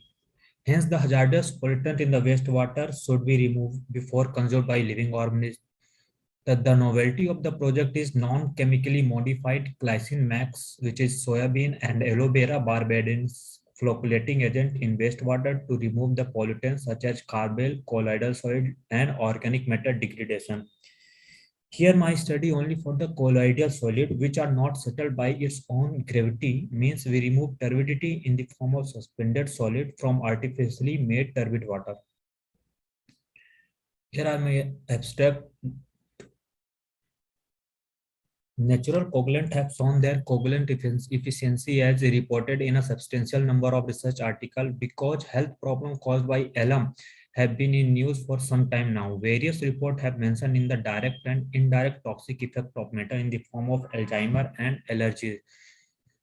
Glycine max and blend of alum with aloe vera barbadensis and glycine max are used as a coagulant in this study in place of regularly used chemical coagulant, which is alum, to reduce turbidity of the synthetically prepared turbid water of turbidity 100 plus minus 5 N2. Different concentration of stock solution is prepared and mixed in the synthetic turbid water in different quantity, and the efficiency of removal turbidity of the glycine max and blend of alum with glycine max and blend of alum with aloe vera binders are 18.6, 88.6, 90.4, and 91.8% respectively. The use of natural coagulant is cheap and environmental friendly approach for the water treatment as observed in this study. Why I am choosing these glycine max? Because it have some proteins which are positively charged and will bind with negatively charged particle, which is silt, clay, bacteria, toxin. In my study, it will bind with the clay, allowing the resulting flock to settle to the bottom. Done filtration for the better result. By the use of glycine max solution, it is accepted that 85 to 95% removal of impurities. My objective is to study the pre-treatment of glycine max and aloe vera binders as a flocculating agent. And second objective is to observe the flocculation by flocculating agent in the synthetic turbid water through the sedimentation process. And third one is to analyze the removal of turbidity, which is colloidal particles from synthetic turbid water by Neflo turbidity meter. Methodology which I am used for the preparation of the turbid water: 10 gram of natural clay which having grain size less than 2 micrometer, density 16.5 kilonewton per meter cube, and specific gravity of 2.6 was added to 1000 ml of tap water and stayed using magnetic stirred for 30 minutes and then left to stand for 1 day so that complete hydration of the particle can occur. The supernatant was carefully collected and this clay was diluted with tap water to obtain a uniform turbidity of 100 plus minus 5 NTU. And the characteristics of this turbidity, which is made from the clay particles, is given below, which have pH 7.85, turbidity, hardness 300 milligram per liter as CO3, alkalinity 200, and total dissolved solid is 332 milligram per liter. Natural coagulant stock solution. Well, preparing natural coagulant stock solution for the well-matured dye seed and plant of glycine max and aloe vera barbadosi was obtained from the plant from rural area and placed it in an oven at 40 degrees centigrade until they were dry. They ground it into fine powder form using kitchen mixers. The powder was then sieved through the mesh number 40 to obtain a uniform particle size of 0.42 mm.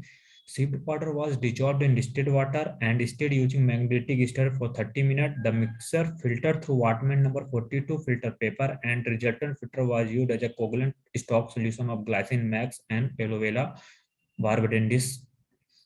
And I'm also preparing for the alum stock solution. For preparing the stock solution, 10 gram of alum added into 1000 milliliter distilled water. For here we use alum solution as 1 milliliter for the experimental procedure, which means 1 milliliter is equal to 10 milligram per liter concentration ppm in ppm. Experimental procedure, I have using jar operators for the to check for the coagulation. Activity of each natural coagulant was carried using jar operators. Jar test was employed to determine the coagulation properties of the coagulation solution used in the research. 6 glass beaker used and filled with 1000 ml of synthetic turbid water, and rapid mixing period was 100 rpm, was then followed by slow mixing period for 30 minutes at rpm to allow coagulation to occur. Various doses of each natural coagulant were added into the beaker during rapid mixing. The solution was then kept to stand for 30 minutes. The sample was collected from about 2 centimeters below the surface water to better result because some lightweight particles are not participating for the coagulation. My result was that the test was performed using 10 gram to 30 gram of natural coagulant and added to 1000 milliliter of water to get stock solution ranging from 100 milligram per liter to 300 milligram per liter of glycine max and alum with barbendis and glycine max as a coagulant, and different dose of these stock solution is then used to find out the optimum dose of coagulant. The dose of glycine max coagulant of 100 milligram per liter gave the optimum results with the efficiency of 88.6%. Similarly, when blend of alum with glycine max and aloe barbendis are mixed in the ratio of 1:3 in synthetic turbid water, then the efficiency will be 90.4 and 91.8% respectively. Here I am taking stock solution with the help of pipette. 10 milliliter, which is equal to 100 milligram per liter, and 30 milliliter for 30 milliliter, it is equal to 300 milligram per liter. And my conclusion is, for the result obtained, treatment with glycine max and aloe vera barbadensis powder act as a natural coagulant, flocculant, and absorbent for the treatment of raw water, shows effectiveness to the removal of turbidity from turbid water and improve most of the water quality index than the treatment with alum. Also, blend of these and alum with aloe vera barbadensis and glycine were efficient for treating turbid water.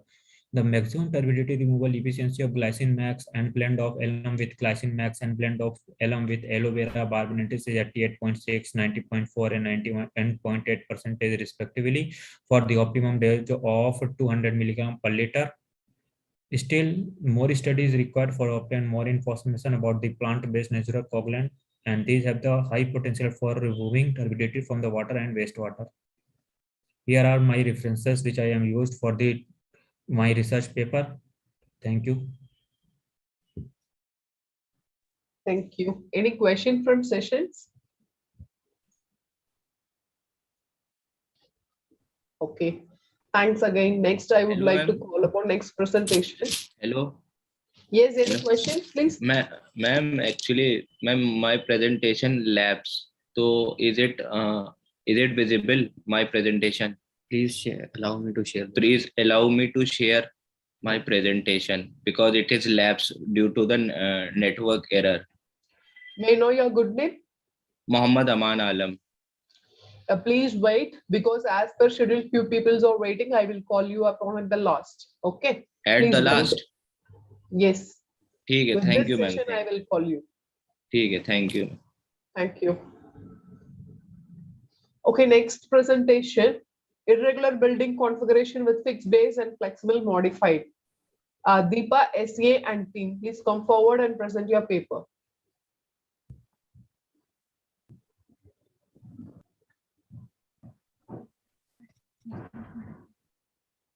Ma'am, please ask the other presenter to close. Swaraj, you can stop your screen share.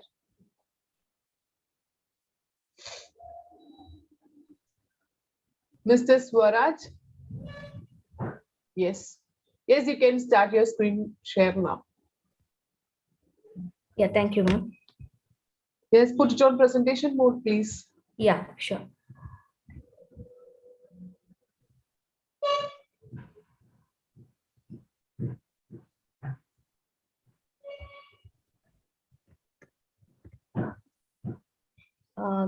Good afternoon. Yes, your presentation is still on. It's not in presentation mode. Please check.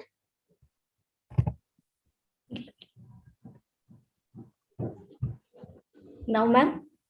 No. No. No, it's not in presentation mode. I have kept it in presentation mode.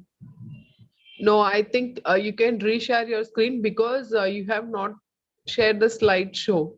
You have shared your file screen share option. Please check, reshare once again.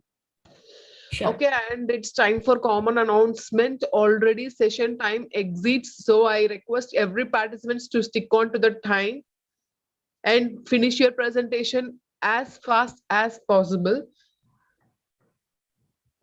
I request all your cooperate to start the next session. Also, I request you to hurry up with the presentations.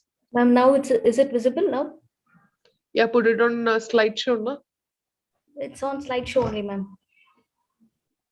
Okay, present. Yeah, start your presentation and click on the slides. It won't move. Yeah, click on the slides you are presenting. Sure. Okay, fine.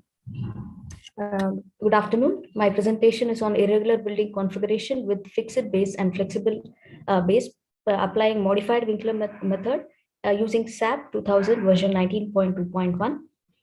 The overview of my presentation is as follows: introduction, abstract, method of analysis, result and discussion, conclusion, and reference. Coming to the introduction, many RC buildings are designed only for gravity load, not considering soil structure interaction. And whenever the lateral load acts on such buildings, the collapse of the structure occurs. This may be due to lack of lateral resistance, that is stiffness, and poor detailing, that is ductility, which in turn leads to poor performance. In such cases, the structure requires retrofitting, and the technique to apply the retrofitting should improve the lateral stiffness and satisfy the strength and ductility criteria. Along with this, the boundary conditions such as fixed base and flexible base should also be taken into consideration. So let us see the difference between fixed base and soil structure interaction. In case of fixed base, the base of the structure is fixed, which is unrealistic. It underestimates forces in certain cases, which leads to unsafe design. Whereas in case of soil structure interaction, it gives us the realistic estimation of forces because the flexibility characteristics of the soil is taken into consideration, which affects the moment of the structure. Now, in my presentation, I have considered both linear as well as nonlinear analysis. Conventional analysis is followed mainly considering linear analysis, where yielding might first occur, where we get to know that where yielding might first occur, but it cannot account for redistribution of forces. Whereas in case of nonlinear static analysis, we obtain the behavior of the building beyond the elastic state also. In this case, we can obtain the capacity of the building for target displacement or till the collapse state occurs. we can understand the behavior by the formation of hinges or members, which is useful during retrofitting process. Now coming to the abstract of the presentation, I have considered a 3D model with vertical irregularity, where the boundary condition considered as fixed as well as flexible base. In case of flexible base, I have adopted the method of modified Winkler method, and the model is modeled using software SAP 2000 version 19.2.1. I have also considered the building for analysis such as pushover analysis, and the results obtained are considered for base shear, displacement, and time period, and it is compared. The comparison shows us the better model which can be adopted for future study. These are the representation of the model. This is the plan of the building which I have considered, and this is a vertical irregular building with fixed base, vertical irregular building considering the flexible base modified Winkler method. This is a representation of modified Winkler method where the base is considered as flexible, where the springs, 6 springs are placed at each joint, both considering translation as well as rotation. We consider 3 translation direction as well as 3 rotational direction. Each node is placed with 6 springs. These are the various parameters considered for the building, the column size, beam size, and these are the other parameters considered regarding load. The parameters for modified Winkler method, which I have adopted from FEMA 356 and also ASC 4113. These are the translation formulas which is given in the code. Adopting these formulas, I have calculated the parameters, that is stiffness for the springs. So these are the stiffness values in case of soft soil in all 6 directions. That is the 3 translation as well as 3 rotational direction. The methodology adopted is nonlinear analysis is performed on vertical irregular building for different base conditions such as fixed base as well as flexible base. I've adopted the code such as IS 1893 Part 1 2002 as well as ASC 4113 and FEMA 440 using the software SAP 2000 version 19.2.1. Now coming to the results and discussion after performing the analysis, I've obtained the results for fixed base. Here I have highlighted the results for immediate occupancy and life safety state, which is highlighted in red color, where the displacement is starting from 0.142 meter to 0.187 meter. The base force obtained is 8411 kilonewton to 9483 kilonewton, with hinges starting from 20 to 122 inches, which is formed in immediate occupancy to life safety state. The same results are obtained in case of modified Winkler method. Here the displacement obtained is 0.107 to 1.137 meter, base force 8391 to 9297 kilonewton, and hinges obtained is 12 to 36.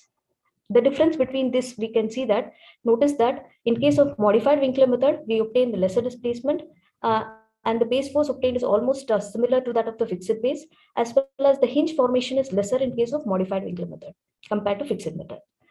And this is the difference between ATC 40 representation curve, demand capacity curve with performance point for fixed base as well as flexible base. We see here that in case of fixed base, the performance point in case of base shear is 3199 kilonewton, whereas at performance point in case of modified Winkler method, it is 3523, which is greater in case of modified Winkler method with lesser displacement. Here we have 0.025, marginally lesser 0.0223, as well as we can see that as the base force increases, the time period is decreasing. In the case of modified Winkler method, it is 1.19 seconds, whereas in case of a fixed base, it is 1.29 seconds. So these are the results obtained in case of ATC 40 demand capacity curve. The red one highlights, which is highlighted in red color, shows that up to a certain level, the time period and as well as the damping remains same, which shows that the building is in elastic state. But once at certain point, the time period starts increasing along with the damping, which shows that the building reaches the inelastic state. So in this case, the performance point is obtained in inelastic state, that is at step 5, where the time period is 1.3111 with damping of 0.068. So these are the various acceleration demand and demand capacity curve. Demand values. So the same was obtained in case of modified Winkler method. In this case also we see that in elastic state, the time period is similar is same up to step 2, with damping also same. But once it reaches, once the time period starts increasing, the damping also starts increasing. And we find that the performance point, which is highlighted in green color, we find the performance point is reached in the elastic state. So these are the deformed shape of the building, which is highlighted by different colors. We see that IO2 LS state is the performance state which I have considered for my study because it is the safest state of the building. In case of fixed base, we at step 31, we find 122 hinges, whereas in case of modified Winkler method, we obtain 36 hinges. So this modified Winkler method shows lesser number of hinges. So the conclusion, coming to the conclusion part, the observation of the results indicate comparing fixed as well as flexible modified Winkler method, the displacement is less in case of modified Winkler method with almost same base force as fixed base and with less number of hinges. The next point shows that the greater displacement with greater time period occurs in case of fixed base model. This may be due to the symmetrical section considered and also because no soil properties are incorporated. Coming to the performance point, which is the safest state of the building, and here we see that the base force in modified Winkler method is greater with lesser displacement than fixed base. Now, in both fixed as well as flexible base, the performance point is reached in inelastic state. From the results obtained, modified Winkler method performs better than fixed base method. Also, as the performance level is reached in inelastic state, retrofitting can be considered to change the failure states of the model from collapse state to life safety state. So these are the references taken for the present study. Thank you. Sorry. Any questions from session chairs?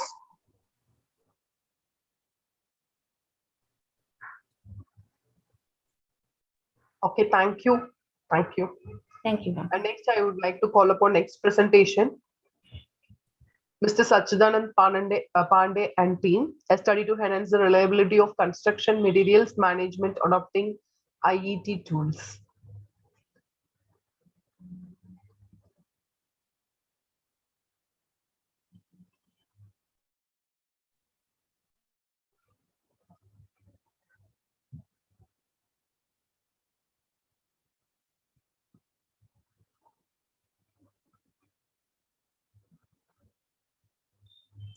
Hello. Yes, you are audible. You can go ahead. Is this slide very visible? Slide? Yes, yes. My name is Sachidanand Pandey. I am MTech student in Lucknow.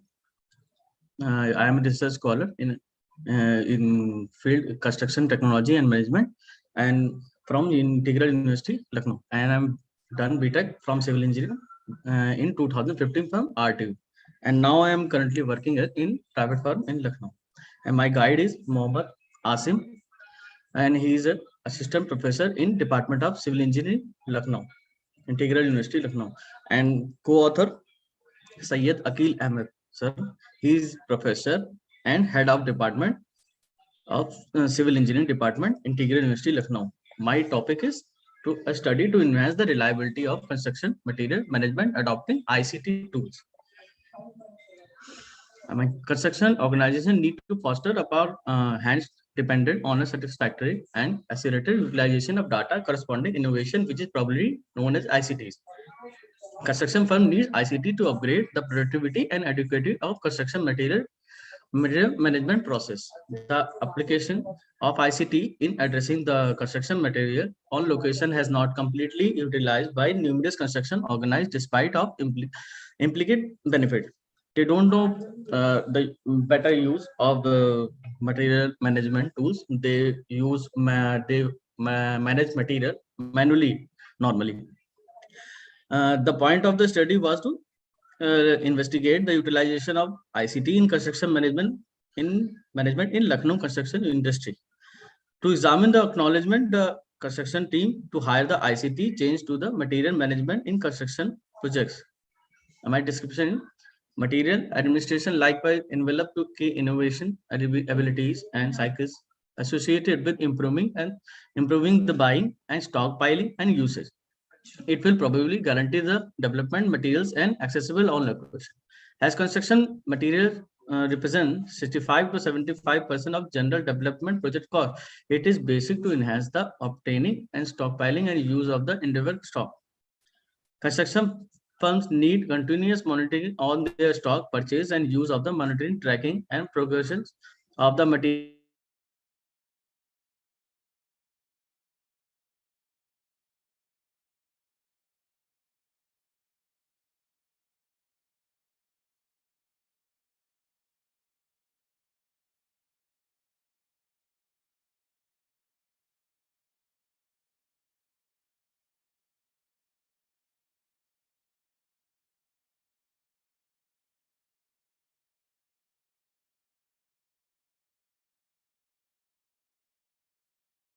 There are no difference and bottleneck, more mind-boggling, requiring the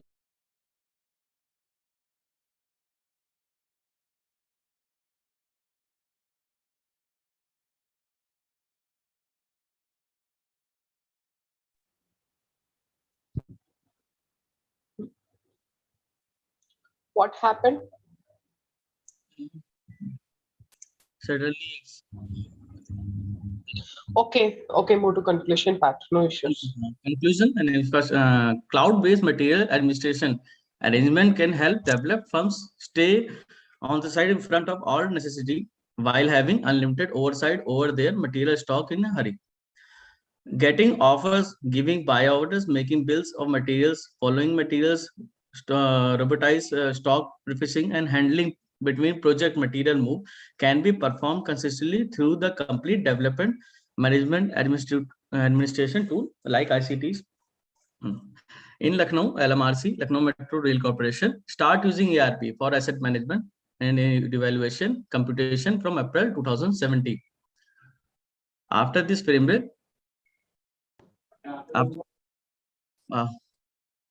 hello. Yes. Any questions from sessions? Okay. Thank you, Mr. Sachidanand. Next, I would like to call upon ex-presenter. Thank you. Thank you. Characteristics of high-speed asphalt pavement deflection basin under different structural scenes. Juan-Fai Fan and Yajing Zhu.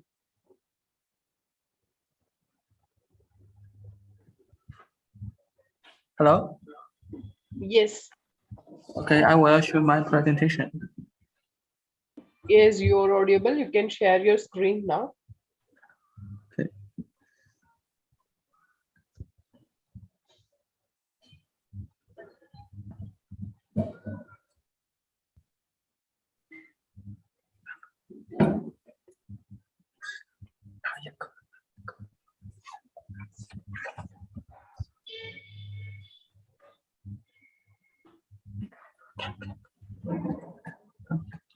Share your screen, please. Okay, I will open it.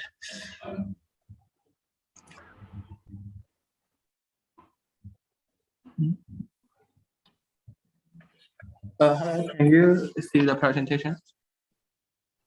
Yes, put it on presentation mode, please. Okay, I will open the lecture mode.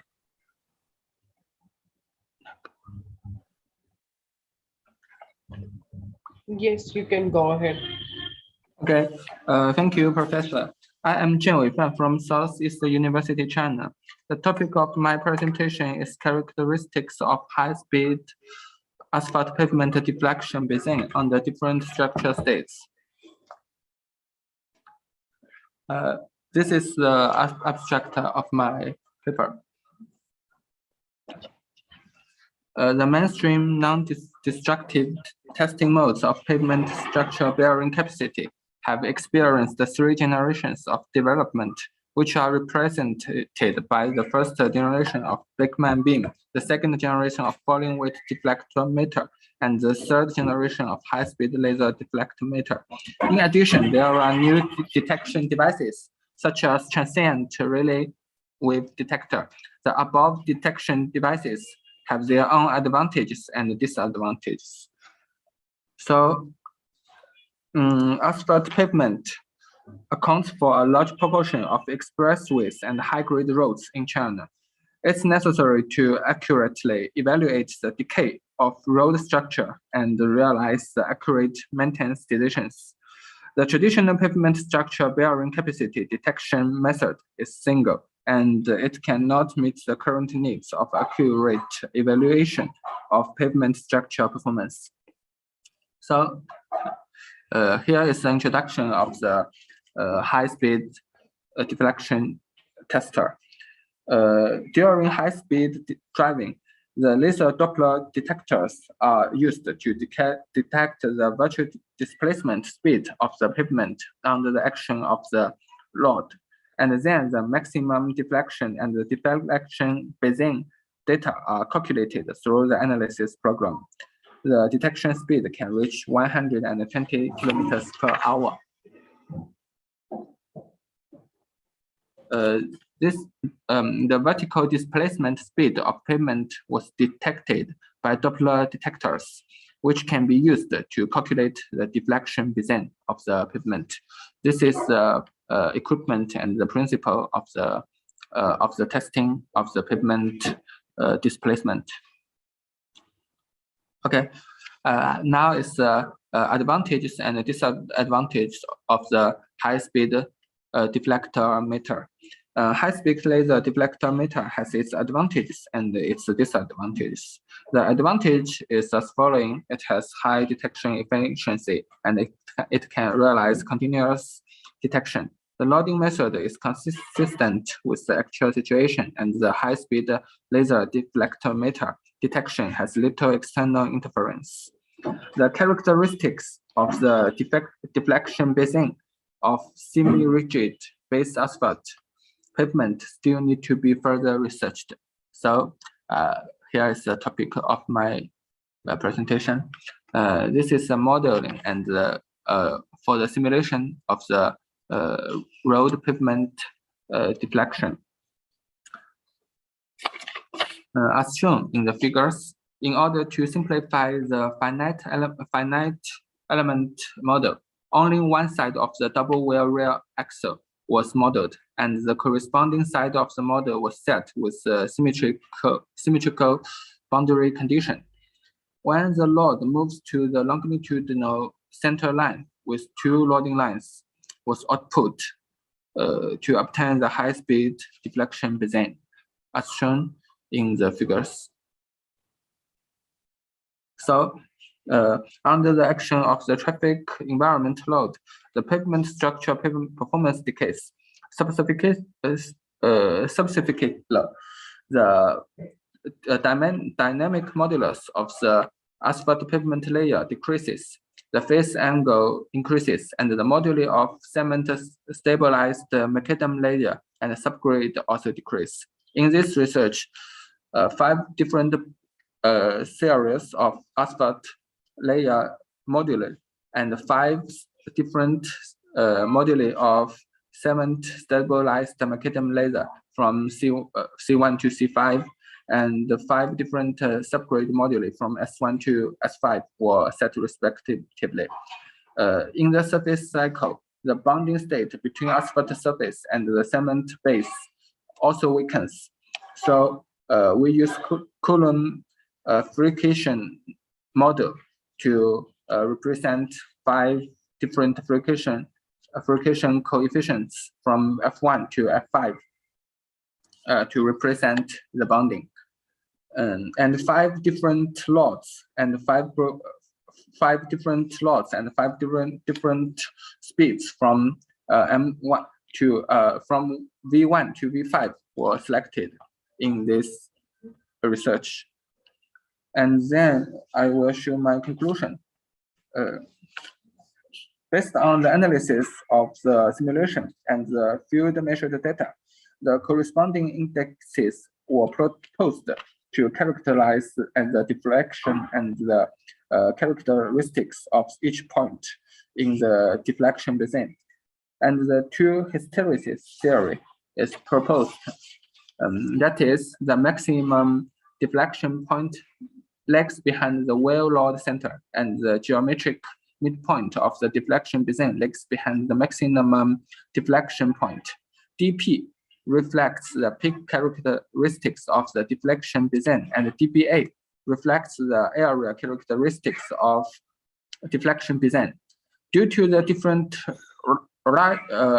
left-right symmetrical characteristics between high-speed deflection basin and the FWD basin, showing the characteristics of two legs. Two indexes representing the symmetric characteristics of high-speed deflection basin were proposed, namely NLAR and SD, as shown in the picture, in the figures shown in this picture. The inference of the vehicle speed and the actual load of the high-speed deflector meter on the four indexes are studied. It can be seen that with the increase of the load, all indexes increase, but not simple linear. The axle load and the rear of the rear axle should be guaranteed to be 100 kilonewton. The inference of the detection speed of the four indexes of the peak deflection, that is dP and dPA and NLAR and SD, was simulated and compared. The speed was set from V1 to V5. With the increase of detection speed, the dP and dPA values decrease, and the NLAR and SD values increase. So the increase of speed means smaller deflection basin, which is not conducive to the guarantee of deflection detection accuracy. However, the asymmetry is enhanced, which is conducive to the detection of the asymmetric characteristics of deflection basin. Therefore, too small or too large detection speed is not conducive to detecting the overall characteristics of the basin, deflection basin. In the subsequent content of this research, the detection speed of 85 kilometers per hour was selected. The inference of bearing capacity attenuation of pavement structure of four indexes of high-speed deflection basin is further researched. With the development of asphalt layer structure deterioration, all of the four indexes increase, while the dPA values only change a little, which means that the dPA index is not that sensitive for asphalt layer structure deterioration. With the development of base layer structure deterioration, all of the four indexes increase, while the change of dPA values is not that obvious, reflecting that the dPA index is not that sensitive for the base layer, cement base layer structure, and it is familiar with that of the asphalt layer. With the development of subgrade structure deterioration, the dP and dPA indexes increase obviously, while the NLAR and SD indexes decreases obviously, as shown in this picture. And with the decrease of the internal application coefficient between asphalt surface and the cement base layers, the dP and the dPA indexes increases obviously, while the NLAR and SD indexes decrease obviously. Okay, that's all. Thank you. Thank you. The next presenter, I would like to call upon Mohammed Aman Alam to come forward and present this paper.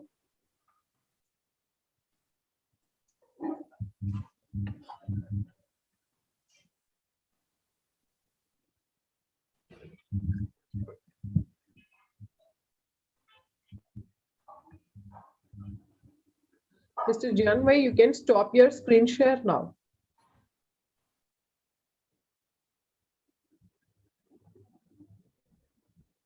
Yes, Mohammed Aman Alam.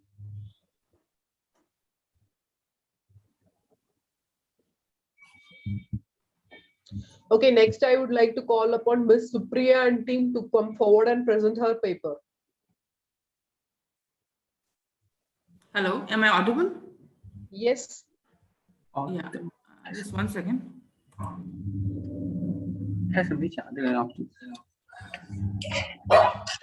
Yes, put it on presentation mode, please. Yeah, is it on? Can you see? I put it on presentation Go mode. ahead. Yeah, thank you everyone for listening to me.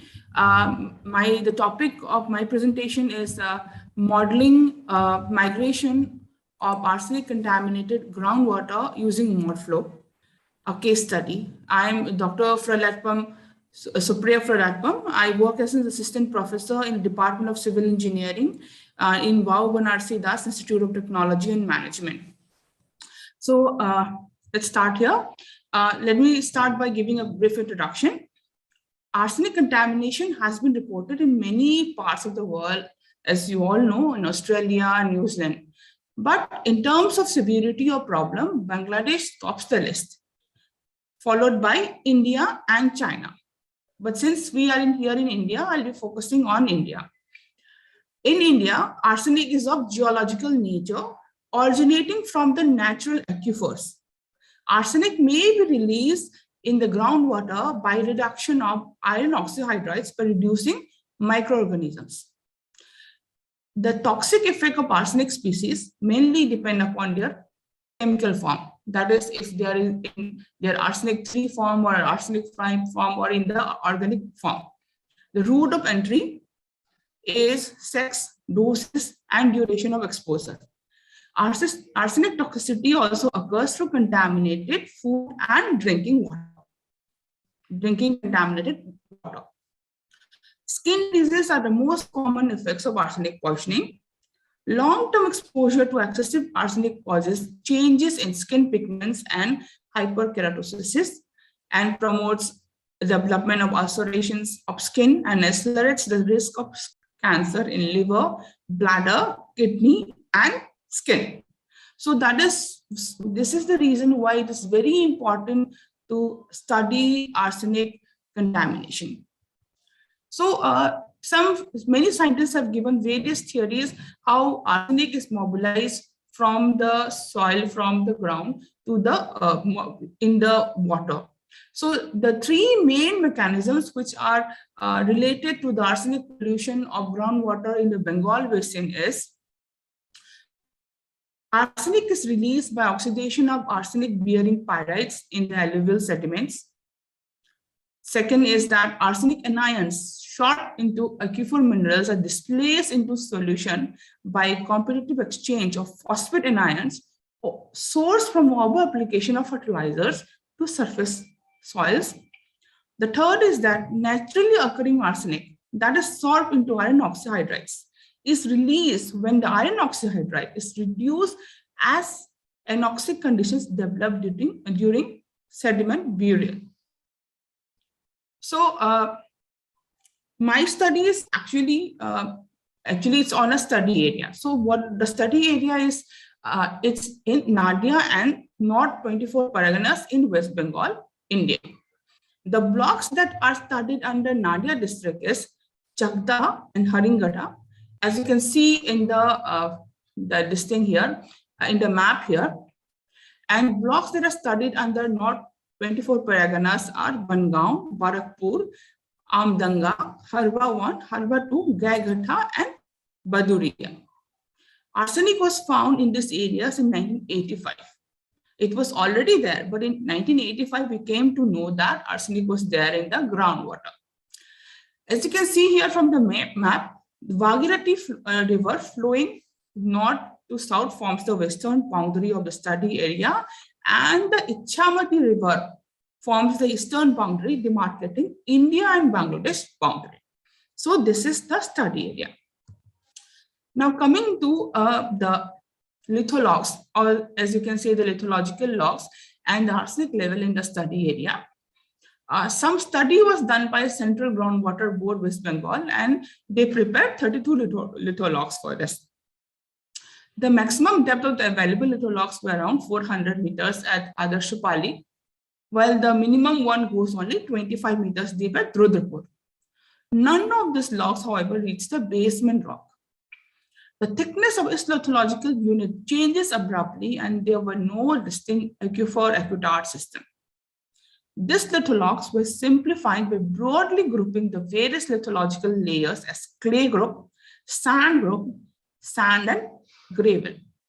This 32 simplified lithologs were further simplified to get a litholog for the entire Yamuna subbasin. This was done by taking an average of the similar lithological layers for the whole study. The resulting lithologs is a 3-tier multi-aquifer aqueduct with sand gravel in the lowest aquifer and sand as the next two aquifers. All these aquifers were separated by clay aqueducts. So as you can see here, say from depth of 0 to 25, you have a clay group of thickness 25 meter, then a sand group of for 17 meters, then a clay group for 28 meters, a sand group for 20 meters, another clay group for 10 meters, and another sand and gravel at the lowest for 40 meters. These 6 hydrostratigraphic units are of variable thickness, but for modeling purpose, the thickness of the different units were taken as that of the simplified litholog for the Yamuna subbasin. All the aquifers were confined, though locally they may be semi-confined due to presence of sandy clay in the clay group. So this were the lithological. Now let's come to the arsenic levels. The arsenic concentration in the groundwater ranged from 0.05 to 0.07 ppm in Chakda in Haringata blocks of Nadia district, whereas in North 24 Paraganas, the arsenic concentration was the range of 0.05 to 1.18 ppm. So for the modeling, what I used was a groundwater, the groundwater quantity modeling component used was ModFlow, and the pollutant transport component is MT3D. So the 3D domain, model domain is a 50 kilometer by 30 kilometer area situated in the Yamuna subbasin, which was discretized into grids of 200,000 meters into 2,000 meters. As the maximum limit of nodes of grids possible in this educational issue of PM wind, which has both ModFlow and MT3D, is only 40,000, a 2-layer system instead of the actual 6-layer system consisting of a topmost levels assumed. The model had 36 rows, 46 columns, and 2 layers. The first layer having a depth of 25 meters and the second layer of 17 meters. The top layer of the model is the clay group, whereas the second layer is the sand group. The clay layer is assumed to be semi-confined and the sand layer to be confined. The flow is to be simulated for over a period of 20 years for every 1 year. A stress period of 20 years is assumed for the simulation. Now, this is the result. 100 ppm per meter cube of arsenic was assumed to be injected continuously in a well 12005 meters away from both the western and the northern side of the study area in the block of Chakda and at a depth of 25 meters from the ground level to simulate the movement of arsenic in the aquifer. So we were injecting something, arsenic, and we want to see how was it spreading. The simulation was performed for every 1 year for a period of 20 years to see the impact of the injected arsenic. What we can see was we saw a spatial and a temporal variation in the concentration of arsenic due to this injection. The concentration of arsenic in the study area showed an increasing trend. Obviously, it was increasing, which shows that arsenic was spreading over the whole study area. The arsenic concentration after 20 years of injection had a maximum value as compared to the values up to 1, 5, 10, and 15. Thus, it was deduced that the arsenic crisis, which was already there in Bangladesh and India, in US Bengal, may aggravate, affecting more and more areas with the passage of time. So arsenic was getting transported over a period of time. The areas adjoining West Bengal and Bangladesh being the most susceptible. The arsenic concentration in the clay layer were higher. Even though we were having both clay and sand area, the arsenic concentration in the clay area and the clay layer is higher than arsenic concentration in the sand area at almost all the nodes. But the arsenic concentration in the sand layer at the periphery of the study area were more than the clay area.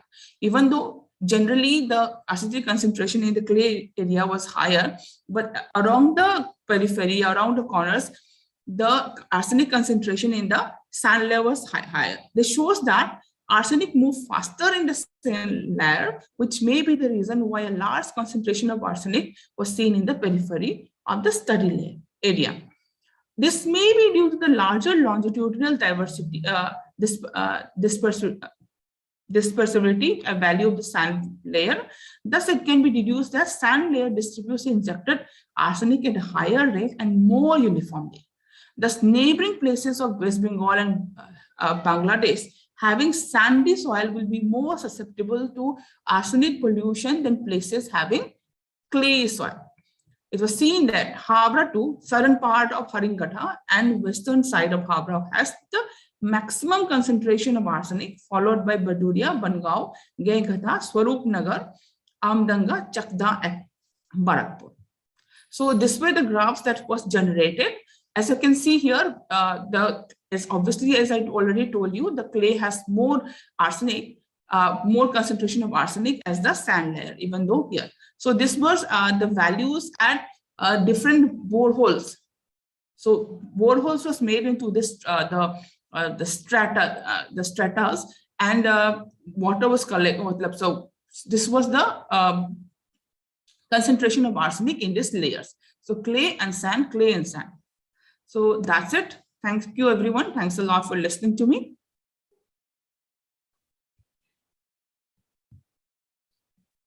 Hello.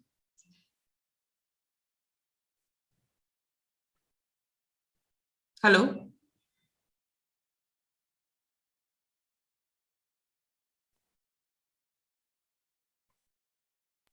Am I audible? Yes, you are. Are there any questions?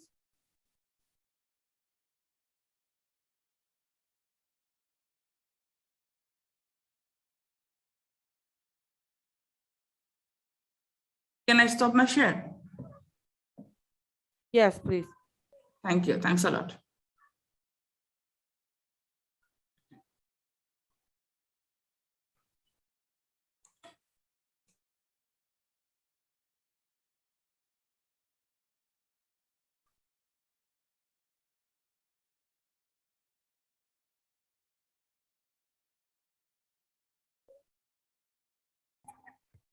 Professor, can I Yes. speak my presentation? I'm Yajing Zhu.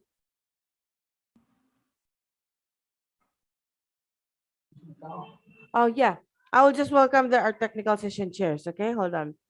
Let us welcome our technical session chair for technical session 4. Again, Ankit Verma, Assistant Professor, Babu Badarasi Das University, Lucknow. Assistant Professor in the Department of Civil Engineering, have an experience of about 9 years in academics and research.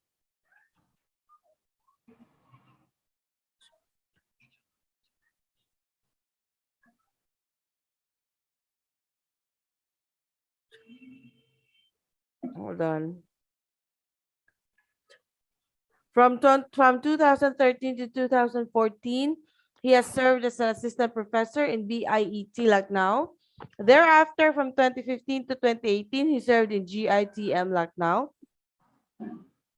His interest spans both soil stabilization and foundation engineering.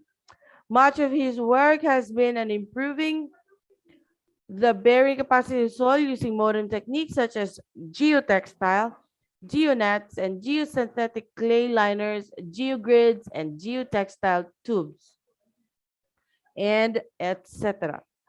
Our second technical session chair, Faraz Khan, Assistant Professor, Department of Civil Engineering, Department of BBDU, Lucknow.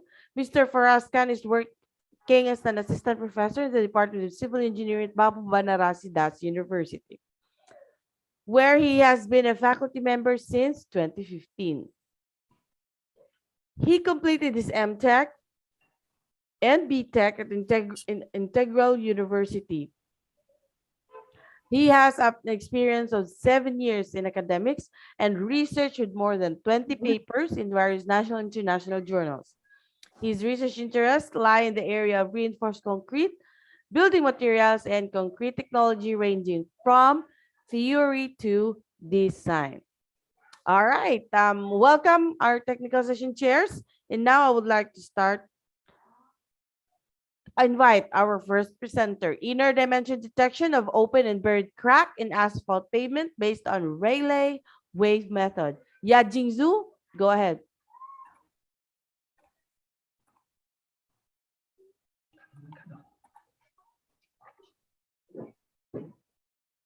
Can I start directly? Professor? Yes, go ahead. Yes, yes. Okay. Thank you, Professor. I'm Yajing Zhu from Southeast University, China. The topic of my presentation is interdimension detection of open and buried crack in asphalt pavement based on relay wave methods. This is the abstract. The report consists of 4 parts. The first is a brief introduction of the research background. Then I will introduce the testing methods and analysis the results, and finally comes to the conclusion. As we know, crack is one of the most typical distress types in asphalt pavements, and since their initiation mechanism and the propagation pattern are varied, crack types affect the structural bearing capacity of asphalt pavement directly. Pavement cracks can be divided into open cracks, which are visible, and buried cracks, which are invisible. Accurately obtaining the morphological characteristics of open and buried cracks is an important prerequisite for evaluating the structural integrity of asphalt pavements. The transit relay wave detector is a detection instrument that restores the characteristics of the internal relay wave field by receiving the displacement component of the road surface. Relay waves are reflected after encountering the diseases such as cracks, which mutate the wave field and then invert the internal disease characteristics. Its components include Horst hammer with different specifications, displacement sensor, and a beam. The current researches mainly focus on the detection of cement concrete pavement. The detection of asphalt pavement cracks need to be further researched, and a few related studies are still in the laboratory test stage, and the effective detection on site has not been realized yet. Next, I will talk about the experiment and the simulation method in my research.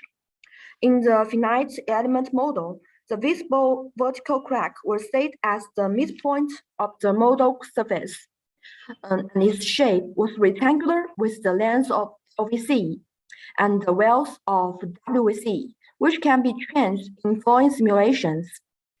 The receiving array consists of 2 receiving points numbered 1 and 2, which are symmetrical about the center line of the crack. The specific location of excitation and the receiving points are shown in the figure. The center frequency of excitation recurve wavelets F were set to be different values. Rectangular invisible inclined crack were set at the midpoint of the model surface, with the length of IC and the width of WIC, and the center point of upper side was on the vertical symmetry axis of the model. The receiving array consists of 2 different receiving points named 1 and 2, and the specific dimensions are shown in the figure. And the center frequency of excitation recurve wavelet F was 50 kilohertz. And we can see the locations of excitation and reception points are shown in this figure. As mentioned above, relay wave with wavelengths shorter than the distance from the top of the invisible vertical fracture to the model surface, and that is the depth of the fracture, are only part of the excited relay waves, and they can propagate directly to the invisible vertical fracture above. My research, the time domain curves of the vertical displacement at a receiver points 1 to 5 obtained in the corresponding finite element model simulations are plotted in figure with same settings as the above-mentioned wave field calculations for the crack size, location, and excitation parameters. From receiving point 1 to 4, the distance between the peak of the relay wave directly excited by the Rick wavelets and the peak of the relay wave reflected by the surface on the left side of the crack becomes closer, while the peak value of the relay wave is too close to the crack. Part of the excited relay wave is mixed. And the DIC is a value that is between the receiving point I and the left side of the invisible vertical crack is calculated by this equation. The locations of excitation and reception points are shown in this figure. The yellow arrows are the propagation paths of relay waves. A part of the relay wave is transferred into a direct body wave at the lower end of the visible inclined crack, and the other part of the relay wave propagates along the interface to the upper right corner of the crack, and then propagates along the model surface to the receiving point 2. As shown in the figure, the longitudinal wave and the relay wave can be clearly distinguished by the arrival time and the peak value of the waveform in the vertical displacement curve measured from the receiving point 1. The figure on the left is simulated by the corresponding finite element model. The surface between the lower tip, upper right corner, and the receiving point 2 of the inclined crack forms a triangle. The propagation path length BL of the refracted longitudinal wave can be calculated by the second equation. According to the Cousin law, the third equation can be expressed by the angle theta between the medium surface and the right surface of the inclined crack. Study proposed a displacement decay method to obtain the internal length information of vertical fractures. Locations of excitation and the reception points are shown on the left. Some relay waves are reflected by the crack or diffracted at the lower end of the crack. Therefore, the maximal vertical displacement measured at reception points 1 and 2, recorded as U1 Ymax and U2 Ymax respectively. Due to the energy of the Rick wavelet, it is contained near the center frequency, so it is reasonable to use the center frequency to represent the relay wave. So the relay wave wavelength lambda r corresponding to the center frequency FR can be calculated according to the equation. Normalized depth ND is normalized depth, and the displacement decay coefficient DAC is the displacement attenuation coefficient, which is calculated by the right equation. And finally, the inner length of the vertical crack LVC can be obtained. From the previously obtained relay wave propagation fields in invisible vertical cracks, it can be informed that there will be a distant slip between the vertical displacements of receiver 6 and 7. This is because many components in the relay wave are reflected or diffracted by invisible vertical cracks. Similar to the above, if the relationship between ND and the DAC values is obtained, substitute the measured AC value into the DAC ND value and inversely calculate the corresponding ND value. The average velocity VR of the relay wave in the crack-free pavement near the visible crack is calculated by the third equation. And the center frequency of the excited relay wave is exacted, substituting the wavelength and ND value calculated above into the second equation.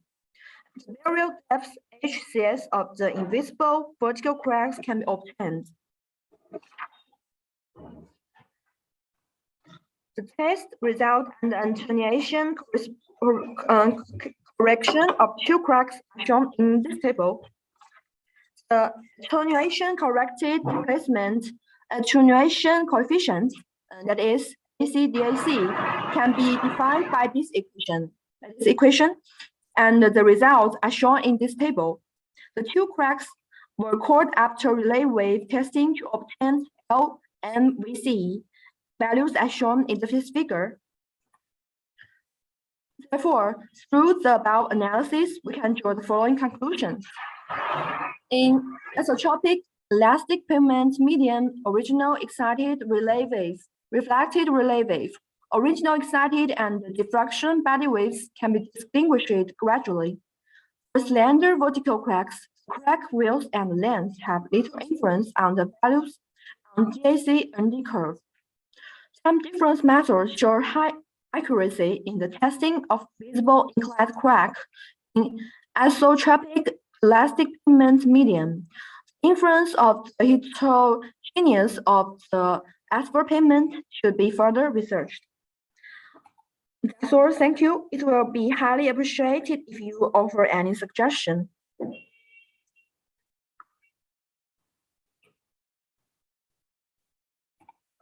Hello, ma'am.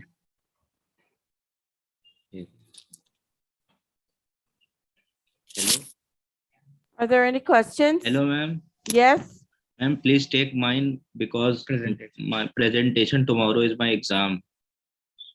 Please, because of on network connection, it will be not okay. Muhammad Aman Alam, 44 number.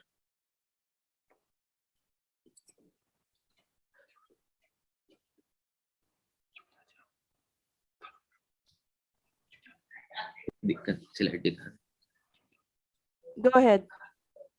Okay, okay. Oh, okay, ma'am. I'm sharing the screen.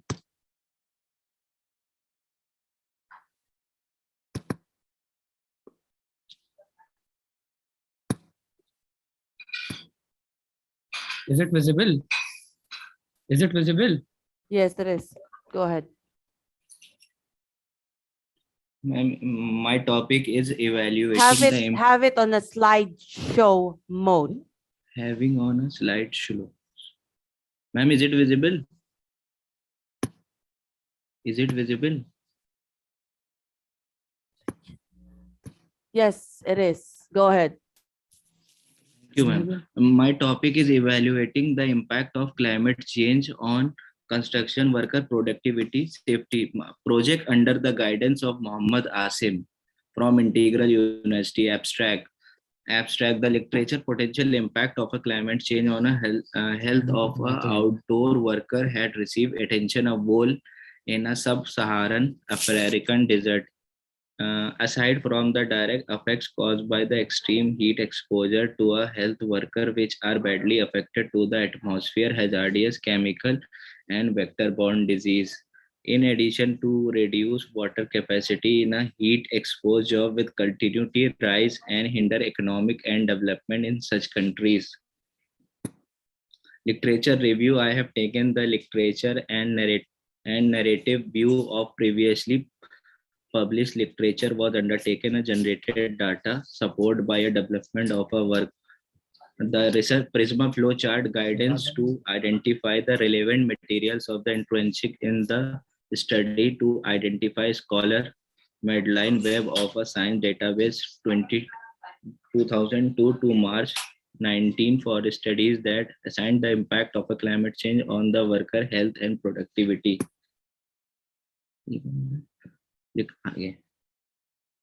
Biography, ma'am.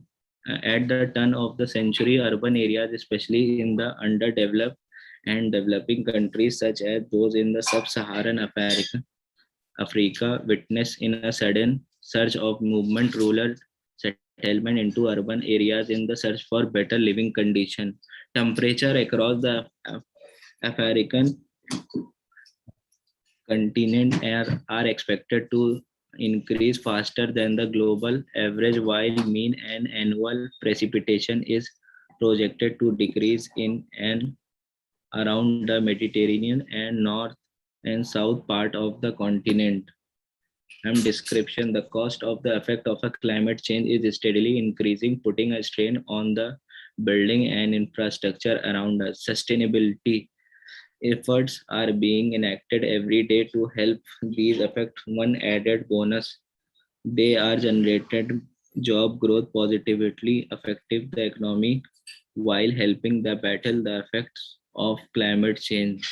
Excessive heat is causing our roofs on a road to melt. Wildfires are blazing out of control, causing billions of dollars worth of damage. Surf weather events are becoming much more common, and droughts are destroying crops, negatively impacts affecting and energy productions.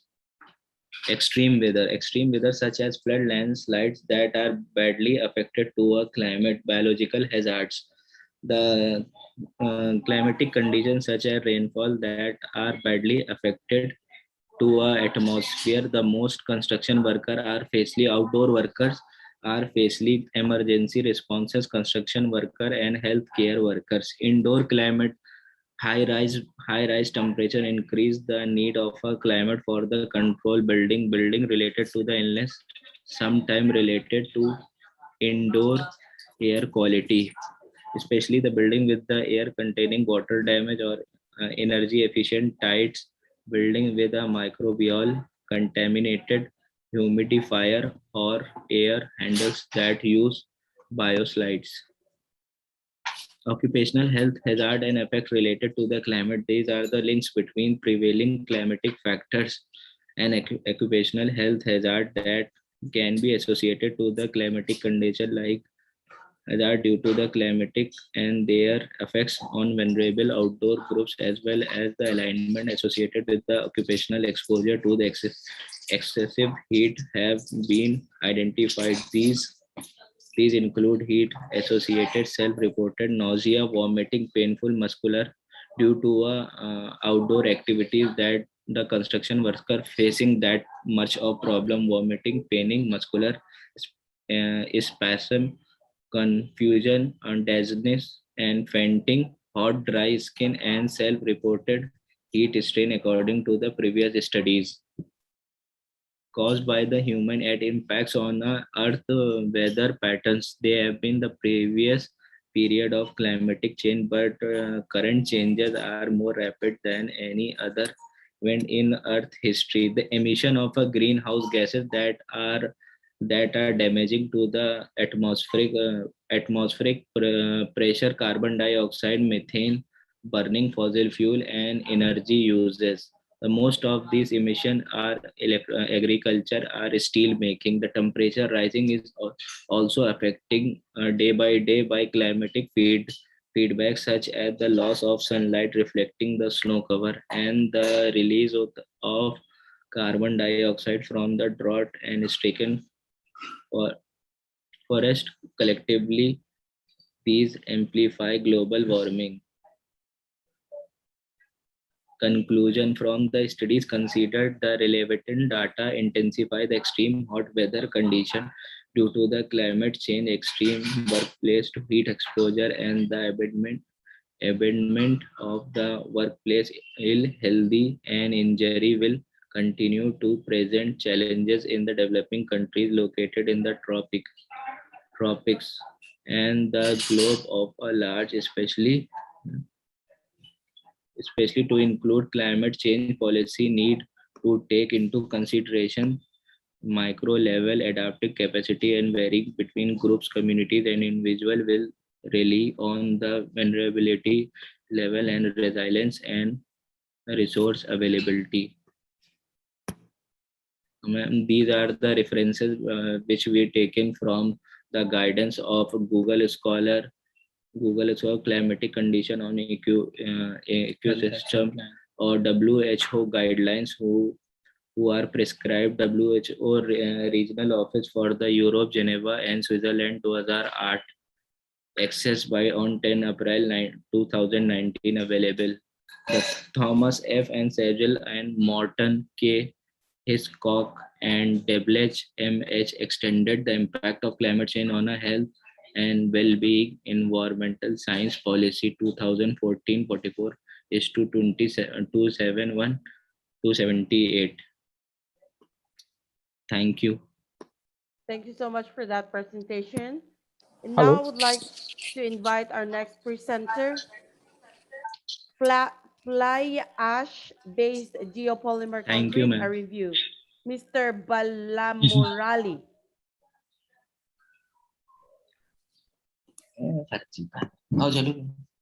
Have it on a slideshow mode, please.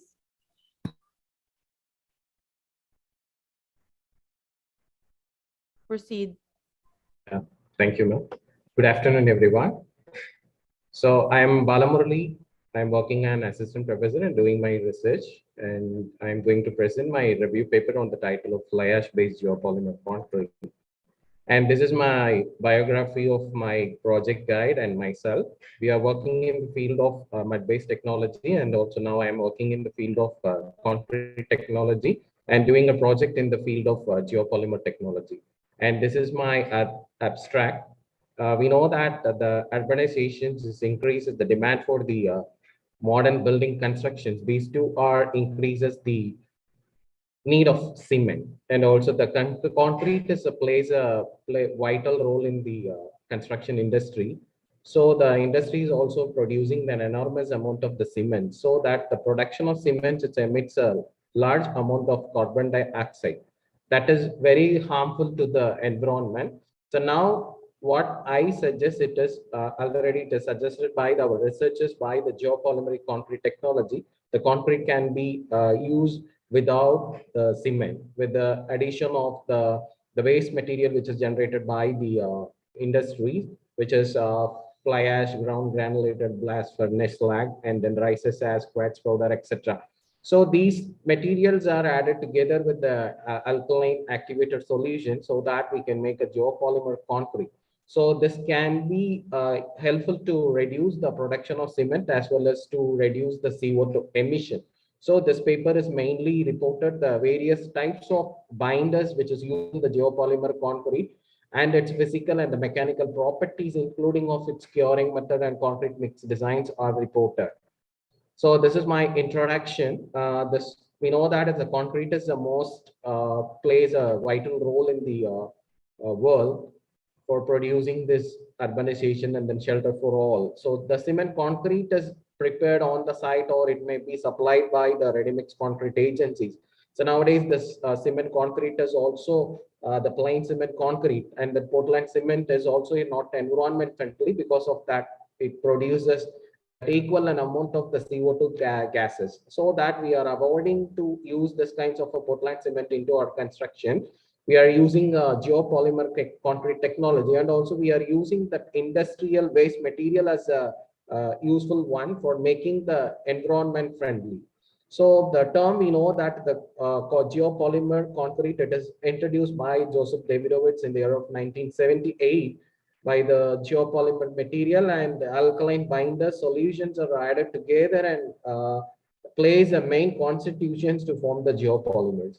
And this is the slide which shows you the difference between the cement concrete and the geopolymer concrete.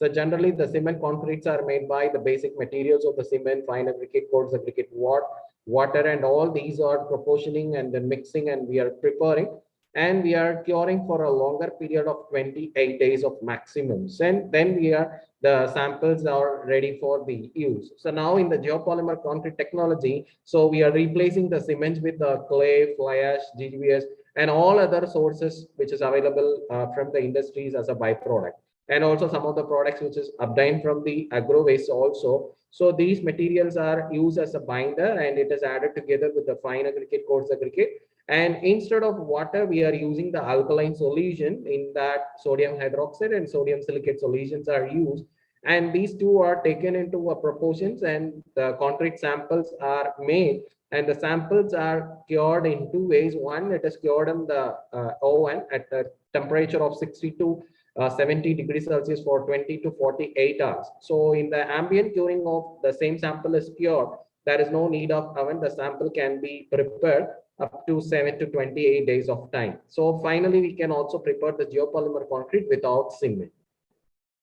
And this is the methodology which is suggested by the most of the authors I referred. Generally the industrial waste which is produced, the copper slag or a steel slag, or it may be a fly ash, whatever it may be produced from the industries are taken, and these are the copper slag, steel slag are taken as aggregates, and the fly ash is taken as a binder, and these two are proportioned together in addition to the solutions of the alkalines or the accelerators of the nanosilica alkaline solution of the sodium hydroxide or a sodium silicates, which is available in the various molarities, are taken together and proportion, and these are all used to make a concrete. And afterwards, if the concrete sample is cured in the oven as well as in the ambient, and we are making the geopolymer concrete with the precast elements, as well as we can make a cast in situ elements too. Then the precast elements are transferred to the rural housing, especially for maintaining the sustainable and then green housing. And these are all the applications of the geopolymer concrete nowadays. The precast beams, as well as the wall panels, railway sleepers, paver blocks, pipes, solid blocks, foam bricks, and everything is made by a geopolymer concrete. So these are all some of the reviews I have noted here. So Lloyd and B.V. Rangan, they have reported, they have used the fly ash into their project, and they have used this fly ash into different proportions, and they use this fly ash in the concrete instead of cement, and they have cured this sample into oven at 60 degrees temperatures for 24 hours. So within the 24 hours, they got it the sample. Then they proved that the geopolymer concrete has also to prove the results of the ordinary Portland cement. So that the fly ash is one of the binding agents it is suggested by the authors. And here the Rohit Chinde and Mamta, they have reported, they have used the another one, the binder, as a ground granulated blast furnace slag that is called as GGBS. It is used in the various proportions of the 25 and 50 and 75, and 0 is taken as a control mix of the normal. Without this GGBS, the full amounts of the fly ash is taken together. So here in fly ash as well as the GGBS is taken, the fly ash is taken at the percentage of 75 and the GGBS is taken as 25. Likewise, they have increased the GGBS amount to 25, 50 and 75. And they have also taken the 2 molarities of the sodium hydroxide solution of 11 molarity and then 13 molarity. These samples are cured in the ambient only. It is not cured in the oven, it is cured in the ambient only. After 7 days and then 28 days, they have good compressive strength. They have got an increased compressive strength when the use of increased amount of the GGBS into the concrete. So nearly 80% of the strength is achieved within 7 days of the ambient curing. It is also proving that it's avoiding the oven curing for the cases of the making geopolymer concrete. And another one paper, the Ramasetu et al., it is presented that they have used the binder index into the project. They have used a ratio of GGBS to fly ash in the ratios of 0.25, 0.43, 0.671, 1.5 and 2.3. And then with the various molarities of 6, 8, 10, 12, they have reported the ratios of the GGBS to fly ash ratio is increases with the increase of the molarity of the sodium hydroxide solution, which produces the higher strength. When we are increasing the amount of the GGBS content into the geopolymeric concrete, that produces a higher strength at the early stage. So here also it is proved that the GGBS as well as the fly ash combinations can give a better result. And Guru Javagar and Monica is also, they have reported in that project, they have also used the class of fly ash, another with the GGBS, the ratios of 50, 25 and 75. They have also reported that this is also formed as ambient curing. It is not taken into the oven curing. They have prolonged the duration of the concrete up to 112 days. In that 112 days, they got a good compressive strength. That is increased compressive strength when we are increasing the duration. And also they got a good flexural strength when it is increased to the number of days. So the ambient curing is also possible for the geopolymer concrete, but we have to wait for a time for reaching a better strength. And another one paper, SK Das et al., they have reported that they have used a fly ash and then GGBS, and then another one is a rices ash.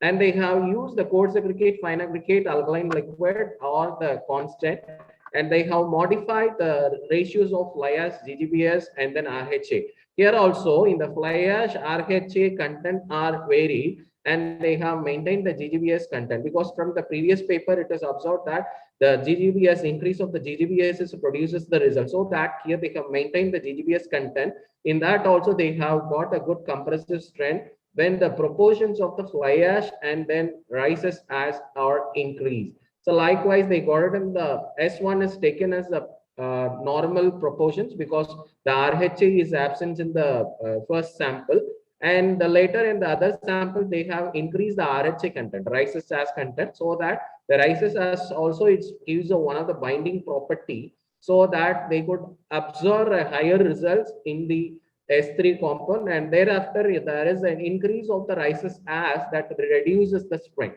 so that up to this percentage we can increase the rises ash, we can blend this rises ash in addition to the fly ash and GGBS. And another paper, it is OABC is reported that they have done plain cement concrete and then GGBS concave ash. They have used a concave ash addition to the GGBS. They have used the plain cement concrete. The normal cement is taken here as a reference. In addition to this, they have taken 500, that is 100% of the GGBS is taken and 100% of the concave ash is taken.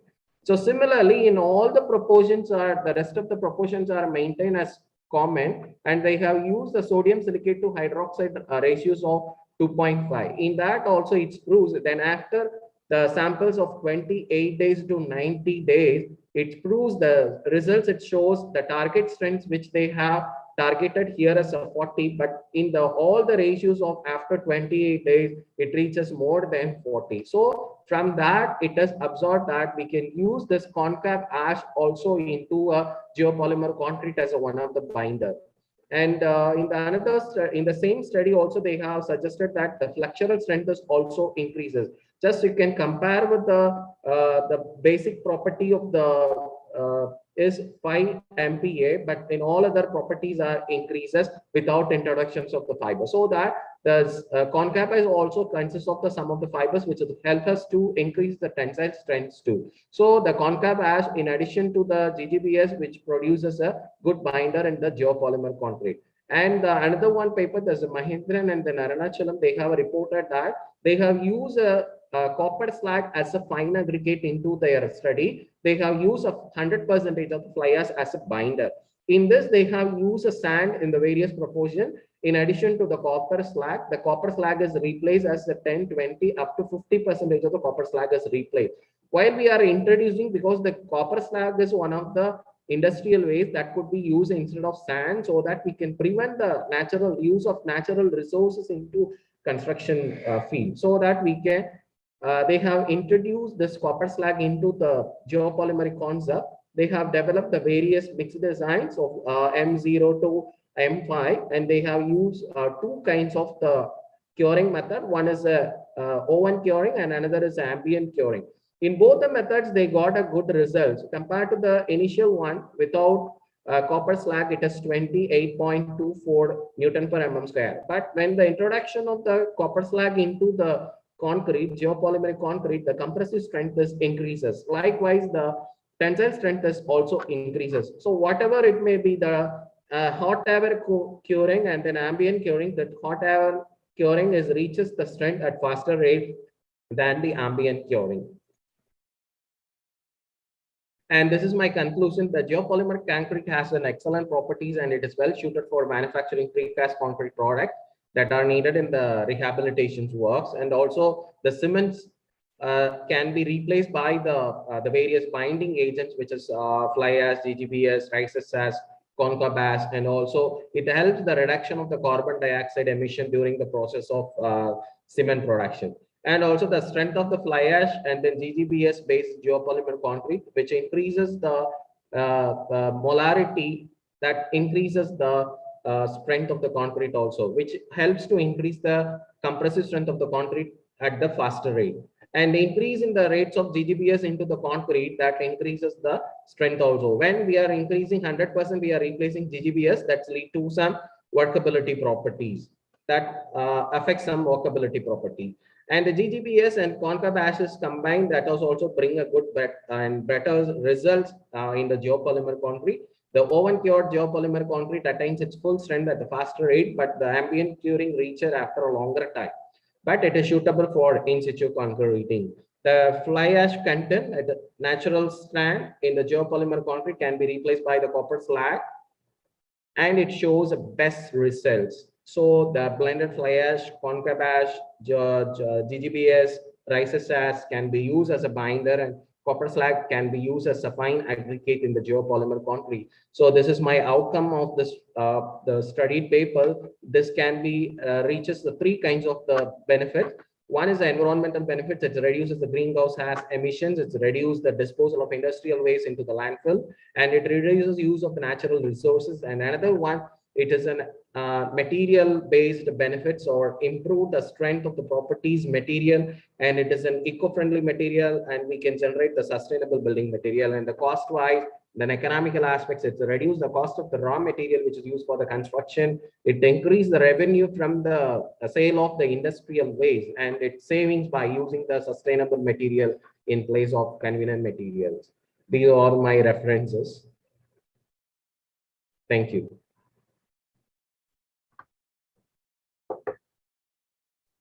Thank you so much for that presentation. And now I'd like to invite our next presenter. Multi-objective optimization of space layout for energy efficient and cost-effective building. Harshalatha and Shantaram Patil.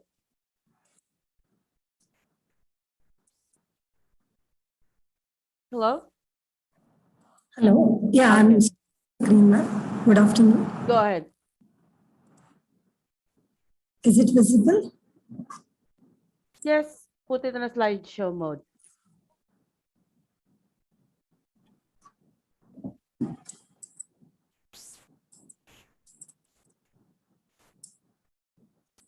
Just.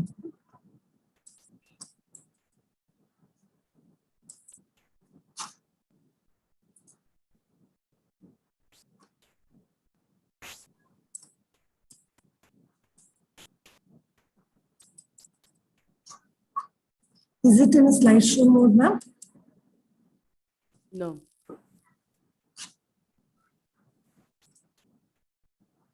No? All right, just go ahead. Just. Oh, there you go. Proceed. Good afternoon, all. Good afternoon. Good.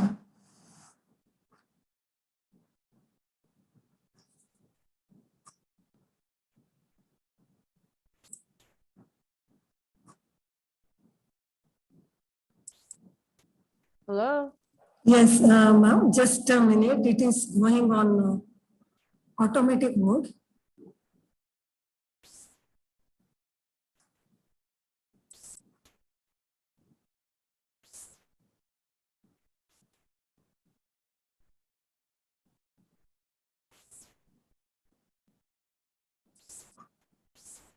Yes.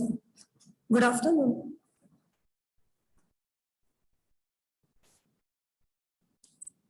Good afternoon, all.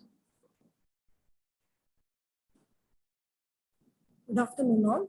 I'm Harshalatha, a research scholar from Manipal School of Architecture and Planning, and I'm presenting this paper along with my guide and co-guide, Dr. Shantaram Patil, who is a structural engineer working in Manipal School of Architecture, having experience of 22 plus years, and co-guide Dr. Pradeep Kini, who is a sustainable and green building development architect. So this is my abstract. So concentrating, focusing on multi-objective optimization, and it's a systematic literature review paper. So these are my content: introduction, aim, objective, aim and research questions, methodology analysis, with the conclusion and giving the further research direction. So as an introduction, the building sector accounts for more than 6 to 10th of world energy consumption and roughly 4/10 of the global greenhouse gas emission. And in terms of CO2 emission, also it is 25% of total global energy related emissions. It is increased day by day. Implementing energy efficiency measures is a very critical in the present situation. So the optimization will help to balance building design objectives such as minimum resource consumption, minimum energy usage, maximal comfort and safeness. So optimization problem is depending on multiple independent variables and objectives, where lots of techniques are investigated or like researched, like genetic algorithms being used to resolve complex objective functions. So the method of optimization is very important, and it is the necessity in early design stage of the building. So multi-object optimization is an evolutionary strategy where it is enhancing the building energy performance. And there are multiple stages in the optimization where the building model, simulation model will be created using software, energy simulation engines, and with the help of optimization tools. And then it will be validated and simulated to the control variables. Then we can get the result. So as a beginning, what is space layout? Space layout is a floor space which is now increasing because of the increasing development strategies in the developing countries. And it is impacting on the energy consumption of the building. So there are lots of other criteria are affecting the floor space, climate change, and again the technological development. And so these energy efficiency measures are very necessary to achieve the combined benefit of energy, economy, and environment. So space layer design is placed around the stages of scheme design and design development in the early design space. So it will be considered in between of them when there are lots of space layout variables which are affecting the energy performance of the building. Mainly the layout boundary, which is considered as envelope parameters, construction materials, and thermal mass. And non-fixed boundary, which is related with the orientation, shape of the building, and again the size of the building. So multi-object optimization. This can be applied in early stages of building spatial design. So this multi-objective optimization is included in terms of building design, thermal comfort, daylight economy, and in the environmental parameter. Normally 2 to 3 optimization objectives are selected to optimize the building design, where simple optimization, only one objective will be investigated. The main objects of building design optimization can be divided into 2 aspects. One is the design, where the building orientation, geometry, shape, envelope design parameters are investigated. And again, building equipment like artificial lighting equipment, heating, ventilation, and air conditioning equipments. So development of effective space layout is a challenging with multi-input, multiple output optimization problem. So from the review, there are lots of methodologies are developed. This is the systematic diagram of multi-objective optimization, where design task will be given with the initial design, and that initial design will be investigated using the energy simulation engine, where the satisfaction of design objective is reached, then it will be considered as optimal design. And again, if it is not, again, it will be simulated under optimization, simulated through optimization with the new design, considering new variables and functional objectives. So aim of the paper is to identify the interaction between space layout design variables and related functional objectives in the process of multi-objective optimization method, and the development regard to this topic through the review of previous literatures. So the research questions mainly addressed are: how can building spatial designs be represented within the context of optimization? what are the functional objectives and algorithm simulation strategies applied in the optimization related to architecture space layout and their significance on the energy performance of the building. So methodology, this is a systematic literature review. And again, it's most probably focused on multi-objective optimization, energy performance, and cost effectiveness as a keywords. Research published between 2016 to 22 January are considered. 33 papers are selected for the full paper review where the conference proceedings with chapters and the papers are excluded. So from the analysis, we can see there are around 20 to 21. There are lots of investigation happen through multi-objective optimization methodology with respect to space layout. And in terms of building typologies, residential buildings are researched and again compared to other buildings. And from the building, in the building typology also from the single room to entire building got investigated. In terms of publication, in terms of criteria-wise, China has a major part of the contribution in the research area. So space layout variables in multi-objective optimizations are considered. There are many variables are considered, especially envelope parameters in that glazing, window wall ratio, and geometry of the shape of the building, window details, shading devices, digital, and mainly building orientation. So other parameters considered are HVAC, design constraints, insulation and thickness of the mass, internal thermal mass, property of the envelope, building configuration, types of floor, roof, and walls, infiltration, and thermal properties of the envelope. So this is the connection, interrelation between the variables with respect to functional objectives. So there are like main functional objective considers are annual cooling load, heating load, energy consumption, daylighting, thermal load, global cost, and investment cost. So building envelope and envelope details, window details, and shading parameters are considered as the main objective in terms of the showed functional objectives. So these are the different functional objectives which are investigated in this multi-objective optimization, and in that annual energy load was the main criteria along with other criteria. Most of the researchers are oriented minimum 3 to 5 to 6 functional objectives. So algorithms are developed, lots of algorithms are developed to make the process very faster in terms of accuracy and in terms of the process. So the non-dominated sorting genetic algorithm 2 is considered in the most of the articles, which are like very faster, and again the process was easy. So software and simulation optimization engines are like in terms of software design builder, OpenStudio, and Grasshopper got the equal preferences in most of the articles, where simulation engines, the NHA Plus is dominated in most of the researchers, which is very user-friendly and again to get the accuracy, more accuracy than the Transys. Optimization program and the tool are like MATLAB and Python, where both are considered equally in the most of the articles.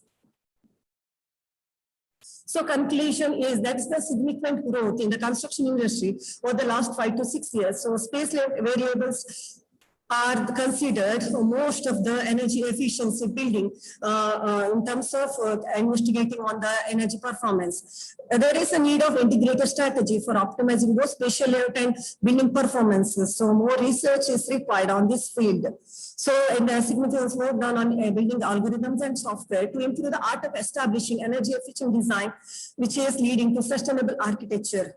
There are lots of limitations in terms of local restriction, usage needs, and investment scale. Because of these, architects are like getting handcuffed in terms of optimization research. consideration of correct network for feedback, the selection of proper parameters or variables connected to established goal functions of optimization process for optimal solutions is very much needed. As for the research from the review, we can see that there are less number of researchers on complex structures like hospital, where wide range of functional requirement as well as occupant comfort levels and specialized design aims are there. And again, the functional objective is very much considered in this type of buildings, which is necessary to optimize to get the energy efficient structure. And more of architectural flexibility and without neglecting functional needs also very much required, where multi-objective optimization is very helpful. So optimal design of building, where integration of effective energy usage, lowering financial cost and minimizing environmental effects are required. So this is the appendix, the structure of my review of each articles. And these are my references in this research. And thank you. Thank you all for providing to present in this conference. Thank you very much. Thank you so much for your presentation. And next, I would like to invite our next presenter. Effect of varying temperature and crumb rubber content on properties of waste, tire rubber, modified bitumen. LK Kukate.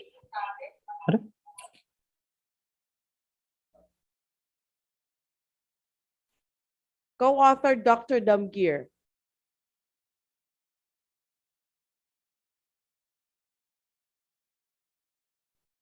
Second call, effect of varying temperature in crumb rubber content and properties of waste tire rubber, modified bitumen.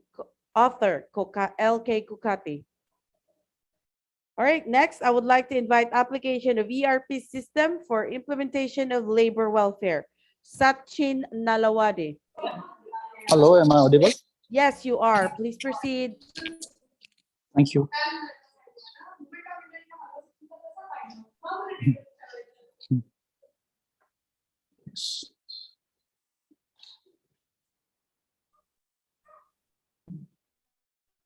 Is it visible to you? Yes, it is. Proceed. Okay, thank you.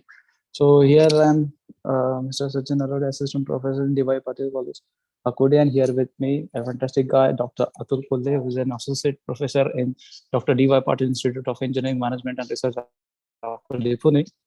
And today we are going to discuss upon the applications of ERP system for implementation of labor welfare. So as this abstract goes, where it says that digitalization is an inseparable part of construction industry, wherein a lot of masses are working together to achieve the goal. And being the dynamic in nature, we have to manage all the resources using some software which are adapted in nature. So with the help of ERP, we can manage all the resources, and it has been significantly seen in the time of COVID-19 benefits, and it has affected the exclusive limit for the labors, and which are promoted by the state government and state.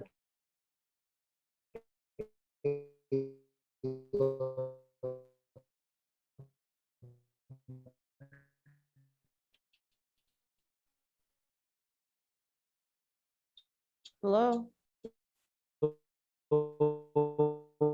We have tried to throw the light on how ERP could be used to handle the lot. Hello.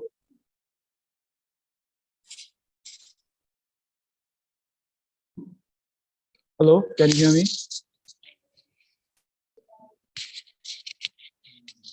Hello. Hello. Yes, you are audible. In between, your voice broken actually. Okay. Sorry now for that. You are audible. Go ahead. Okay, thank you.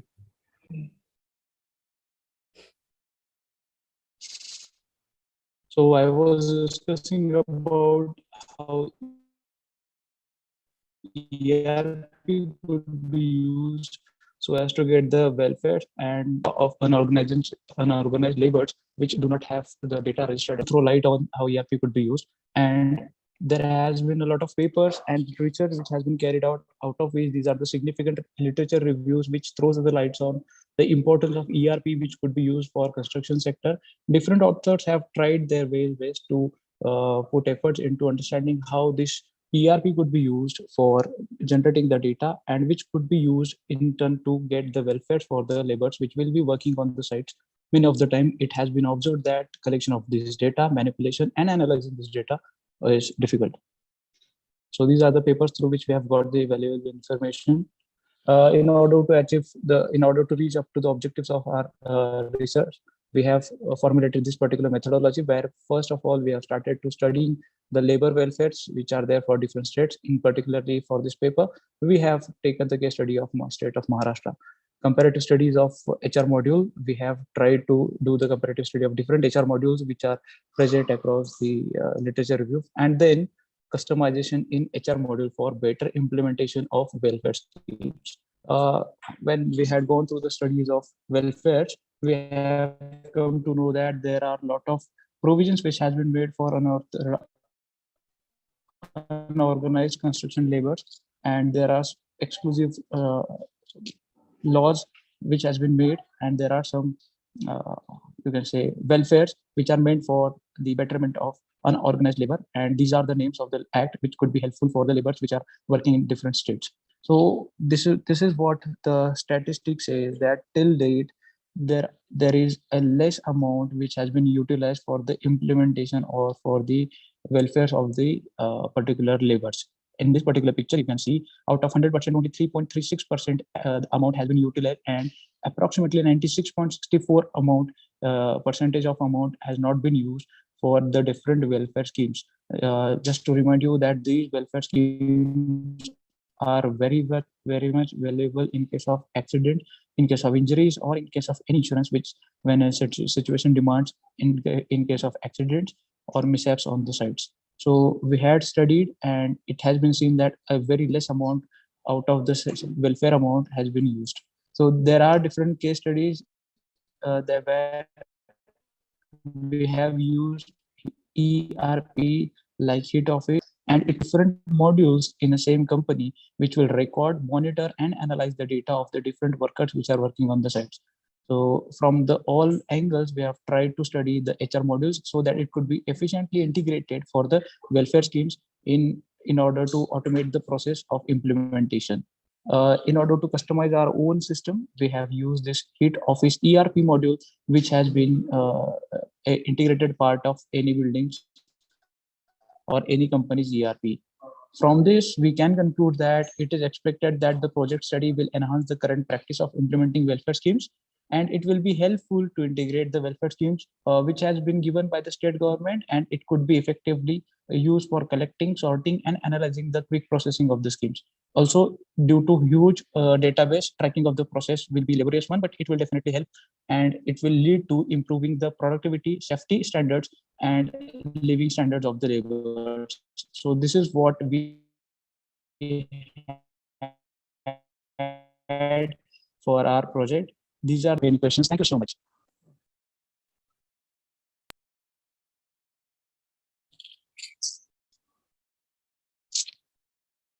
Hello. Hello. Yes, I'm done with my presentation. All right. Thank you so much for that presentation. And I would like to invite our next presenter. Effect of varying temperature. Oh. A state of the art review of dynamic analysis of piping systems subjected to seismic excitations. Thank you. Go ahead. Thank you very much. Good afternoon, one and all. I'm Professor Jagrati Patel. I'm also working as assistant professor and research scholar at MIT WPU and a research scholar at MIT ADP. Okay, so I've done a detailed review of dynamic analysis of piping system subjected to seismic excitation.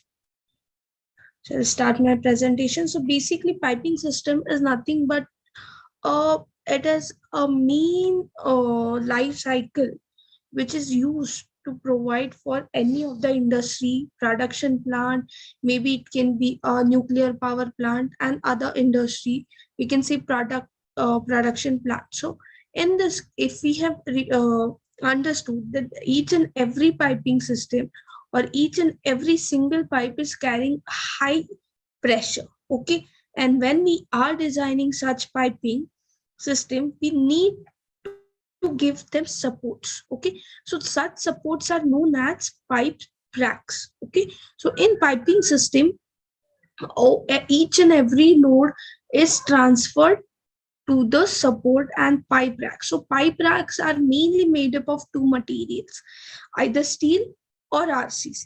Sometimes we can give them a composite, like sometimes we can use a composite material for the same. So when any of the earthquake happens, that time each and every pipeline, like we can just imagine the disaster which may happen agar, like in simple words, if pipes are carrying a very high pressure, and if due to earthquake or due to vibration, if it gets disturbed, then the tremendous amount of pressure or we can say gases will release, which is not good for considering economy, also considering the sustainability, also considering the environment also. So that's why we should focus more on the pipe racks, which gives supports to the piping system, and these pipe racks should design considering the seismic excitation. So that's why it is needed to do dynamic analysis of such pipe rack system. So in this, I have gone through some of the literature which is available. So this is a typical pipe rack system. Here you can see that there are multiple layers. So on the bottom level or the process level, the high pressure pipes are there. And as we are going on upper level, the which is known as utility level, you can see at this point all the pipes which are having low pressure, comparatively low pressure, are used on the utility level. And again, along with the same, there is a future the area which is given for future expansion and circulation purpose. So this is a typical pipe rack system. So here we can see the 3D model of pipe rack system. So from this, I hope everyone understood that what do you mean by pipe rack system. So when we are designing this pipe rack, there are some typical shapes like dead end pipe rack system, then T-shaped pipe rack system. Here you can notice simply T-shaped pipe rack system, then I-shaped pipe rack system, or we can simply say it as a composite shape. So it depends on the load, depends on the purpose, like how much load and how much pressure it is going to carry, we can decide the shape of pipe racks. Okay. So general approach when we are designing pipe rack, the first thing which we should get is the client's requirement.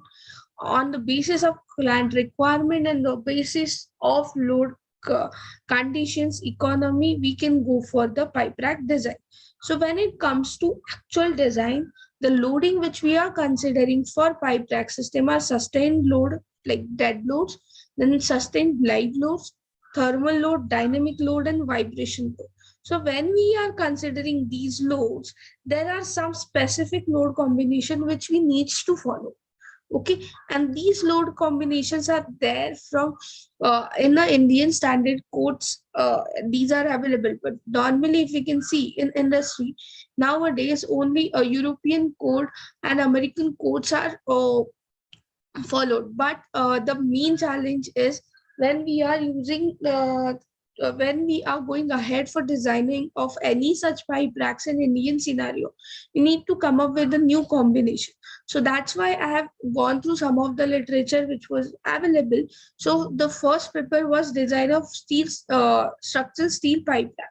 So in this, I have come to know that when we are designing the like pipe racks are non-building element, and additional and updated design guidelines are need to be consistent design method are used throughout the industry. So there should be a proper method which should give direction while designing.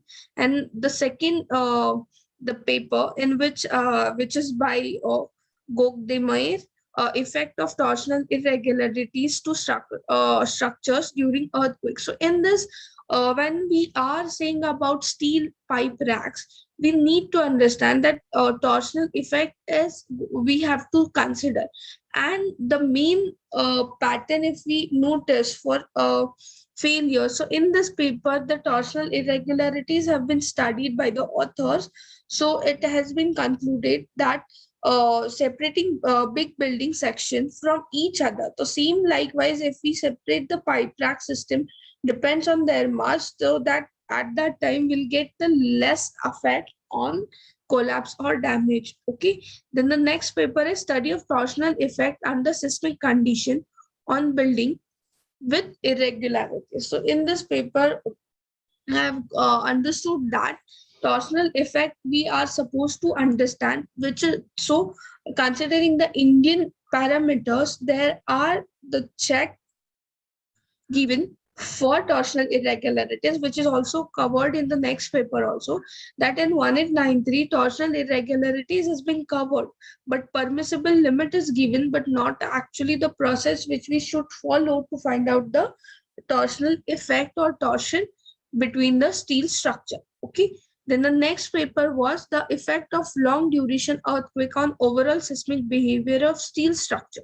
So steel structure design according to the Eurocode provision. So in Eurocode provision also, when we are using this in Indian scenario, it is very difficult to convert all the parameter according to Indian scenario. Okay, so this is one of the important loophole I have understood. Then I have also gone through the performance-based earthquake evaluation of full-scale petrochemical piping system. So in this, authors studied that the experimental test campaign carried out on full-scale piping system in order to assess its seismic behavior. So in this behavior, it has been understood that the failure pattern when it happened, it was on the performance-based model. It was measured on the performance-based model.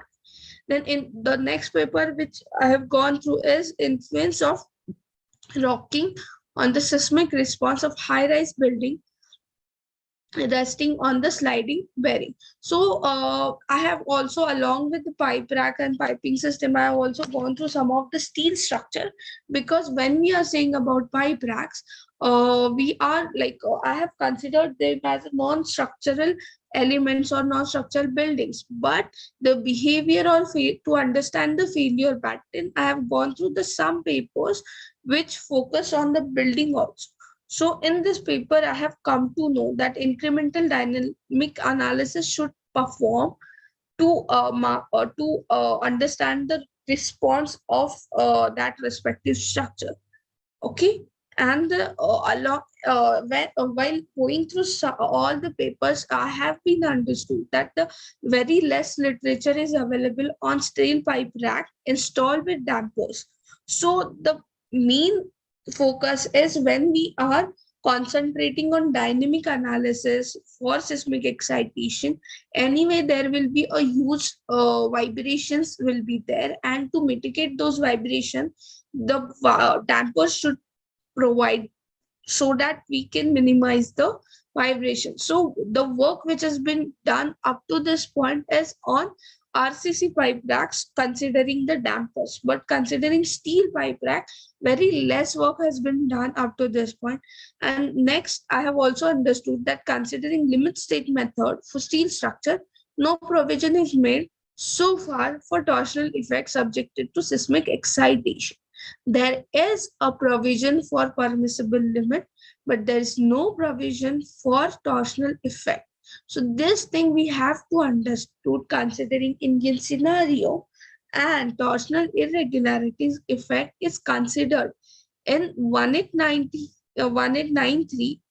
Here I have mentioned 2002, but in the revision which is made in 2016 also, no provision is provided considering IS 800. So this is the thing which I have gone in detail, and I have understood that there is a huge scope considering the research. So that's it from my side. Thank you, ma'am.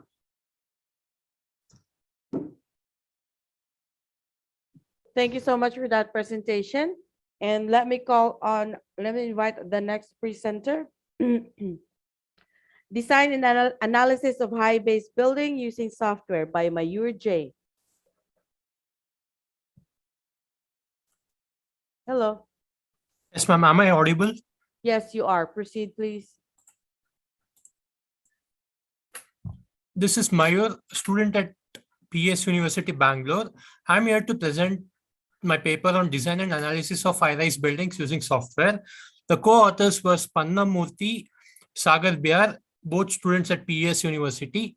We were guided by Dr. S.V. Venkatesh, Professor and Chairperson, PS University, and Janardhan K, Assistant Professor.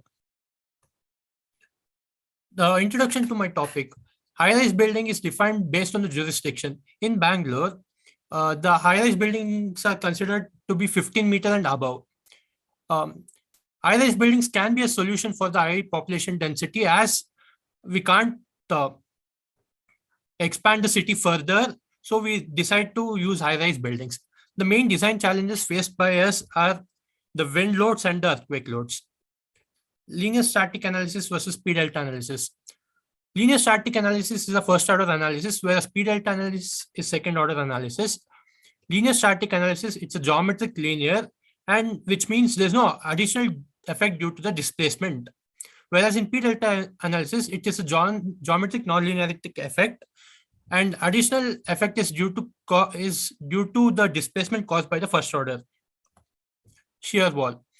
Shear wall is a special type of RC resisting frame, used in RC resisting frame, which is used to resist the lateral loads and the vertical loads. This in turn reduces the lateral sway of the building.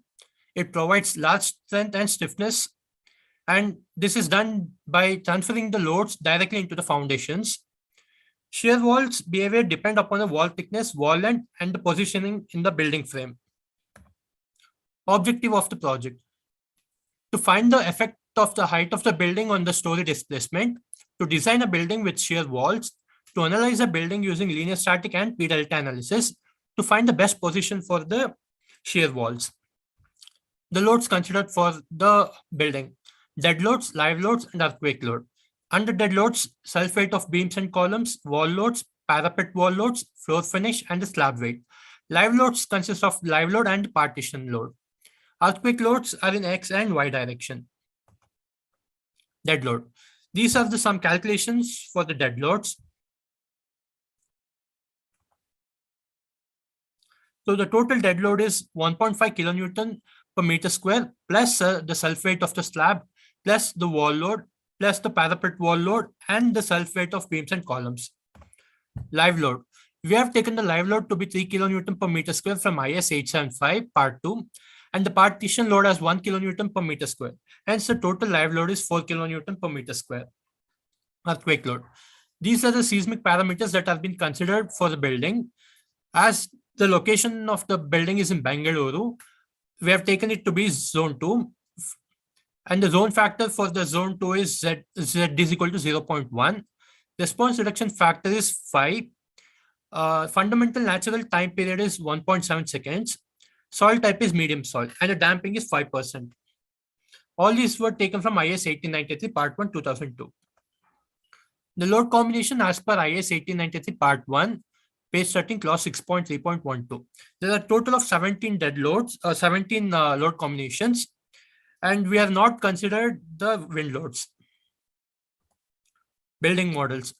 So there are two major building models. One is without shear wall and with shear wall. And in with shear wall, there are two more cases where one is at the core and one more is core with corners. The software we have used is ETABS version 19. This is a plan and elevation of the building we are considering for the study. As per IS 1893 part 1 2002, the maximum permissible joint displacement is 0.004 times the height of the building, which comes to around 258 mm. Building models without shear wall. These are the different plan 3D model and displacement for without shear wall model. From this table, we get to know that the maximum joint displacement is 106.241 millimeters for linear static analysis, whereas when performed P delta analysis, we got 123.291, giving a difference of 16%. And this is in y direction. Similarly, for linear static analysis, we got 183.257 millimeter, and for P delta, we got 236.823, giving a difference of 29%. This graph shows the story displacement in y direction for linear static analysis, and this graph shows for P delta analysis. Building models with shear wall, and the shear wall is present at the core. The blue line depicts the position of the shear wall. The maximum joint displacement in x direction was found to be 58.29 when linear static analysis was performed, whereas 62.2 millimeters when P delta analysis was performed, giving a difference of 6.7%. And whereas in y direction, it is 74.72 mm for linear static analysis and 80.95 for P delta analysis, giving a percentage difference of 8.32. This graph shows the story displacement in y direction for linear static analysis, and this is for P delta analysis. With shear wall, core with corners. As we can see, this is a modified version of the previous model. The extra walls are given at the corners as shown. So these are the displacement values in x direction, and this is the displacement values in y direction. This graph shows the story displacement in y direction for linear static analysis, and this one is for P delta analysis. Comparison of results. As we can see, the maximum joint displacement in x direction for shear wall is considerably more than the core and core with corners. Core with corners shows the least displacement. Similarly, the same trend is followed in the y direction also, where core with corners gives the least joint displacement. So there's a percentage difference of 16 between linear static analysis and P delta analysis for no shear wall, whereas 6.71% for core and 5.52 for core with corners. Similarly, there's a percentage difference of 29% in y direction for no shear wall, 8.33% in core, and 7.01 with core with corners. So as we can see, this shows the importance of providing shear walls.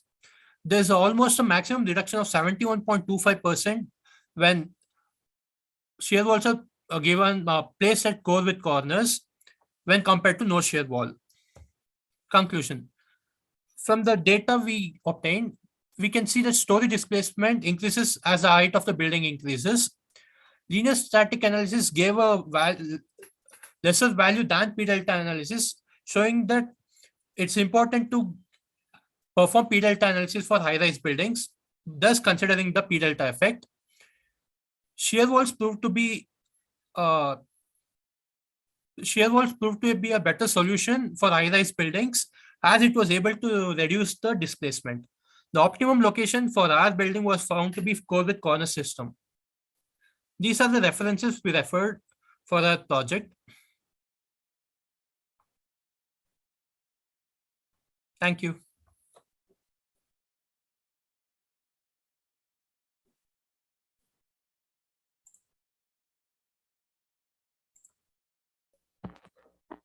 Thank you so much for that presentation.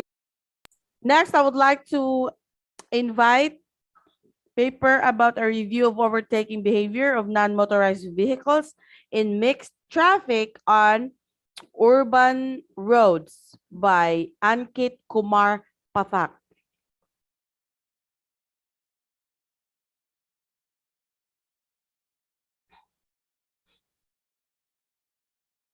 Right, next presenter, behavior of self-compacting concrete under different temperature and climate condition by Shivam Verma.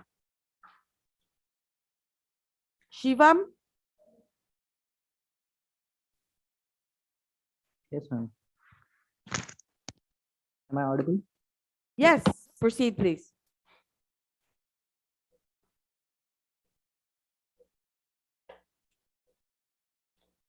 Right. Go ahead.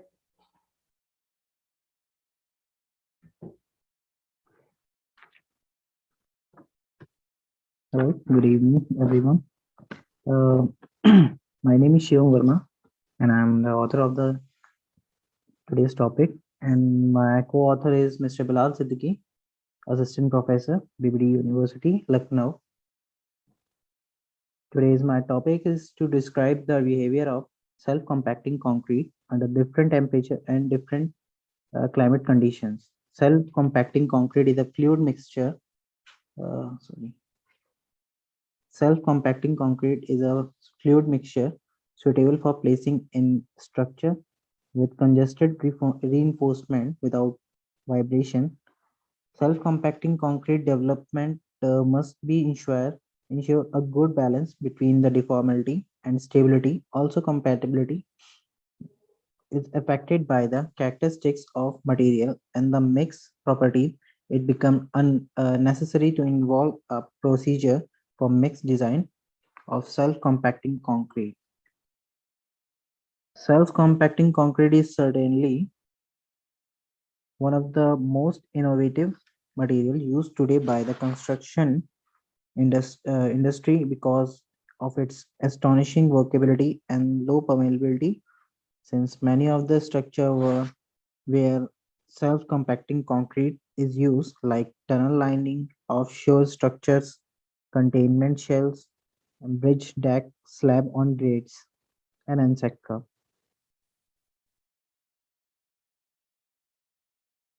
The aim and significance of the current work arise from the fact of self-compacting concrete. Basically, requirements is related to its consistency and its ability to flow during placement. The aim of the research was to study the influence of increasing ambition, temperature, and the temperature of concrete material, including water, cement, and aggregate, on both self-compacting concrete, fresh and hardened property. Here, experimental programs the current work aimed to evaluate the influence of the high ambition temperature on self-compacting concrete strength, flow indicators, and early shrinkage of the self-compacting concrete mixes. The evaluation was based on the test result of similar control mixes cast at room temperature. The material were heated to simulate their condition in concrete manufacturing plants. There are the two concrete mixes with or without the addition of chemical retarder, where proportion for the testing table number 1 shows the concrete mix property here. There's a thermally insulated chamber were specially constructed with the internal emission temperature control. All concrete mixes, casting, curing procedure were conducted inside the chamber. And this is a chamber. The chamber was 4 meter long, 2.5 meter wide, and 2.2 meter high, with wooden wall and ceiling covered with a reflecting aluminum coated air bubble thermal insulation sheet, as shown in figure 1. Electric rotating heater and the fan were used to evenly heat the chamber working area. There's a working fan, electric fan, and the temperature inside the chamber was monitoring the control from the outside to avoid opening the chamber frequently. The relatively humidity inside the chamber was 46 to 49 degrees Celsius. The solid material was heated to the specified temperature of 50 degrees Celsius in 2000 liter electric oven. Here's some material used. The cement used The cement was the Portland cement with some first grade 42.5 Newton, and the fine aggregate was used. Crushed dolomite size coarse aggregate was used. Super plasticizers and other chemical admixtures are used.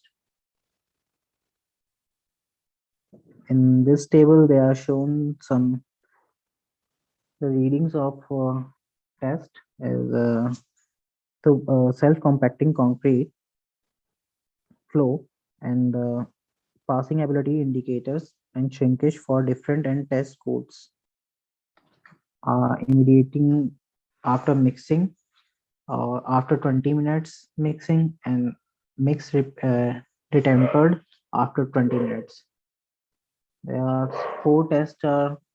three tests are done: slump flow test, J-ring test, and V-funnel test on a different temperature and different condition, and two self-compacting concrete mixes are used in this. Conclusion: and the current work, two self-compacting concrete mixes were tested to study the rheologically and hardened property under the circumstance simulating concrete manufacturing in hot weather, the ambient temperature and induced concrete material temperature and their combination were test parameters.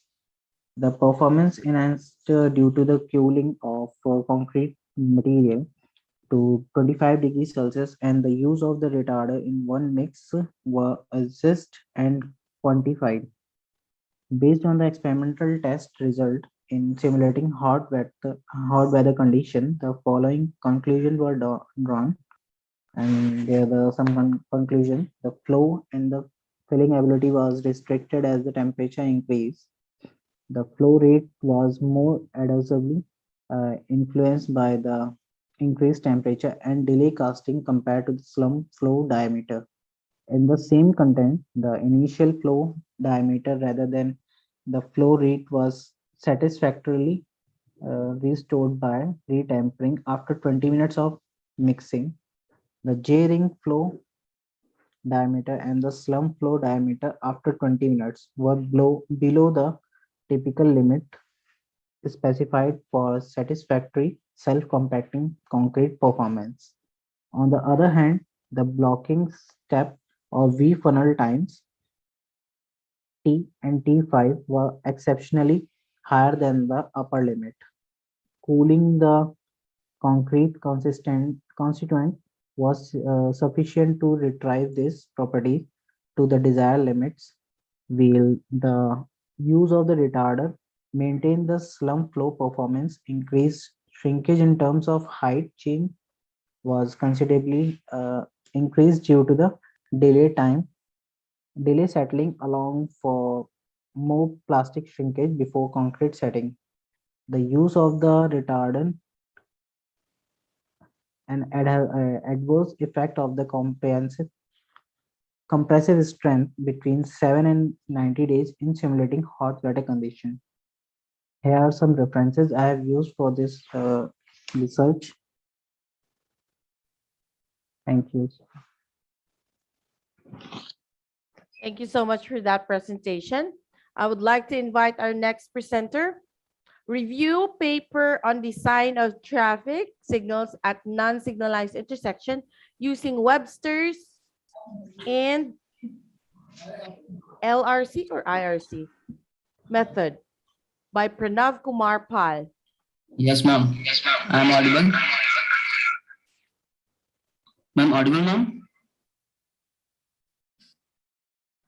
Yes, you are audible, sir, but there's a feedback. Can you please? Yes, ma'am. Okay, go ahead.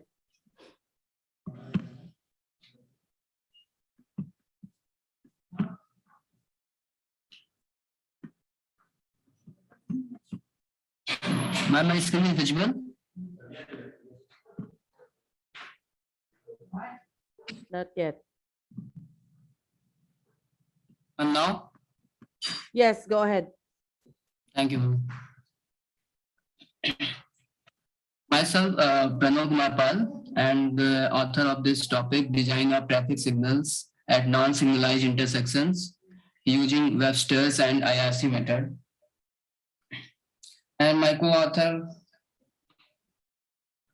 Mr. Kamal Tripathi, Assistant Professor and HOD in charge, Department of Civil Engineering, Babu Banasi Das University, Lucknow.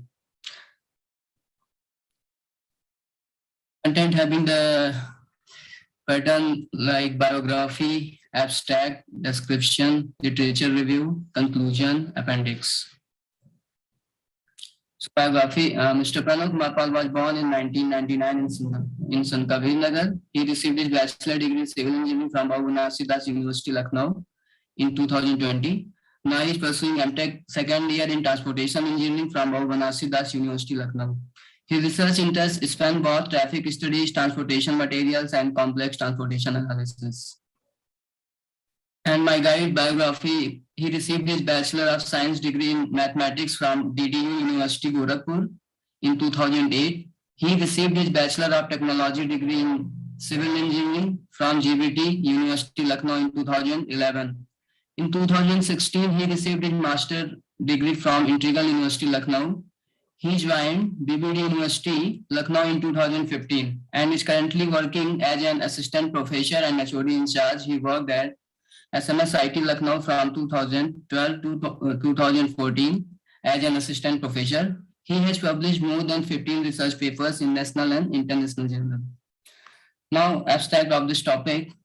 In India, growth of population plays an important role to increase the congestion at intersection because every person used separate vehicle for movement. Due to this region, traffic become out of control and create problems like accident, jam at an intersection. So it is not possible to control the movement of vehicles by traffic police due to increase in number of vehicles at intersection. Therefore, all intersections should be well signalized and traffic signals are especially designed for the emergency vehicles like ambulance, fire vehicles. Because emergency vehicles face delay at intersection when traffic at red light, that is very dangerous for our society. So the traffic signal system are used to control the flow of vehicles with the help of traffic light, where many roads meet together and make junction. Traffic signal is the best way of control vehicle movement at intersection without any accident and conflict. And keywords like traffic signal, traffic balloon, traffic light, passenger car unit, IRC. As we know, the population of India increased rapidly day to day in urban areas. Number of vehicles are also increased. Therefore, traffic engineers face major problems to control the traffic. Traffic signals or stop light, as it is also known as control vehicle traffic passing through the intersection of two or more roadway by giving a visual indication to drivers when to proceed, when to slow and when to stop. These are indication of the traffic lights that red light indicates for stop and green for go and yellow for ready to stop for red light. In this way, traffic signals controls the flow of traffic without any conflict and interruption. These pictures are without signal, and in this picture, the condition shows that the chance of accidents increased at that time because there are no any rule for traffic.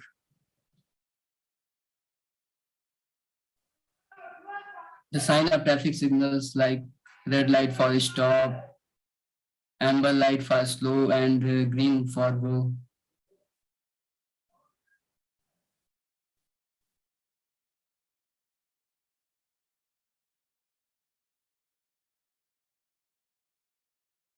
Picture shows about the crosswalk for the pedestrian crossing one side to another side. There are some literature review for my topic. Tariq Aziz, Engineer Neeraj Kumar, 2021.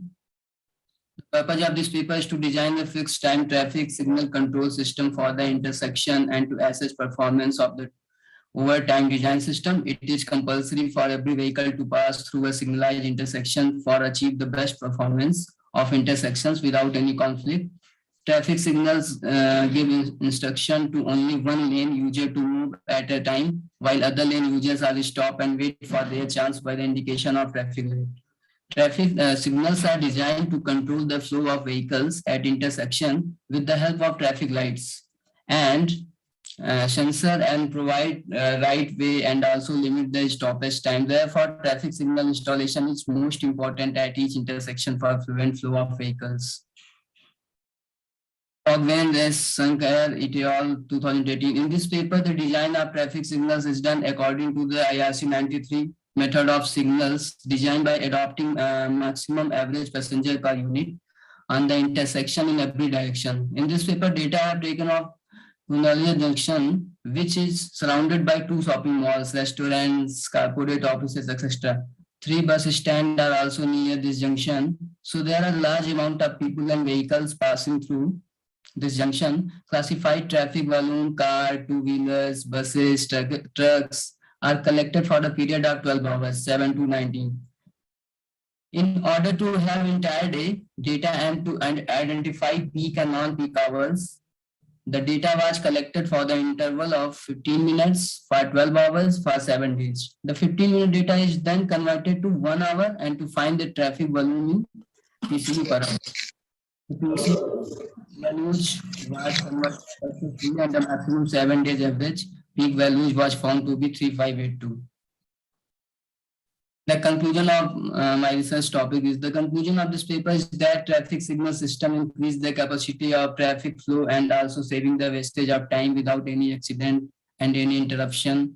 Traffic signal system is increased to allotted the green time mode for every lane with fluent flow of vehicles by using traffic signals. The problems of manually controlled traffic system by police is also solved. So the traffic signal system is the best way to control the traffic flow at intersections.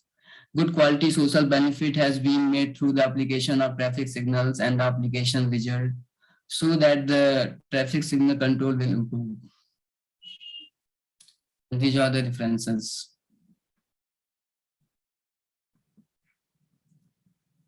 I'm complete my presentation.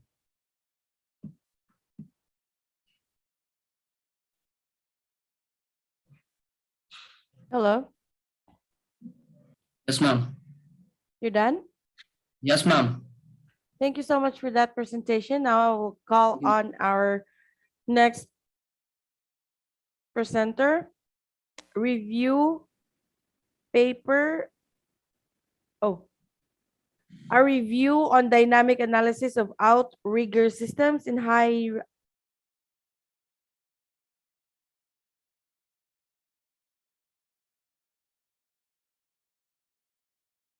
dynamic analysis of outrigger systems in high-rise building against lateral loading by Vandana Kushwaha.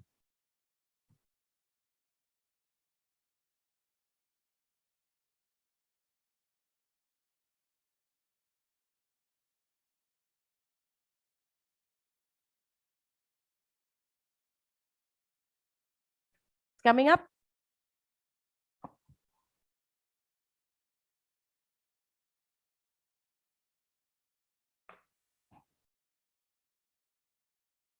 Right, please have it on a Good slideshow afternoon, ma'am. mode and Good proceed. afternoon, ma'am.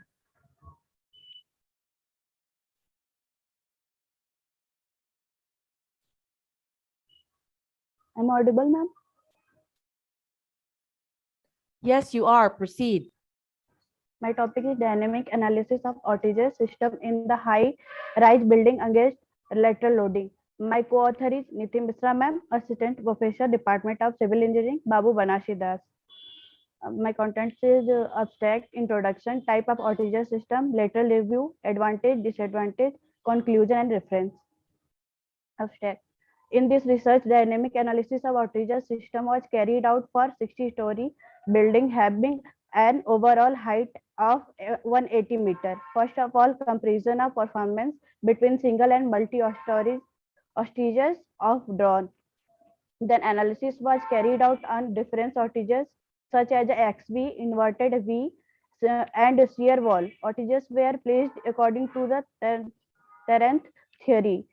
1 upon n plus 1 and 2 upon n plus 1 and 3 upon n plus 1 and 4 upon n plus 1 and so on of height 30 frame without a only shear wall core and other artificial models were analyzed in ETAP software and different parameters and maximum story displacement, maximum story drift and story shears was compared by analyzing all the models by the dynamic analysis for the earthquake load response spectrum and static analysis for wind load. It was concluded that a structure become more resistive to lateral load with increase in number of outages between XB and inverted V. Type or steel outages inverted V is most effective, but when shear wall was used as an outages, it gave better result than steel outages. Also, belt trusses on shear bands increase the effect of outages even more. Introduction. From the early days of the human civilization, migration has been common part of the day-by-day life. Early people traveled thousands and millions, search of food, water, and safety. In the modern era, people still migrate from the one place to other for better job opportunities and lifestyle. As we know, big cities and metropolis provide a great deal of life to human these days. Hence, a lot of people are attached towards the big cities, due to which the population of these cities are rising tenfold, supporting a large amount of population in a limited area of land has been challenged to the society. Different type of land utilization techniques were involved in the past years. One of the technique is high-rise buildings. High-rise buildings is the land utilization technique. In present time, it can save a land as a plan. High-rise buildings are very less as compared to elevation. Type of outage system. Outages can be classified on the basis of the connection between central core and exterior columns, which is mainly of two types: conventional outage system and virtual outage system.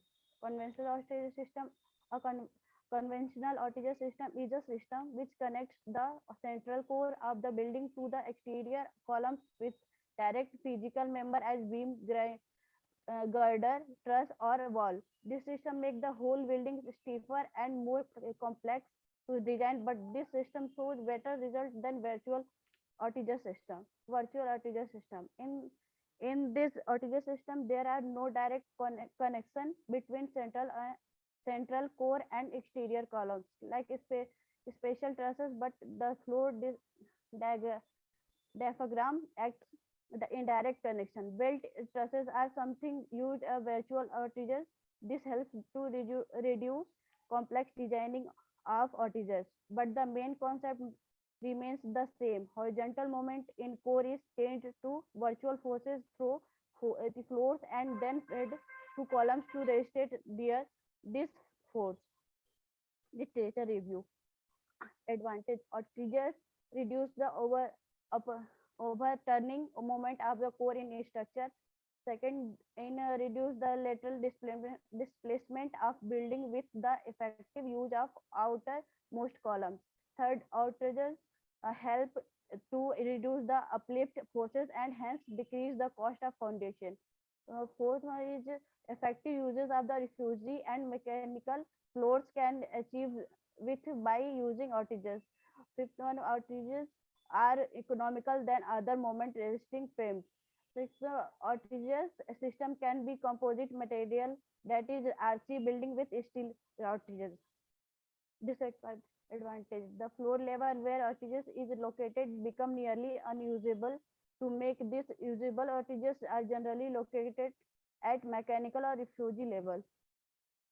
Second, when steel outages is used with concrete shear walls core, the connection become very complex. Third, when shear walls are outages are and outages are of different materials, their strengths can sometimes be non-uniform. The gives rise different behavior of member under same loads. Conclusion: this study compared to the behavior of multi-outages, effect of belt truss, shear band.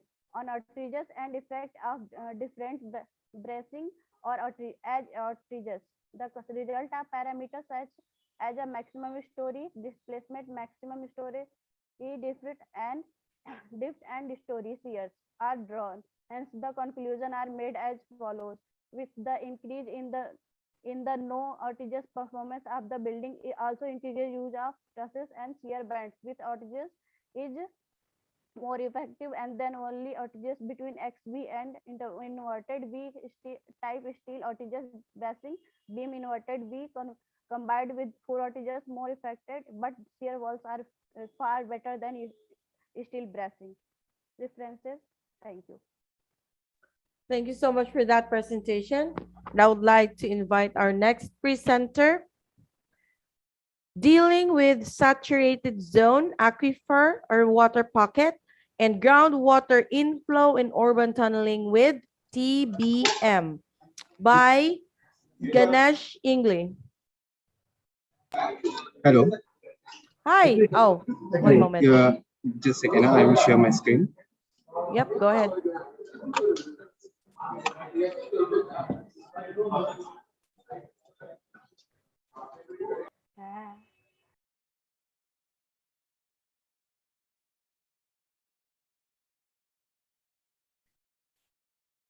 Yep, I can see your screen. Please unmute yourself again and have it on a slideshow mode. Unmute yourself.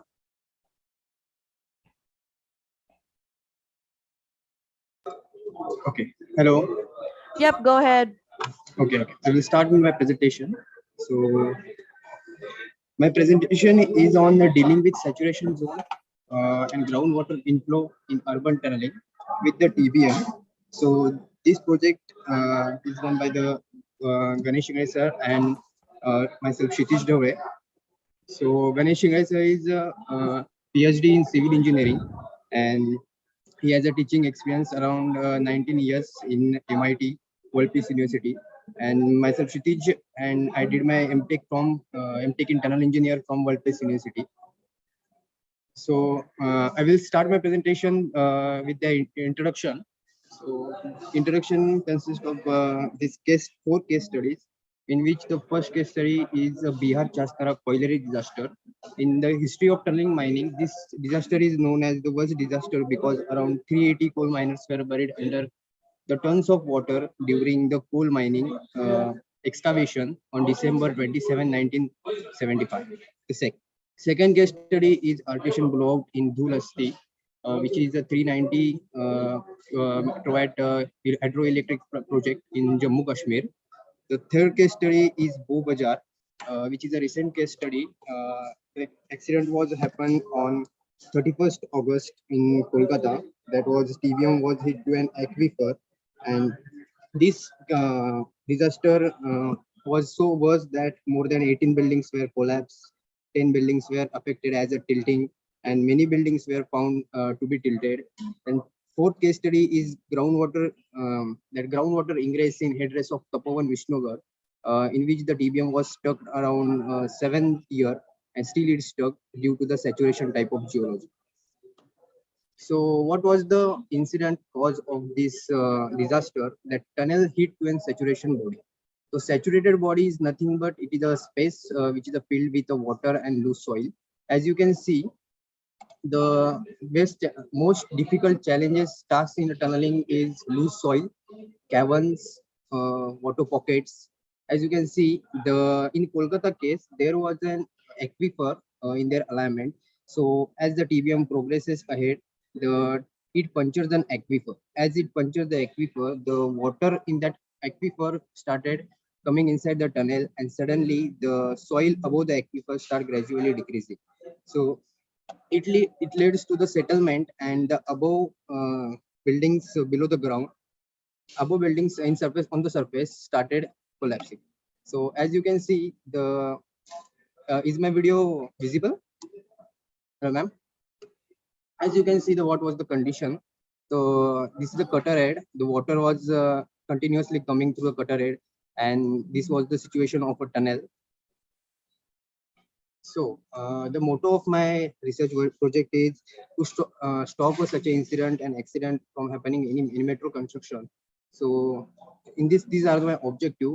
So I divided my project into 3 categories. That is how to deal with such a situations. That is before incident, during incident, and after incident. So in before incident, formation of saturation zone is very important. How the formation of saturation zones take place. In this, to study the advanced detection technology for detecting heterological bodies in subsurface during the tunnel alignment study. And during the study, during incident, we will see the grouting techniques to study the integrated and analytical behavior of tunnel and tunnel surface in RS2 software and tunnel after hitting a water pocket.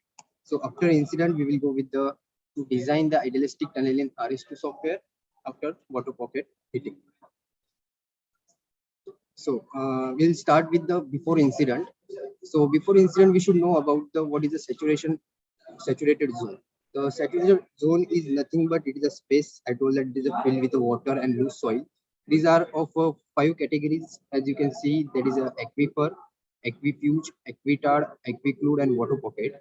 The aquifer is further divided into 2 categories. That is a confined aquifer, which is also known as closed aquifer, and unconfined aquifer, which is an unclosed aquifer, which will be connected to any stream body near to river or any lake. So aquifuge is a solid layer that neither contain or not transmit a water body. It is like a solid rock. And aquitar is a layer with a very low permeability. Even the flow of water can be seen during the rainy seasons, and it cannot be seen in a summer season. It depends upon the conditions. So aquiclude is a rock and a soil having a porosity but not the permeability like clay. And the water pocket, it's a cavity which is filled with a groundwater. So how to detect this such a type of hydrological bodies while doing a tunneling? So there are geophysical techniques like pumping test, aquifer test, which is also called as aquifer test, satellite-based groundwater monitoring, then detection by GPR, that is ground penetration radar, aquifer detection by electrical resistivity, by seismic reflection, and detection by geotechnical sounding. So these all are the old techniques, but as we see, the modern techniques plays very important role while doing a tunneling in urban area. So the beam, that is a bore tunneling electrical ahead monitoring, which is a geophysical real-time monitoring techniques. The electrical signals are mounted on a cutter head, as you can see. The electrical mounted signals mounted instruments are mounted on a cutter head, and it emits the signal around 20-meter ahead. Geology can be easily detected by this instrument, that is a bore tunnel electrical ahead monitoring, which is called as these techniques.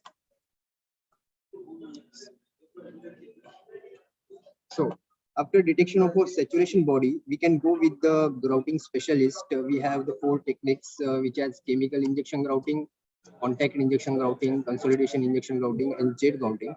So I will not go into too much detail by these grouting techniques. So this is a modern technique. So that is a polymer stabilized geo injection, which is called as PSGI, which is a rapid reaction stability, fast stability, which gives the rapid reaction stability to the ground, that which minimizes the use of materials, very compact technology, and which is sparing resources. So what happens from the inside the TBM, we can grout the saturated body. As you can see, the first loose rock filled with the running water can be grouted easily by the solid sill TX. We will go with the solid sill TX for the flowing ground conditions having a loose soil or water. For the caverns or cavity-like structures, the foam seal plus can be used to grout that. And for water fill cavity, we can use by the Fluoride, and this technique can be used by from the TBM by using a probing method. So to idealize this situation, I made the model in RS2 software. So as you can see the model, this model consists of 8 layers, which is a fill material, clay sealed, silty clay with organic material, clay sealed. Mostly these all the soil properties have the average unit weight of 0.017 MPa, and the cohesion is almost zero. The tunnel excavation diameter I consider for this is 6650 mm, and overburden is almost 20 meter. And for additional, this tunnel is passing through a residential building. So I have considered an additional load of 40 kilonewton per meter square to idealize the situation like the incident. So you can see the position of water pocket. In this, the second tunnel is going to hit the water pocket, and the water table is generally water table for this modeling is considered for 10 meter below the ground level. So these all soil layers are assumed to be in elastoplastic behavior, satisfying the Moore column building criteria. So as we see the output from RS2 software, I got that when the TVM is hit to an aquifer, I mentioned as a case A. So for in situ condition, the surface displacement was found to be 0, and when we started the excavation of first tunnel, the surface displacement was encountered at 29.1 mm, and after the segmental lining of the first tunnel, the surface displacement was found to be 25.2, followed by excavation of second tunnel, the surface displacement was 31.6, and this was the point where TVM hit to an aquifer. As the TVM hit to an aquifer, all the water inside the pocket got settled inside the tunnel, and you can see the maximum displacement of 31.6 mm is a huge displacement which can lead to a fall of above structures. And after the segmental lining, the final displacement was encountered of 31.3 mm. So now the case is that if that aquifer or water pocket was detected during the survey or any geophysical technique, we have grouted that water pocket by any grouting techniques. Now the situation case B, as you can see, after grouting the water pocket, the in situ condition was 0 as it is. The excavation of first tunnel, the 18.8 mm. After the segmental lining, it was come to 14.7 mm, and excavation of second tunnel lining, that is 18.6 mm, and this was the point we are going through a grouted water pocket. And you can see from 31 to 18 mm this displacement has reduced, and the surface displacement, final surface displacement was encountered was 14.2 mm. This is a graph between the two. This is the distance versus total displacement graph between two cases. As you can see, in the first case, the settlement was increased suddenly. That TVM hit to an water pocket at the first stage, you can see, and in the second case, it shows the correct Gaussian curve for the settlement, which shows the settlement was in a static manner, and which, as you can see, the settlements. So now come to the support capacity curve. In the first case, as you can see, all the nodes in this graph shows are out of the graph. So it says that your tunnel after hitting the water pocket will be unstable. As similarly, if the water pocket was grouted, after that all the nodes came inside the chart. So it shows that your tunnel is stable. So coming towards the conclusion part, so this says that the settlement in the first case was 31.6 mm was hit to a water pocket. If that water pocket would have not detected, then the surface displacement was 31.6 mm. If that water pocket was detected, then the settlement have become 14.2, which was approximate. So to check this settlement, I implemented a PEX formula for Gaussian curve analysis. So by numerical analysis, I got the settlement of 13.2, which indicate that it was nearly about my correction values. So final conclusion was the tunneling becomes very challenging task in a densely populated area, having a soil bearing geology with the presence of saturated body.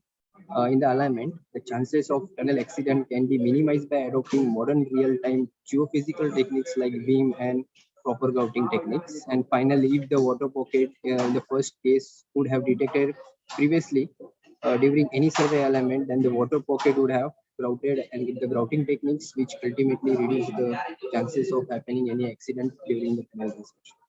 So these are the references of the studies. So thank you for that. Hello. Is I audible? Thank you so much for that presentation. I would like to invite our next presenter, E-Waste Characterization Management and Utilization Construction Industry, a review. But, oh, it's still you. Ganesh Ingli.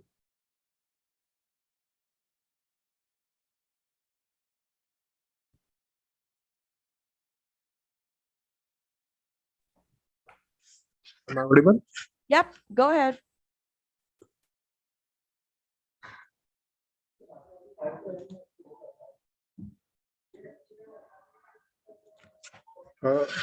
Topic is e-waste characterization, management, and utilization in a construction industry. A review. Author is Ganesh Ingre sir and Nikhil Patkar. Myself, Nikhil Patkar. I am a research scholar in pursuing MTech in structural engineering in MIT WPU Pune under the guidance of Ganesh Ingre sir. He is a PhD holder in civil engineering.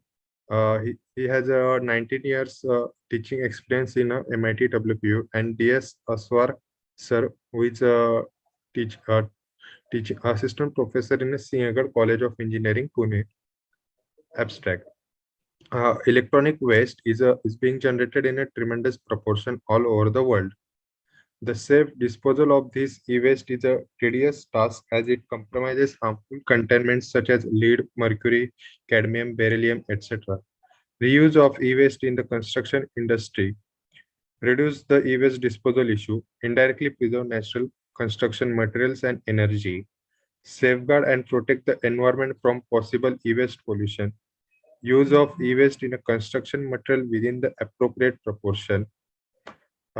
Eco-friendly and economical construction, lightweight concrete, used as a binding material in the construction of flexible pavement, used effectively in the production of clay bricks, cement, concrete blocks.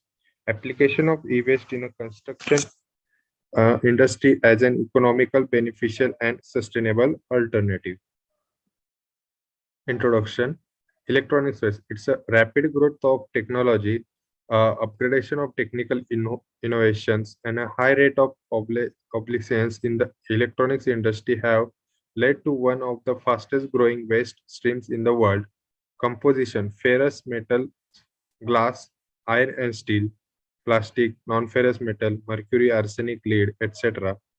Estimated 50 million tons of e-waste are produced each year worldwide. Total e-waste generated in India is about 146,180 tons per year. Out of which 70% of e-waste goes directly into landfills and incinerators. The processing of electronic waste in developing countries causes serious health and pollution problems due to electronics equipment contains serious contaminants such as lead, cadmium, and beryllium. The use of this material in a concrete constant that safely disposal of this product. Use of e-waste material not only helps in getting them utilized in cement, concrete, and other construction material, it also helps in reducing the cost of cement required and concrete manufacturing. Indirect benefits are a reduction in a landfill cost, saving in energy, and protecting the environment from possible pollution effects. India has generated almost 12% of global e-waste, out of which 70% of e-waste from computer and other peripheral devices, 12% from a telecom sector, 8% from a medical equipment, 7% from electrical equipment. In India, government and public sector develop 70% of total e-waste, whereas 15% of e-waste is discarded household application. In India, 4% of total generated e-waste is recycled. The annual e-waste growth in India, it was expected that 2025 year, the 1,851.337 metric ton e-waste will be in India at 2025. City-wise e-waste generation in India, the chart represents city-wise e-waste generation highest e-waste generation in Mumbai, which is followed by Delhi and Bangalore. Another figure gives the state-wise e-waste generation in India. Maharashtra has the highest in e-waste generation, which is 19.80%, followed by Tamil Nadu, which is 13.10%. Composition of e-waste. Composition of e-waste consists of thousands of hazardous and non-hazardous elements. 60% of ferrous and non-ferrous metals. 15% are plastic metals. 12% are CRT and LCD monitors. 5% are other plastic materials. 2% are PCB. 2% are cables, and 3% are pollutants, and others are in 1%. Composition of e-waste consists and their components. Iron and steels are 47.9%, non-flame retarded plastic 15.3%, copper 7%, glass 5.4%, flame retarded plastic 5.3%, aluminum 4.7%, printed circuit boards 3.1%, wood and plywood 2.6%, concrete and ceramics 2%, other non-ferrous metal 1%, rubber 0.9%, and other is 4.6%. Methods for the e-waste disposal is landfilling, incineration method, acid bath method, reuse, and recycling. Characteristics of e-waste, which are studied by some authors. Specific gravity by Lakshmi et al. In 2010 is 1.1. Water absorption is less than 0.2%. Color white and dark. Shape angular. Crushing value is less than 0.2%. Impact value is 0.2%. By Suchitra, specific gravity is 1.9. Water absorption 0.2. Color dark and ivory. Shape angular. Damar et al. Specific gravity 1.2. Water absorption less than 0.2. Color brown and dark. Shape round and cylindrical. Crushing value is less than 0.2%. Impact value is less than 0.2%. Specific gravity by Paneer et al. is 1.44. Water absorption is not detected. Color dark and brown. Shape angular. S. Luhar in 2019. Specific gravity is between 0.84 to 2.65. Water absorption is 0.04 to the 0.5%. Crushing value is 2 to 3.26%. Impact value is 1.95 to 1.44%. And abrasion resistance 3.57 to 4.67 mm. Literature review. Effect of e-waste on a strength and durability properties. Some highlighted points are e-glass waste as a cementitious material with the 0, 10, 20, 30, and 40% replacement. Hazardous waste and fly ash with 10 to 25% replacement. E-waste as a coarse aggregate with 0 to 25% replacement. In this study, e-waste plastic particles are used as a concrete aggregate. The study focuses on e-waste generation in India and its adverse effect of environmental and human effect. This paper gives e-waste as a coarse aggregate with 0 to 24% replacement. This paper gives details on physical properties and composition of e-waste particle. E-waste as a partial replacement of a coarse aggregate with 10, 20, 30, 40, and 50% replacement. This author study the workability and durability test on the replacement of aggregate with e-waste. It has been noted that durability of concrete increases with addition of e-waste. E-waste as a partial replacement of coarse aggregate with 10, 20, 30, 40, 50%. For a non-structural light, this author suggests that for non-structural lightweight components, it can be recommended to replace the coarse aggregate up to 40 to 50%. E-waste as a fine, this author gives the e-waste as a fine aggregate with 10, 20, 30% replacement. E-waste as a coarse aggregate. So 10, 20, 30% replacement. For more than 20% of e-waste plastic, the strength of concrete was noticeably decreased.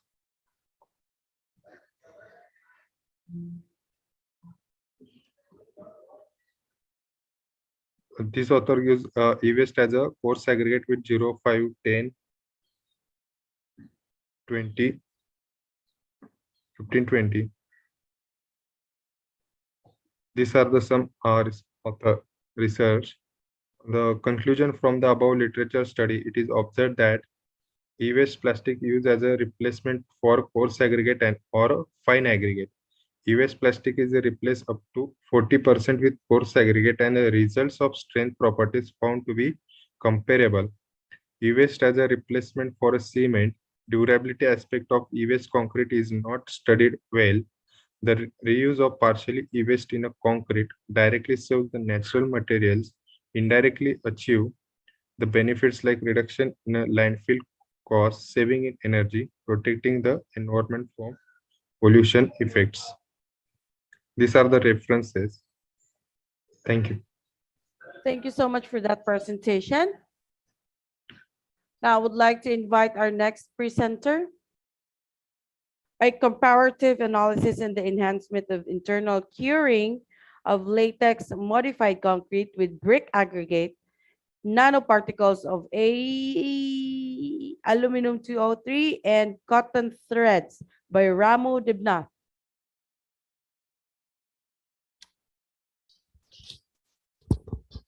Thank you, madam. Am I audible, madam? Yes, you are. Please go ahead and share your screen.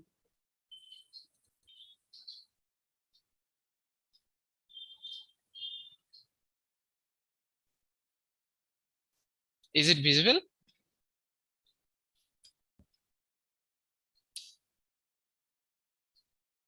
Hello. Yes, it is. Please have it on slideshow and proceed. Okay, thank you. Good evening, everyone. Myself, Ramodebnan. I'm going to present today's topic is a comparative analysis of different methods of, for the enhancement of curing of latex modified concrete with brick aggregate nanoparticles of L2O3 and cotton threads. So I have been guided by Dr. Monish Sakuleja, who is the co-author of this, and Dr. Badriyan Rata, he is also the co-guide. So I'm actually myself Ramu Devnath. I am currently working as an assistant professor in IFERP University Tripura, Department of Civil Engineering. And I did my master's in transportation engineering, and currently I'm doing my PhD at IFERP University Tripura itself. And I have more than 5 years of teaching experience, and my area of interest is materials and transportation engineering. So the abstract is here. Basically, the various techniques on internal curing of concrete we have seen from long days.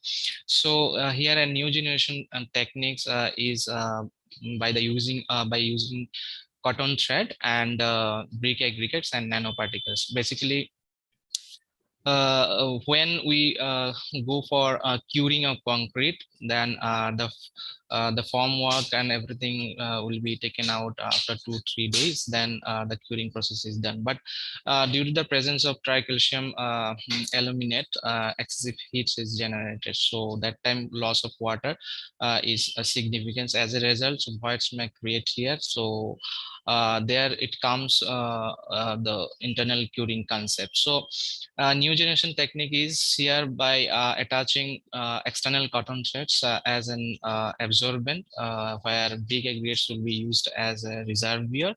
Through the cotton threads, the water will go inside and will be stored in the brick aggregates. And rubber latex also is used, which acts as a membrane here. Now here a comparative study has been done between the homogeneously placed cotton threads and heterogeneously placed cotton threads. So in homogeneously placed cotton threads concretes, in an imaginary line plane is suspected through which the shear strength shear failure may occur in the concrete cubes and other forms. So if we place it heterogeneously, so these conditions may be written. So these are the some index terms: internal curing, brick aggregates, rubber latex, and cotton thread. And the contents are introductions, objectives, research, significance, methodology, resultant discussions, reference, and conclusions. So the internal curing, basically in conventional practice, what we do after taking out all the formworks from the casting cubes and elements, structural elements, it is submerged to the water tank, and in practical field other methods are used here for the curing purposes. But the initial 24 hours to 48 hours is the crucial for the concrete, as due to the rate of hydration. So first of all, this tricalcium silicate comes in reaction, so it produces a huge amount of heat, as I mentioned earlier. And therefore the concept of internal curing comes here. So a picture also here I attached so that it can be understood properly. So you can see here the cotton threads are extended, and through the capillary actions the water will go inside, and inside instead of stone aggregate, locally available brick aggregates are used. So brick aggregates are known as internal water reservoir, so it will store water there. So at the early age, the huge amount of loss of water will be compensated by this process. Now, necessity of internal curing. So these are the following necessities. Internal curing improves the performance of concrete by increasing the reactions of the cementitious materials. And it helps in compensating the water loss in concrete due to evaporation. It reduces the early age cracking in concrete. It also helps to impart more strength and durable concrete. The objectives of the recent study are as follows. First of all, to compare the effectiveness of internal curing between the concrete with homogeneously parsed cotton threads and heterogeneously parsed cotton threads. Then to investigate and compare the split tensile strength, compressive strength, and modulus of rupture, that is flexural strength, between the above mentioned two types of concrete, and to identify the most suitable arrangement required for improving internal curing to produce efficient concrete by using locally available materials. And the research significance, already I discussed that. Previously, Rath et al. Developed these techniques where cotton threads, brick aggregates, rubber latex, and nanoparticles of aluminum oxides were used. Where the cotton threads are parsed homogeneously, means layer by layer. So as a result, here it produces an or it is suspected to have an imaginary layers in the specimens. So the shear strength and the tensile strength and others also will be affected. So to improve that, it's better to have or the concept of heterogeneously placed cotton threads comes. So here liquid rubber latex also plays a very vital role in concrete, which reduces the loss of water by forming a membrane. So here you can see sketch has been attached here to understand these imaginary planes. This is the specimens where the threads are parsed in homogeneous way, where a plane imaginary line is suspected through which the shear failures may occur. So as a result, the effective or the durable concrete cannot be produced here. And in right side, heterogeneously placed cotton threads, concrete cubes made. And along with this, in figure, heterogeneously patterns of mold that is done here is shown. And as a result, the concept of heterogeneous arrangements of cotton threads may be the best options to overcome it, and the study is to be carried out.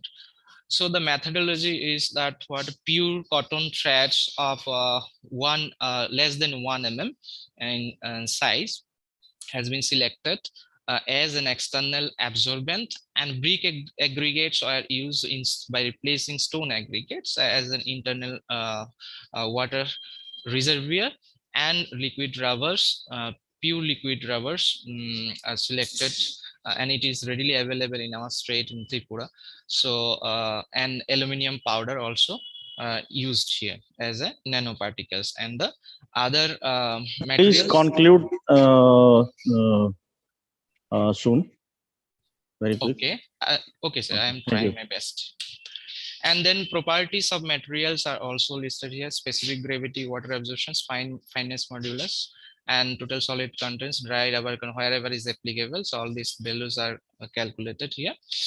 And then methodology, already I discussed. Holes are prepared. And molds are prepared with holes 1 mm size with 3 mm spacings homogeneously as well as heterogeneously. So these are the molds prepared in our lab, and these molds are prepared for split tensile strength and flexural tensile strength test as per ASTM standards. All these things has been done. And first of all, I just conducted this workability test. All these tests related to that slam cone test, compression fracture test, and calibrable test were conducted, and the values are listed here. And then the compressive strength and tensile strength for modulus of raster and split tensile strength values are calculated for different types of specimens. MA for this is for traditional mix, MB for homogeneously placed cotton thread, and MC for heterogeneously placed cotton threads. So here are the results. This is for compressive strength. So here you can see that the early strength for 7 days for traditional mix it was recorded more Please than wrap it MB up. and MC. Okay, madam. And but after all, after 28 days for MC, we have it has been recorded more than the rest.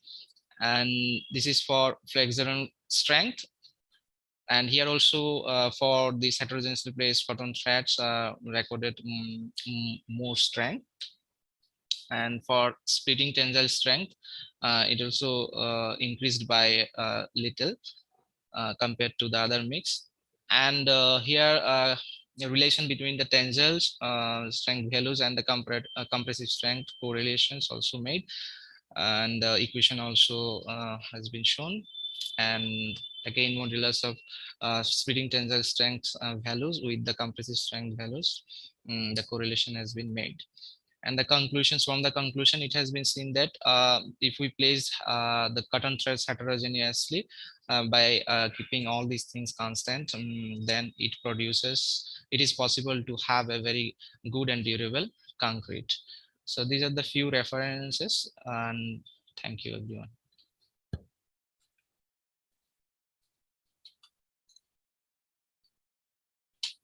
Much, and thank you so much for that presentation. Let me call on the next presenter. The topic is about the seismic analysis of cable suspended concrete deck by Prakaj Kumar. Oh, okay. Conceptualizing residential open space in contemporary houses by Richa Gupta. Oh, yes, ma'am. I'm here. Yeah, go ahead, please.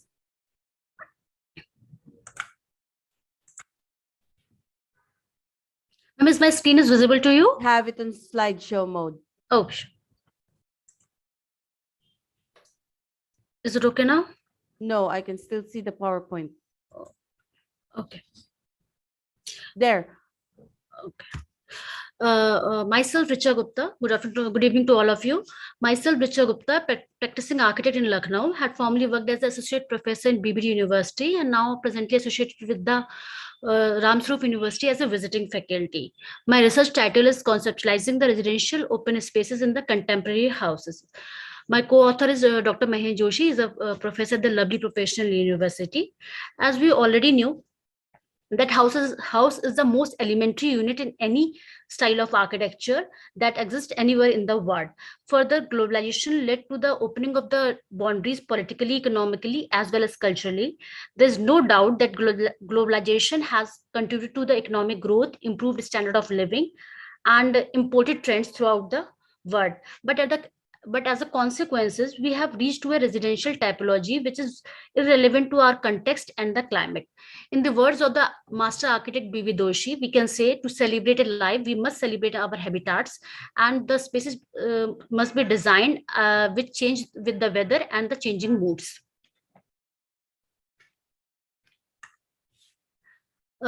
Here's my abstract.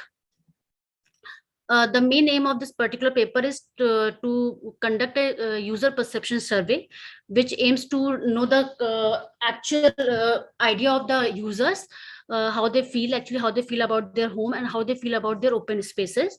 And further, the research is conducted to conduct the perspective of the experts as well. My study area is taken as a Lucknow study area. As we can see, the interior open spaces in the housing typologies and architecture element, which is constantly changing its identity with the time. As you can see, picture particularly, we have started from the traditional central spaces courtyard. Now we have reached to the multi-story buildings, which we call as a group housing, which is actually seen in this picture also. This is the two Google Earth images of the two areas. One is from the old traditional settlement and other is from the contemporary settlement of the Indira Nagar, Lucknow, in which we can, in the first image, we can actually see that the houses are more with the courtyard typologies. And the second picture, we can see the urban greens are very compact and very difficult to identify the open spaces within these urban greens. By the literature review, I've identified few attributes of the courtyard spaces or the open spaces, which are functional, environmental, religious, and cultural, and psychological, and economical. There are 20 questions designed, most of which were related to the identified attributes like environmental, functional, religious, cultural, psychological of courtyard design to meet the researchers' desired objective. However, the economic attribute has been exempted from the study part as the respondents are not aware of the technical know-how of the courtyard planning. The number of the questions for every parameter is designed according to the importance and specific need of the parameters. The whole questionnaire is divided into the 5 parts. The first part contains the basic question regarding the users' basic demography, general information about them, like the age, plot size, family type, and other things. And the second part consists of the question related to the environmental impact of the courtyards, in which we ask the questions like how they feel in seasons, which season is most comfortable for them, which time of the day is most comfortable for them. And the second section of the questionnaire consists of the functional aspect of the courtyard, in which we ask question how the open spaces can be furnished, how they use their open spaces.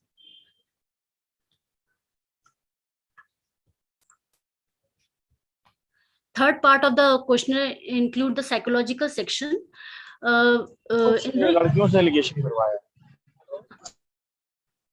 Hello. Go ahead. Third part of the section includes the psychological section, in which some questions are asked about the psychology of the users regarding their open spaces. And the last part is the religious and the cultural impact of the courtyards. The second part of the courtyard study is the interviews from the expert, which include the 5 architects, 2 town planners, and 1 builders. All the results extracted out from the interview are enlisted in the table to get the conclusive remark from this study. By doing all this study, there's just a few remarks or conclusion which is taken out from the study, which shows that about although we are considering the urban context of the Lucknow, but still there are people who are about 30 to 32% of people residing in the courtyard houses, and approx 70 to 70% of people are residing in the residences which are mostly based on the front lawns, backyards, or the balconies. The majority of the users feel that their open spaces are capable of providing the light, ventilation, and thermal comfort in other habitable space. However, the replies should be interpreted in such a way that the end user is primarily unfamiliar regarding the quality of these criteria. Thus, a field investigation is recommended to validate the situation. The majority of the user believe that the summer season is the most troublesome, whereas the winter season makes excellent use of these open spaces. Similarly, in open spaces, mornings are the most desirable period and afternoons are the most challenging one. Therefore, the open spaces should be designed to be used throughout the year and all the times of a day. Answers of these problems can be found in the indoor courtyards. Maximum respondent imagine their open space as a fully functional space, which could be used as a gathering space or relaxing space with utmost privacy. The interesting fact is that the user feels that the changing family pattern and limited plot size is the main reason for the disappearance of the courtyard. But at the same time, they actually enjoy their courtyards and they want to live in this kind of houses. On taking the view of the expert, most of the experts feel that the disappearance of the courtyard is just due to the user's own inclination. However, both the answers are contradictory in nature, but still we need to find a solution which is satisfactory to both user as well as the experts of the field. The last inferences from the study is the user perspective and the stand of the experts are somehow contradictory in nature. Hence, we must create a space that meets the functional as well as the psychological needs of the user. So the prototype design must be developed and validated through the simulation. These inferences paved the way for the further research in this direction. These are the references from for the study, and that's it. That's all from my side. Thank you.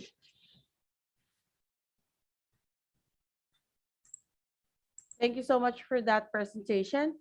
And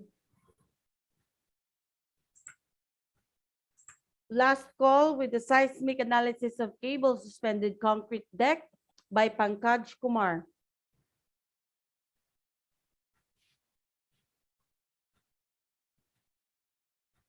And he's not around. All right.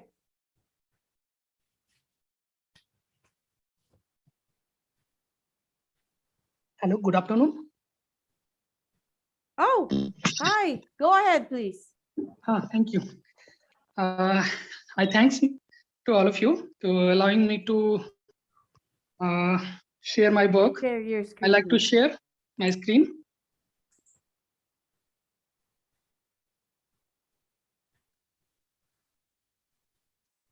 Yeah, is it visible? Not yet.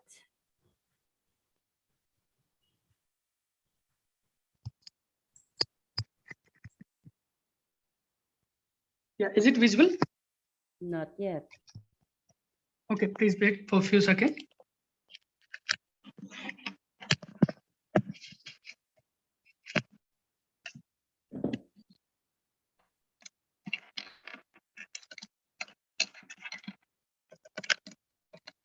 So it's not coming up. Is it okay? It's not. Okay, please.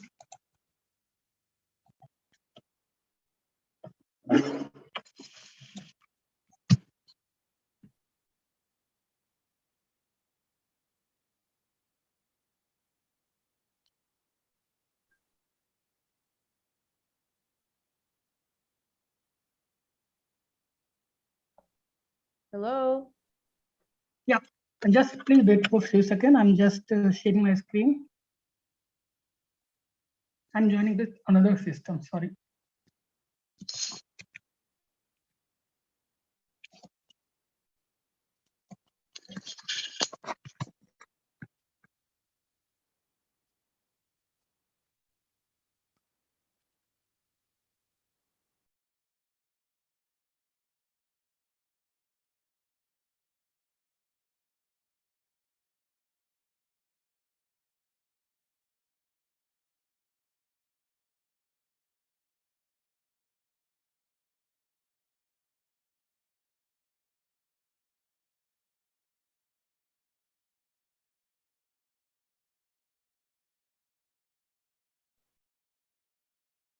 have it on slideshow mode and you may proceed. We can see your screen now.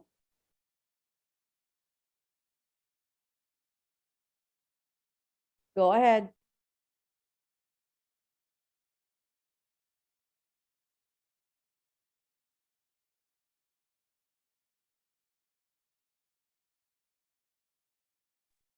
Hello? Sir, you're on mute.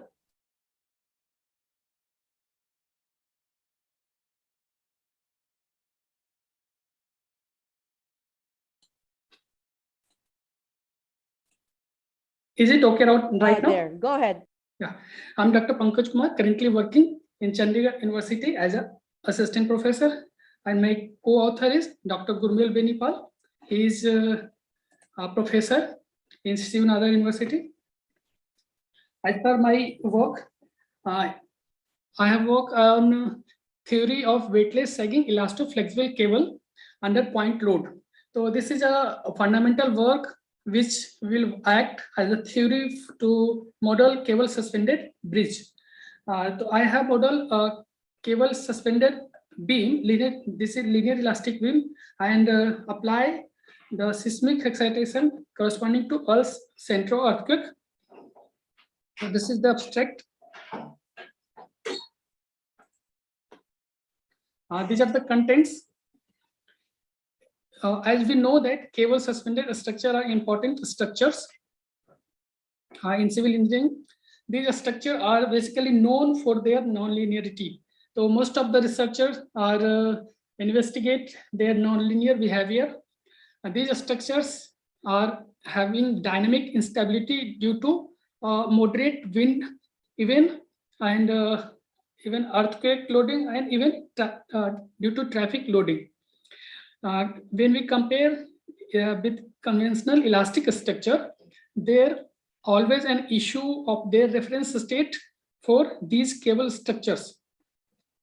As per Kim and Lee, he suggested that determination of configuration of cable suspended structure is also a part of a dynamic analysis of structure, and the form configuration under dead load is given and the undeformed configuration is required to be determined. Pylon heights, sag span ratio of the suspension cable, spacing of hangers are to be decided priority before the current design and construction practice. Based upon our work, beam with elastoflexible support model, the suspension cable deck interaction has been proposed. A simple cable suspended structure subjected to vertical alcentro-seismic excitation is applied to demonstrate the application of the theory. We have considered only vertical ground acceleration. These are the models we have selected for analysis. Our constitutive equations that we use is, these are the constitutive equations. DIG represent the tangent configurational flexibility matrix. Fij is tangent elastic flexibility matrix. Here X is the coordinate reference in nodal coordinate system, and U is the elastic displacement, which is nodal elastic displacement. The compatibility condition is X minus X0 plus U equal to Y. Here Y is the deformed configuration, displacement of the point. And using that constitutive equations, we have derived the equation of motions. The equilibrium equations is Q equal to F minus Fi minus Ftm minus Ft. So by using equation of equilibrium equation, we can constitute a rate type constitutive equation. This is by written X dot equal to dq dot. Here X is the nodal coordinate and X dot is change in nodal coordinate, which is directly proportional to change of load, that is load rate. You can say load rate. Similarly, elastic displacement is proportional to load rate. Now finally, the equation of motion is mv triple dot. Basically, this is in reference to V, that is nodal displacement of elastic beam, that is modeled as a lumped mass model. So the final equation of motion is mv triple dot plus cv double dot plus kv dot equal to f dot. Here C is classically damped matrix, which is represented by C equal to A0 M plus A1 K. And the cable reaction is represented by QT equal to FT minus MV double dot minus CV dot minus KD. And total external forces is FT equal to F naught T plus ET. Here F naught T is total sustained load on the cable node, and ET is applied earthquake load. And ET seismic force, that is represented by ET, is determined with this equation minus MVZ double dot. Here VZ double dot is acceleration, ground acceleration, which is available record from El Centro record data. E dot T is minus MV triple dot G, because in the equations it is needed that rate of ground acceleration is also required, and the rate of ground acceleration is calculated with the help of this relation forward method. Now we have chosen a specific problem. The empirical data are given here. A cable area and EC, their elasticity, their length, cable segment length are here, and deck, the segment distance is A, B, C are written here, and total length is 100 meter. ED, modulus of elasticity of deck, I is moment of inertia, M is nodal mass, and dead load corresponding to that nodal mass, dead load is this. And in configuration analysis, we obtained the nodal configuration of cable node as this X naught, and U naught is initial displacement, means initial position of that deck nodal point. Now, as per available ground record, El Centro seismic record, we have plotted the oscillation, El Centro ground oscillation, and corresponding time rate of ground oscillation. Now, the predicted response due to seismic forces is plotted here. We have figure 3A, in which we have two nodes there, A and B, B and C node. The corresponding to that VE1 represent the nodal displacement, total displacement of that node, and VE2 represent total nodal displacement at node C. So here V1 represent node B and V2 represent node C. E represent distance from neutral axis, that is from equilibrium. This is the incremental tensile force in cable. From these two plots, one can state that the nodal response of node B is relatively low, relatively less compared to node C. This is because of the nodal mass of node C is larger. That is why, due to inertia, the peak amplitude is less. But here we see that the cable segment tensile forces in all three cable segments is similar. The variation is similar because the cables vibrate in elastic mode. Predicted seismic response in if we plot bending moment, and if we increase the mass of a certain node, here we increase the mass of node C by 20%, then we plot compare the response of bending moment at both nodes. So here we see that there is no change in bending moment corresponding to node B, but in node C the variation is changed after adding certain weight, 20% weight of existing. We have changed the reduction in peak amplitude. So this is also verify the fact that at node C, after increasing weight, the inertia increase. That is why the peak amplitude get reduced. And if we change, this is the again the bending moment comparison of node C, B and node C. And here we have plotted the corresponding nodal elastic response. So in this picture, it will be very clear that the major changes of the response due to change in elastic response. In cable, as a inherent nonlinear structure, there is two kind of response we have identified in our previous papers. The total response consists of two response. One is configurational response and another one is elastic. And elastic is mainly due to tension, increase in tension, while configurational may not be due to tension. Without much tension increment, it may be possible that large configurational response may be possible. So here we can see that the total response is due to elastic. Red dotted line is elastic. And in nodal configuration response, configurational response is almost similar in figure 6b. So major conclusion are proportional loading causes mainly elastic response in the suspension cable without much changes in their configuration. The cable configuration is found to remain substantially unchanged due to proportional loading.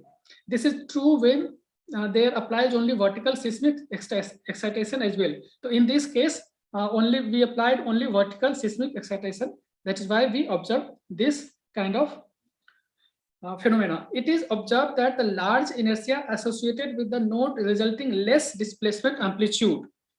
When we increase or we place some mass to a certain node, we observe that after placing some mass, the response get reduced. Although the tension increment in all the three cable segments are almost similar, means the tension increment will be according to the total weight increment. Upon addition of 20% nodal weight on one of the node, result about 20% reduction in peak amplitude at that node. However, no significant change on other node B. So these are the major conclusion. Thank you. Thank you so much for that presentation. Thank you so much. And that is our last presenter for this conference. Thank you, everyone.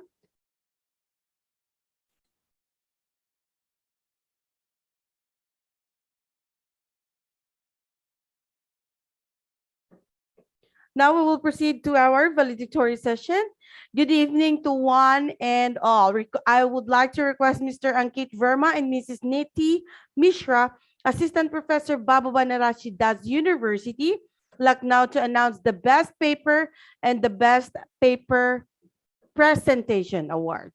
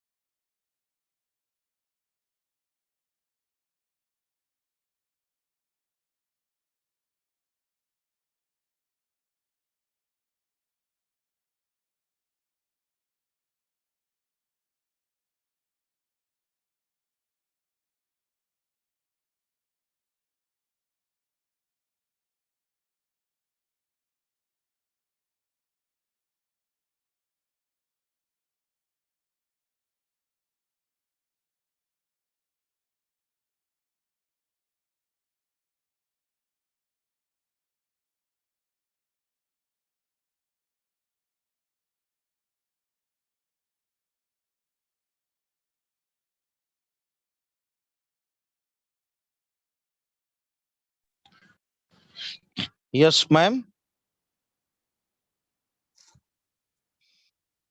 Yes, sir. Yes. Actually, the team who was engaged in best paper presentation for valedictory session has been engaged in some other. That's why I will Announce? yes. Okay, go ahead, sir, Yes. please. Okay. I will conclude the session and starting vote of thanks. Yes. Just wait. Just.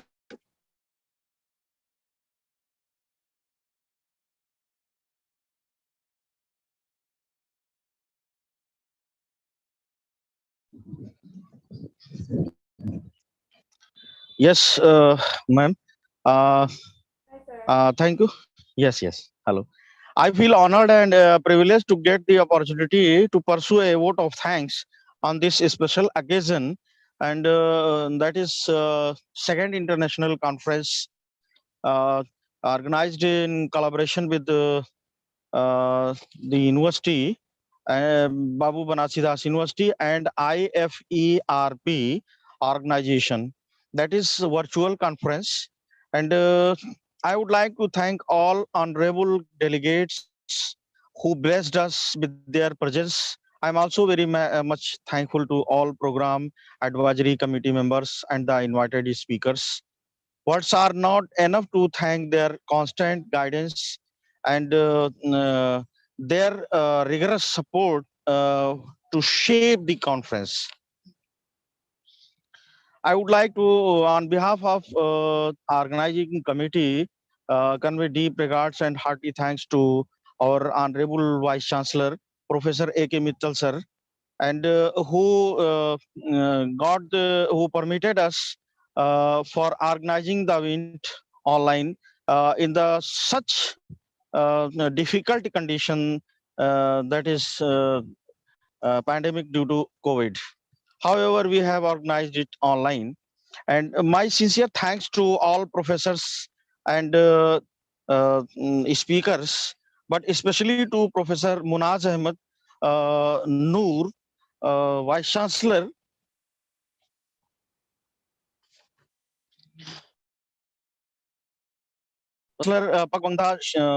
Pagbandhu Sheikh Mujibur Rahman Digital University, BDU, Dhaka, Bangladesh, and all other guests. Okay, lastly, I would like to thank my colleagues and my dear professors and Dean, who was in constant motivation for us. I'm very much thankful to all our current and formal faculty colleagues and non-teaching staff members who always stand by us and motivated us. I feel proud and thank you very much for this Georgia's event to make it successful and for better future. Thank you, ma'am. Thank you all. Thank you so much, sir. Okay, we will send the validity session report tomorrow as well. All right. Thank you so much. Okay, thank you, ma'am. Bye.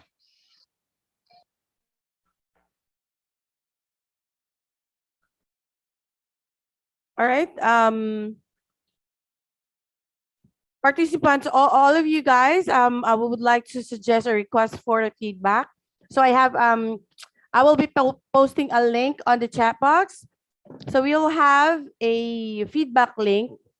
The first one is for the keynote speaker feedback link. Here.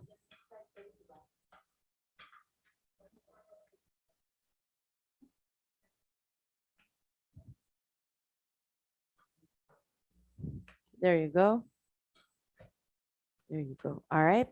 And for the feedback for the participants, the conference from your host and other things.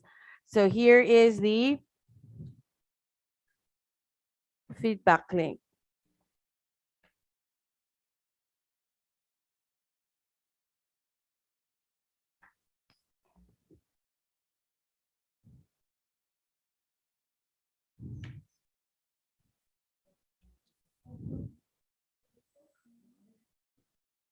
Again, as our professor mentioned, best paper and paper presentation certificates will be emailed to you within 48 hours after the conference, and participation certificates and proceedings will be emailed to you within the week.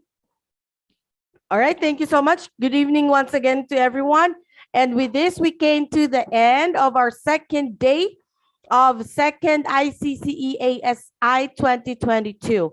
I hope everyone, inclusive of your family members, are safe and doing well at this COVID pandemic. First of all, I extend my congratulations to you all for your active participation and successful conduction of this program. I am grateful to our Babu Banarasidas University, Lucknow dignitaries, Mr. Bilal Siddiqui and team of Civil Engineering Department, BBD University, Lucknow, Mr. Rudra Banu Satpathy, our very own founder and chief executive officer of the Technorit Group, and our eminent keynote speakers, Dr. Yangjin Cha, Dr. Anand Kishori Kola, and Professor Dr. Munaz Ahmed Noor, for sparing their valuable time with us and words of wisdom. I take this opportunity to express my warm gratitude to IFERP team for their sincere support and cooperation. I thank all our organizing committee members for their efforts, and I express my gratitude to all the participants and to all our viewers online. Thank you once again. Have a great day, everyone. Once again, this is your host, Jojo Mehoy. Bye. Good evening. Thank you, Jojo. Bye.